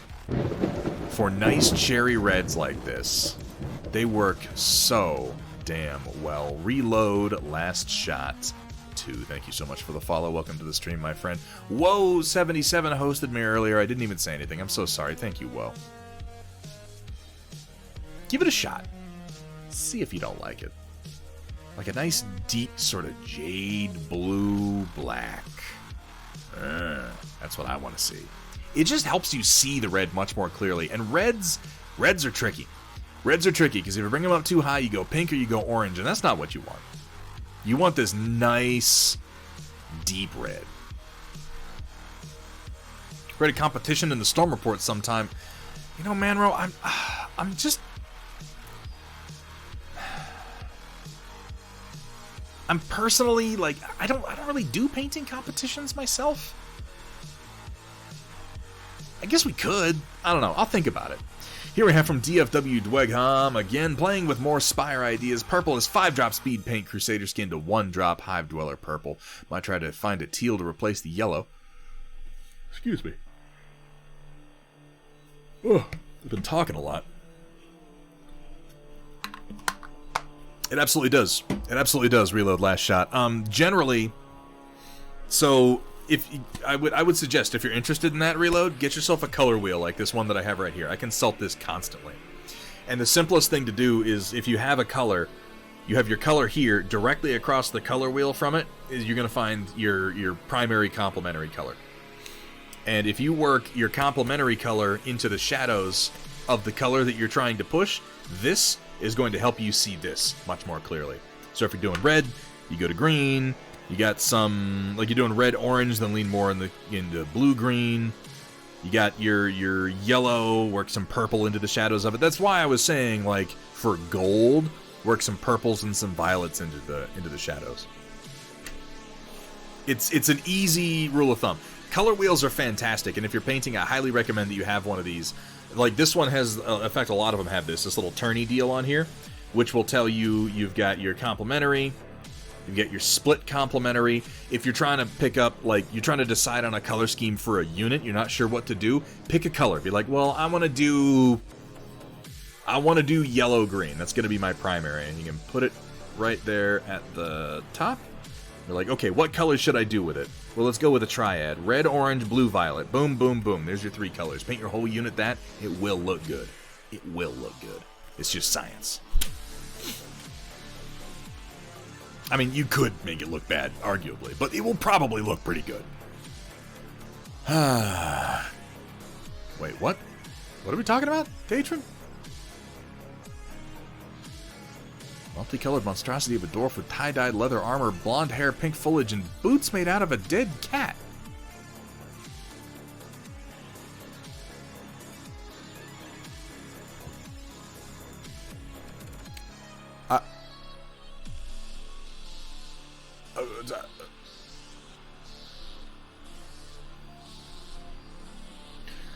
Let's keep going. I might try to find a teal to replace the yellow and have 2 small Spire forces, 1 in red, yellow, and 1 in purple and teal for reasons. Purple and teal are a great combination. They really are. This actually works pretty well. I feel like the yellow might maybe brown it a little bit. Like you almost want it to be a little bit... Well, not necessarily, actually. You got a pretty good yellow out of that speed paint. Far be it from me. Far be it from me to impinge upon your choice of color schemes. I will say, though, that I feel like the Spire models in particular, they love these speed paints. They absolutely love these speed paints. Alright, let's keep coming down here. We have from Sahur Pinul. You've already seen it, but my Mrs. Claus Vampire Hunter deserves a little showing off. Just ignore how similar I made my 3 reds and mess up on the eyes. Pretend like she has glowing ones. Pinu, you have a tendency to criticize yourself before people have had a chance to look at your work. And I know I've encouraged you to stop it in the past, and I'm going to do it just one more time. I'll probably do it again. I'm just going to say, don't undercut yourself, man. You're learning. You're working. You're getting better. And speaking of getting better, like the highlights on this cloak, genuinely better. This is an improvement from fabric work that I've seen you do before. I like what you did here on the blade. This is a good opportunity for an edge highlight, which I think I mentioned on the Discord. The edge highlight on this blade is going to make this sort of gleaming effect just stand out all that much better. Accidentally made half the face white. Don't worry about it. Don't worry about it. Yeah, I'm pretty sure that's a true metallic, and then there's some blue. Looks like you went with like a blued steel effect across our armored bosoms here. It's a little bit better lighting, I think. Okay, and you know, if I've said that once, I've said it 1,000 times, and I'll say it 1,000 more. Taking pictures of miniatures is just as hard, if not harder, than painting them in the first place. Improving the quality of your photos and doing a little bit of work on that will definitely help people see the mini a little bit more clearly. What do you mean by the edge? So, like the edge of the blade, anywhere where there's a hard surface, where the angle of the shape of the blade changes, like along the back edge, and then along the actual edge of the weapon itself. Look up edge highlighting online. Like if you type in miniature painting edge highlighting and check out some videos that people have on how to do that, that is exactly the technique that you want to try on this blade. Because that is, again, going to really help to sell the shape of the weapon itself. It almost looks like you have sort of a warm shadow under the breastplate here, too, which is actually pretty great. How you doing, the Riddick? Guilty of that, too. I second-guess myself. I've only done 2 minis. It's natural. Like, you know, don't beat yourself up. And also, and this is important, don't beat yourself up for beating yourself up. Okay? Don't do that. I've fallen into that trap in the past myself. But I want to say something, and I've said this a number of times, and again, I'm going to say it many more times before I die, I suspect. Be your own cheerleader. Love what you do. You can afford to love what you do, even if it's not the best, because it doesn't have to be the best. You don't even have to grow, but if you want to, the only person you should be trying to do better than is you from yesterday. The only paint job you should be trying to beat is the last one that you did, and even that's only if you want to. But love your own work and be your own cheerleader, because damn it, the world out there is a mean-spirited, petty, self-interested, cruel son of a bitch, and so are most of us that live in it. And if you're... They'll tear you down. The world will do everything in its power to tear you down plenty. You don't have to help it. You don't have to help it. You can be your own cheerleader. You should be your own cheerleader. Keep working.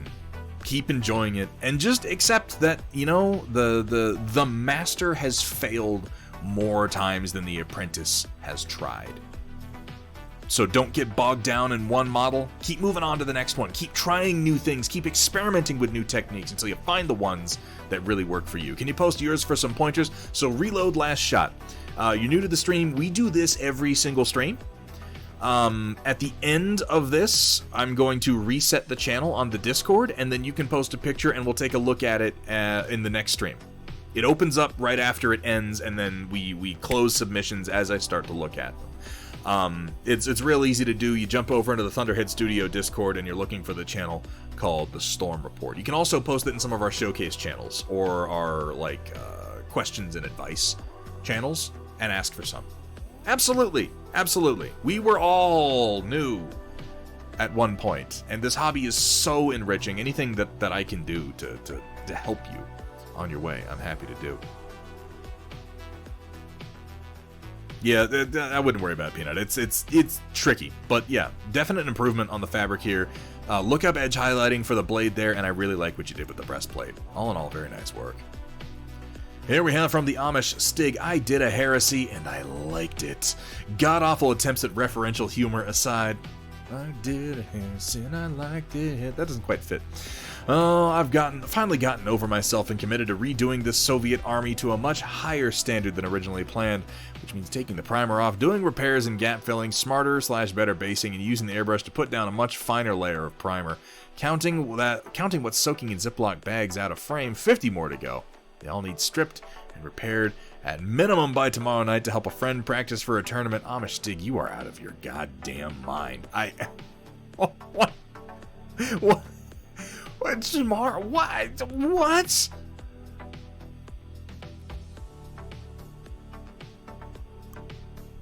What?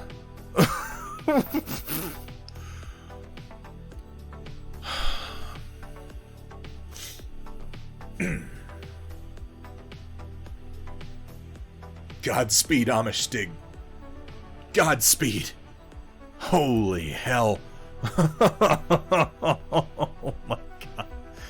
Okay.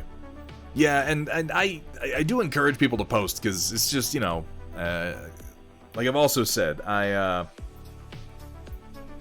we're our own worst critic.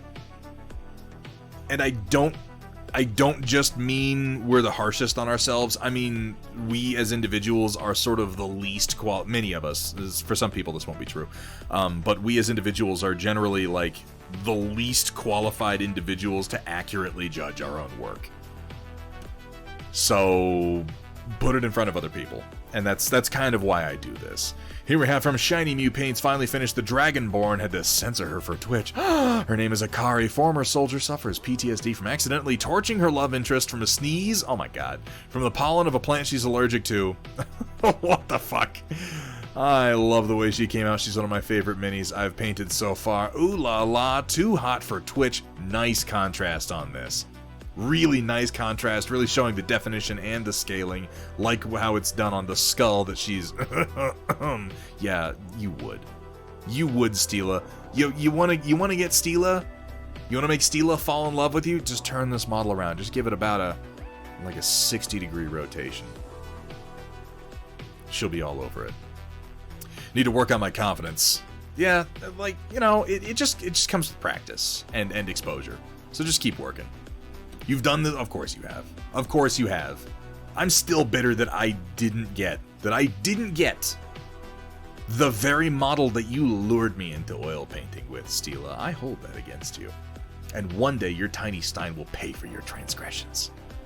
Really nice work though. I like the green against the yellow. Particularly good color choices. For a little extra bit of scale. And what a story. What a story, Shiny Mew.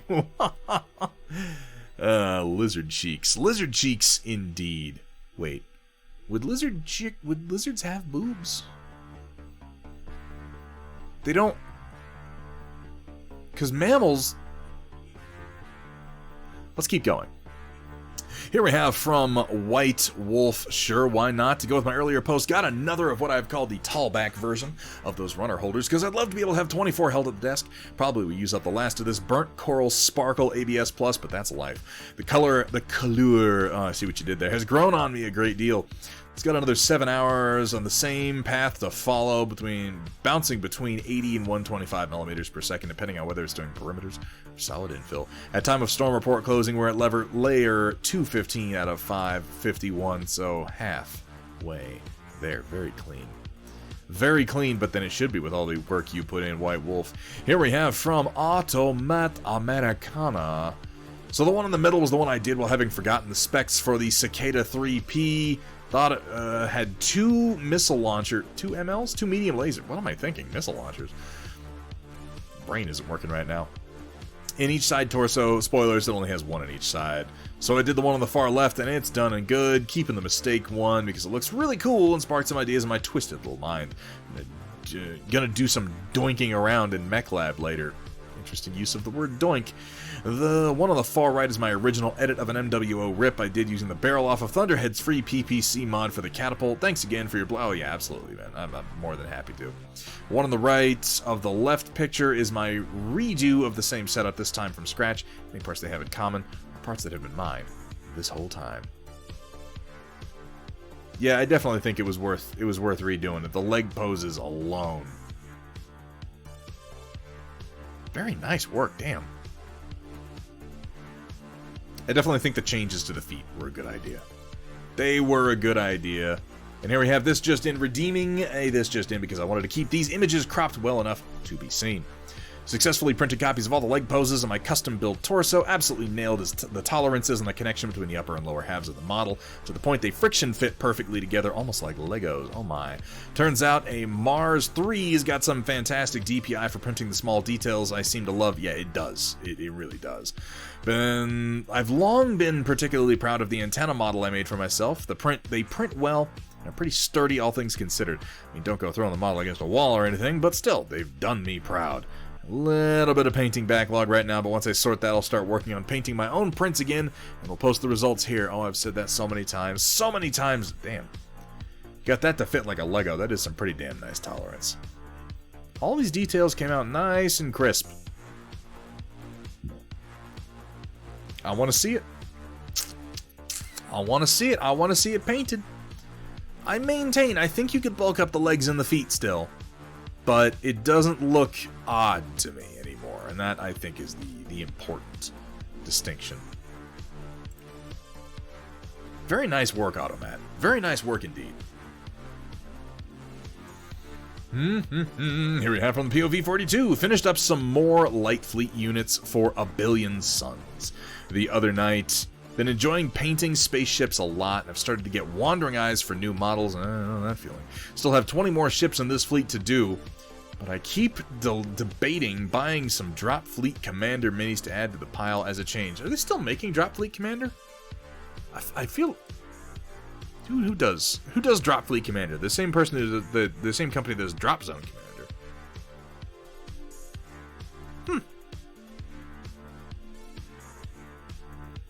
I played some Drop Zone Commander. I don't think I ever played Drop Fleet Commander. It is still in print? Okay. Then maybe I was confusing them with Spartan Games. And obviously it's not Spartan Games because they did the Halo versions. Yeah, which admittedly were similar in some ways. Ever seen someone 3D print large versions of the Star Trek ships? That's fairly popular in the 3D printing community in general. You go on Thingiverse, you can find some pretty good models of most of the ships from Star Trek. That's on my list of things that I said I was going to do when I first got 3D printers, and now I never find time to do. Like a Galaxy class Federation cruiser? Yes, please. Why do I not have a Borg cube? Like, what's wrong with me? Oh, I'm constantly prototyping my own work, that's it. I like it. I've always liked red with white stripes, and some nice hand-done numbers definitely bring it together, POV. I also understand the tendency toward wandering eyes. That is surprising, Steelo Rebel. We've talked about this in the past. Yeah.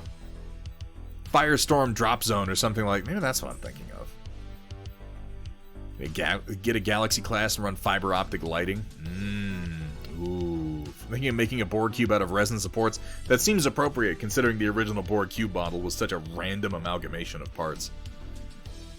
You know, every time I watch that episode, you know what gets me? You know what gets me? Because that's what? What episode is that, Steela? Is that Q? It's a Q episode. Is it Q who?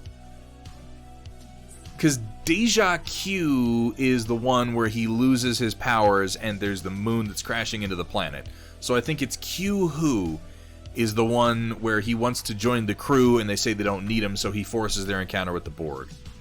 But the episode, what the Borg do to the Enterprise in that episode, they shoot out, they drain the shields and they shoot out this like cylinder of laser energy, and they cut a cross section out of the decks of the Enterprise. And it's like one of the coolest model props that they did, because you see the cross section going and getting slid out of the saucer section. Yeah, they take like a core sample, and it's like you can see the rooms. You can see like there's somebody's bed. Oh, there's a toilet. as it pulls this thing out. And then afterwards, they don't show any people, but afterwards, like 18 people were in that crew section. That horrifies me. Thunderhead, but your camera is not. Horrifies me. I'm ignoring that. Unless my camera is actually out of focus. No, I'm in focus. I'm just off focus. Like, even compared to all the crap they have the Borg do later on, and like the colonies that disappear on the Romulan border, That one always gets me. I think about being like one of the 18 people who's just a crew member on the Enterprise, and like you don't even know what's going on. You don't know that there's a Borg cube. You don't know what the Borg are. And then, oh my god, I'm being pulled out of the ship in a big cylinder, and then probably assimilated and experimented on. And they just had to leave him. That's terrible. I'm always kind of a little upset that they're not angrier at Q for that. Like, that was kind of a pretty big deal. Okay, fair enough, Sumatha. Thank you. Yeah, the one. There's the one Borg goes over and he's, like, manipulating their stuff.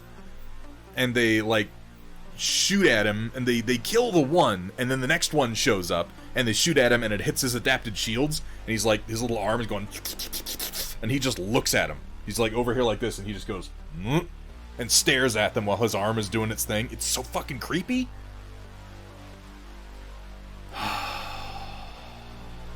It's not good, Gimishkar. It's not good. It's not good at all. Let's keep going. The house has been obliterated. Here we have from Journeyman Paint Hour. Oh, after over a month of hiatus from the desk, I am back at it. Gonna wrap up some Lord of the Rings models for a game in a few weeks, then back to Battletech. You know what's creepy? People's knees. Cover your knees up if you're gonna be walking around. Am I right? Walter knows what I'm talking about. What are your hobbies, Walter?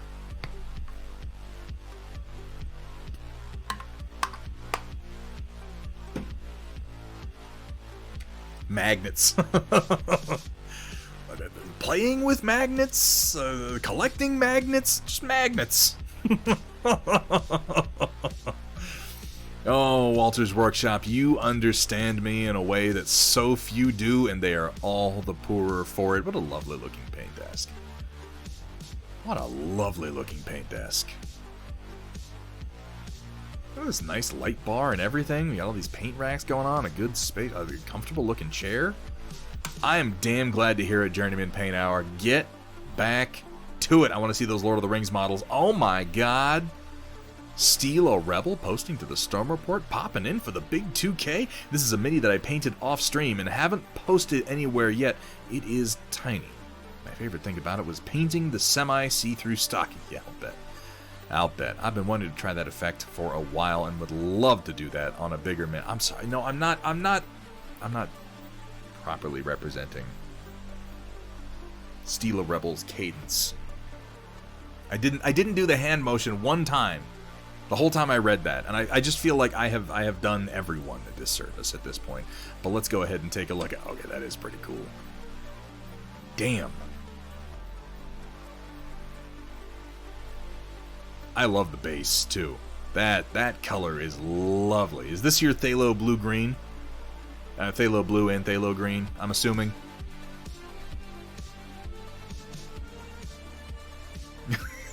See, I avoid doing that because I feel like I'm going to offend someone.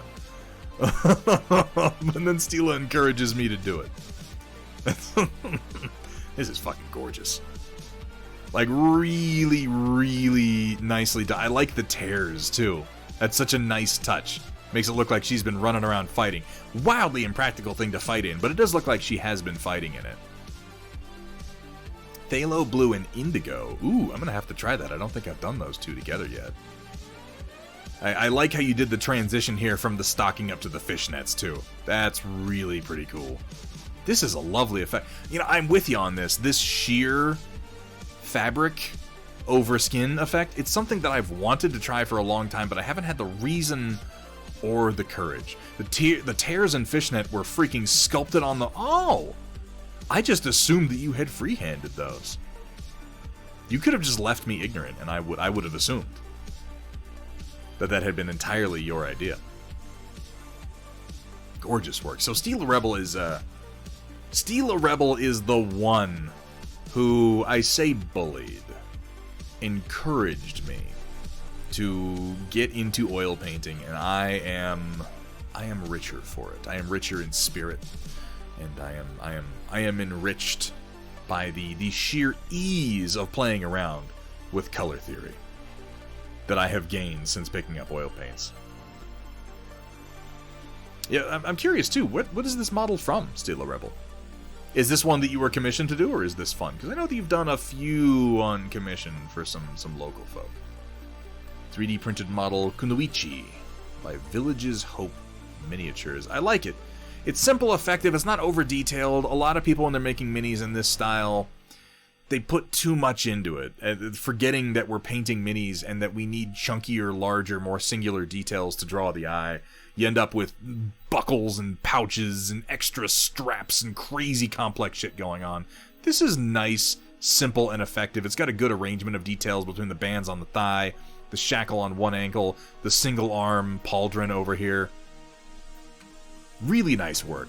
But I mean, Stila knows I like her work. Great work on the face, too. Eyes are always tricky, but yours read very, very clearly.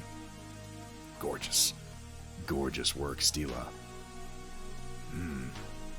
I'm gonna have to pick your brain on how you did this effect, honestly, because this is something I've wanted to try for a while, and I have not had the courage, nor have I had the excuse, but I'm sure I could come up with at least one of those. Thank you so much for posting, Stila. I love seeing your... We've got to do a Thunder Stila stream again, by the way, in the near future. We have to do a Thunder Stila stream. They have been some of my absolute favorites. It's pretty much just Stila and I painting the same model and saying that we're going to talk about painting, but then we talk about Star Trek for like a couple hours. But you know, if that sounds entertaining to you, which it may, Star Trek is wonderful. It always devolves into us talking about, like, which Data episode do you like the most?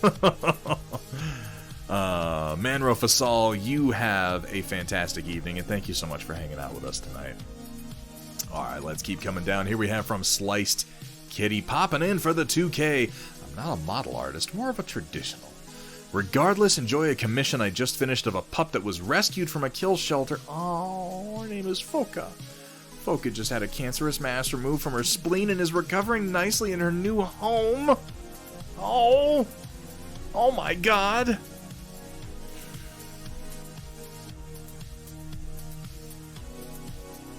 This is wonderful.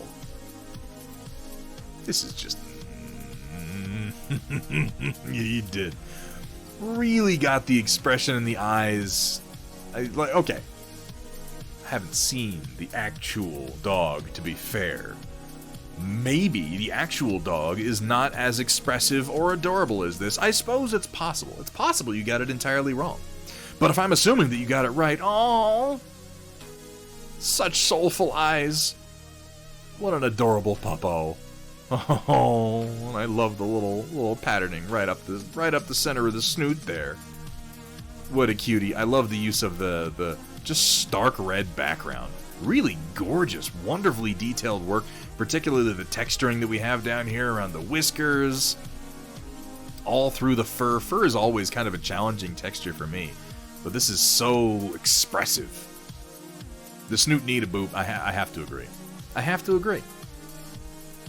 This is wonderful. Sliced Kitty, this is fantastic. If this is the sort of art you do, like, even if this isn't the sort of art you do, I would still want to see more of what you're doing, but, like, please share with us. This is wonderful. And also, I'm going to have to demand an actual picture of Foka at this point. I hope you understand. That's going to be the tax. So why don't we go ahead and just pop that into one of the other picture channels real quick, and maybe tag me when you do it. You know, just go ahead and knock that out. Yeah, let's do that. I'm sure that's Stila. I'm sure that's exactly what happened. Foka held very still for the duration of the portrait. That seems very reasonable to me. Oh, let's keep coming down. Here we have from Semi-Serious Nerd. Let's hope they don't get too serious. Look at that. Hang on. Current painting project for a mini competition. Digging the skin tones. A real kind of yellow. Oh my god. Wonderful contrast, first of all. Your deep green is very blue, and then the high highlight is this sort of olive yellow. Look at that. The contrast is wonderful, isn't it? The scar tissue and everything, the fingers. This is very pleasant, kind of a yellow-brown. I mean, fantastic work so far. Yeah, we try not to think too much about don't invoke Grim Nation Hobby, so come in here with his goddamn flesh orcs. And I'll be like, I did it in 20 minutes. This is a great example of warm, cool, high contrast for skin tone. This is something that I absolutely struggle with. I recognize it when I see it, but replicating it is a whole other challenge. Gorgeous work, semi-serious nerd. I look forward to hearing how that competition goes for you. Here from Project Dark Fox. For a long while, I've been painting 9 factions of Battletech units. The 5 great houses, 3 clans, Falcon, Wolf, Bear, and Wolf's Dragoons. Today, I have finished my first Comguard mechs, both of which emerged from my Ender 3 literally the day before, so they'll be a little rough. To increase the rough, I am using apple barrel paints. This is by choice. Lower quality minis deserve lower quality paints. Don't really want to let them dry out to be wasted, but honestly, I'm pretty damn happy with how they turned out for about 3 hours of work. Apologies for poor lighting, I've got what I've got. Units featured MWO Nightstar, Credit Unknown, and Thunderhead Thunderbolt. Damn, that's an FDM print? Hold up. It said that came off your Ender. Came off your Ender 3. That's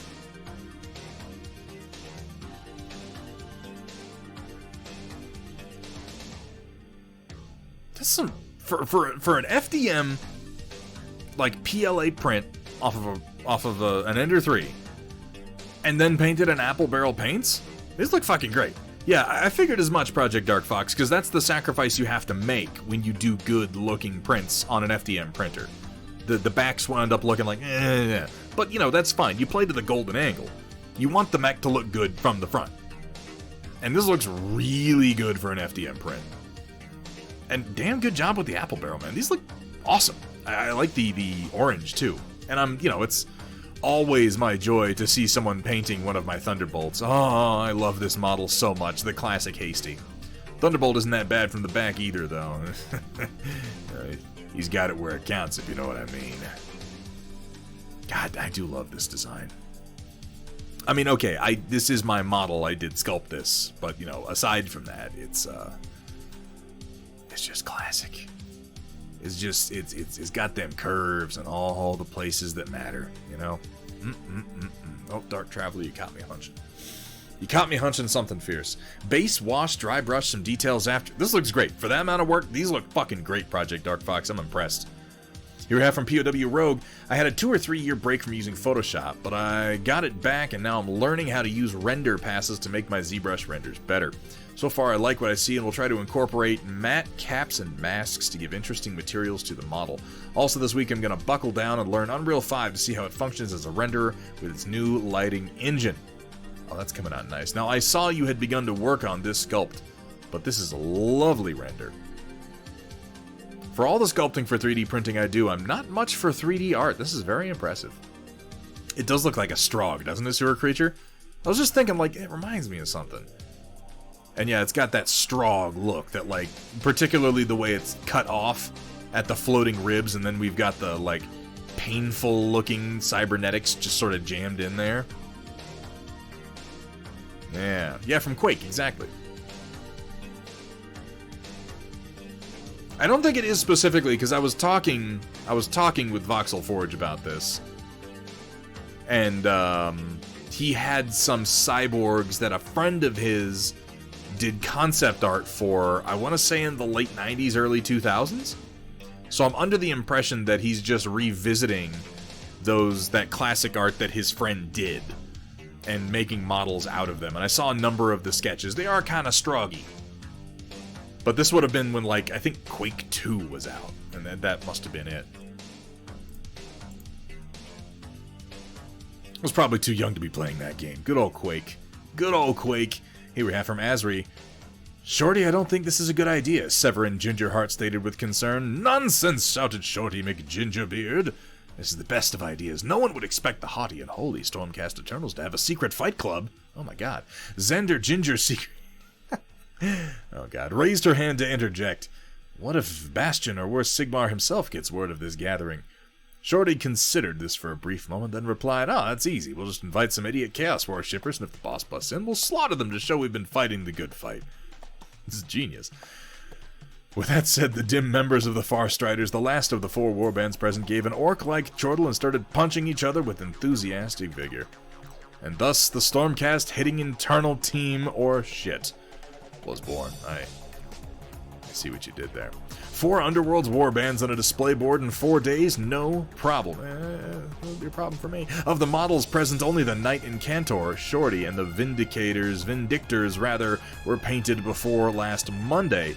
Choices were made and corners were cut, but I think they turned out pretty damn good considering the time constraint. I mean, shit, I'd say so. We're seeing what would be probably average tabletop distance, which for this sort of model, that's kind of what you want to paint to anyway.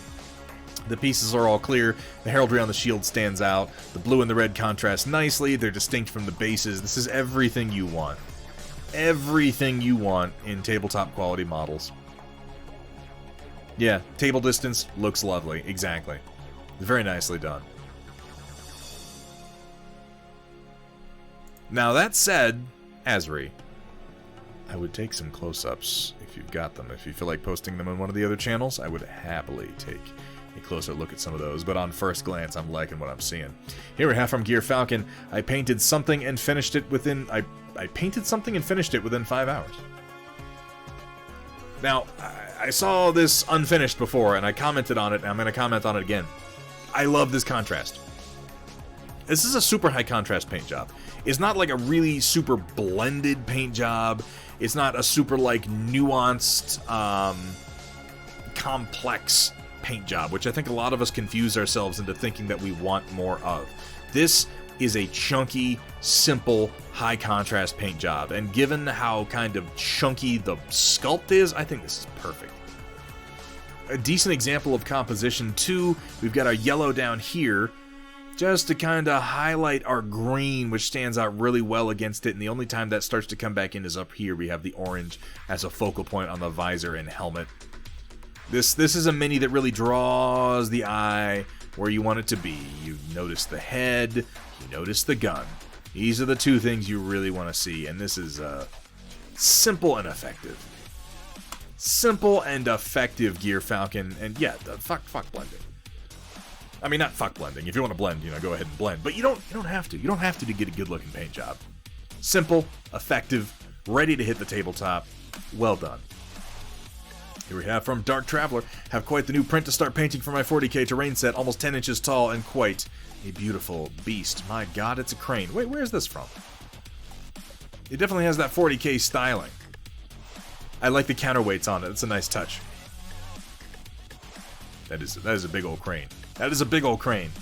Just don't get angry when you inevitably knock it over during gameplay. I'm just telling you, it's going to happen. That's an Infinity figure? Okay. Have a link to the site. Pop it up in the Discord. It's a neat sculpt. I'd love to take a look at what else they've got. I like me some terrain too with Sewer Creature. Folks might have noticed that by now if you've been hanging around. Here we have from Sewer Creature himself. Through corridors wrought with the stink of decaying flesh, wind downward towards the heart. At the labyrinth's center over bones and ichor, you will find it. Lo! The Minotaur. Of horned head and hoof-shodden feet, eater of man and beast. Hail, he of the locked maze and under kingdom. May he crumble the walls of stone and magic and be free forevermore.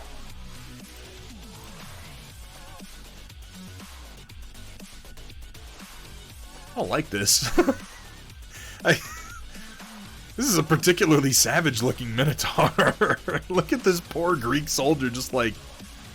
Oh no, the tone that you've done it all in, like it's so dark, it just gives me the feeling of standing in the shadows and barely even being able to see it. Pixelated, eviscerated limbs.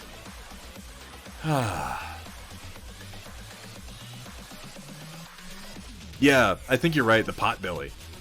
It makes it just look extra kind of savage and disgusting, right? Between that and like the matted, darkened blood on said belly, I feel like I can smell this. Oh, I've missed your work, Sewer Creature. I really have, and I'm glad to see you back, buddy. You've still got a channel. Oh no, I still don't have sound set up for this. I'm not gonna play this. I'm not gonna play this right now, Kursala. I'll watch it afterwards. I don't have sound set up for the Storm Report right now because I'm a hack and a fraud. But we do have a whole Clips channel now on the Discord, at the very least. I suspect I know what it is. Here we have from Gimishkar. Got home not too long ago tonight. Started working on the rest of the arm for my trebuchet in the last 30 minutes. Coming together very nicely. Looks like you are adapting well to Fusion 360. Like what you're going for here. Like the look of the lasers. I can't wait to see the rest of this trip. The trebuchet is already one of my favorite mechs. You might have noticed that because I did, my own version of it that Project Dark Fox sketched up. But, really nicely done on this. Now, I don't know what tolerances you're using for 3D printing, but I strongly recommend if you're doing things like these cut-ins, use 0.3 millimeters as your minimum size. As far as the width across the panel line, 0.3, 0.35, 0.4 is kind of ideal, and make sure you make them nice and deep for printing. But, man, that's coming together well. Here we have from Merlin Models a fail-cast Thunder Warrior with a Horus Heresy Mark III plastic backpack because the random Mark 8 that came with it was ridiculous. I'm going to try to non-metallic metal the bronze/brass. It came with a Mark 8 on a Thunder Warrior? Wait, hold on. Yeah, this is fine cast. We need better Thunder Warrior models. These old ones, they've got charm to them, but there's something very appealing about the Thunder Warrior. There's a story, I want to say it's in Let the Galaxy Burn, it's in the Horus Heresy anthology towards the beginning of the series. I think it's called The Last Church on Earth. It talks about a human noble who was present during the reclamation wars of the Emperor in Warhammer 40k. And when the Emperor was eliminating religion on the planet Earth and bringing all of humanity under his aegis to then form the Great Crusade and go out into the stars. And it's the Emperor speaking with a man who became a priest. And he talks about, and it's one of my favorite bits of writing in all of the Black Library, he talks about encountering the Thunder Warriors. He talks about how there were stories told about the Thunder Warriors, the Emperor's Thunder Warriors going across the earth and spreading his message. And he and he was like, I don't know if he was a noble or an artist, something like that, but he rallied a bunch of people to his cause because he heard they were coming and they were going to defend their city against them. And he talks about how, he gave a big, brave speech. They gave this rousing cheer as they prepared to defend their homes from these fascists. And they rode out against them, and they they weren't prepared at all for the level of stoic, soulless violence that the Thunder Warriors were capable of. It was just something far beyond anything they had ever encountered or were even remotely prepared for. If I remember earlier in the story, that wasn't technically his first encounter with a Thunder Warrior. His first encounter with a Thunder Warrior was them, talking shit to one in the town. And the dude literally just, his response to having a human coming at him was he just reached out, picked him up like a child, and just sort of threw him off a cliff. They're just too damn much.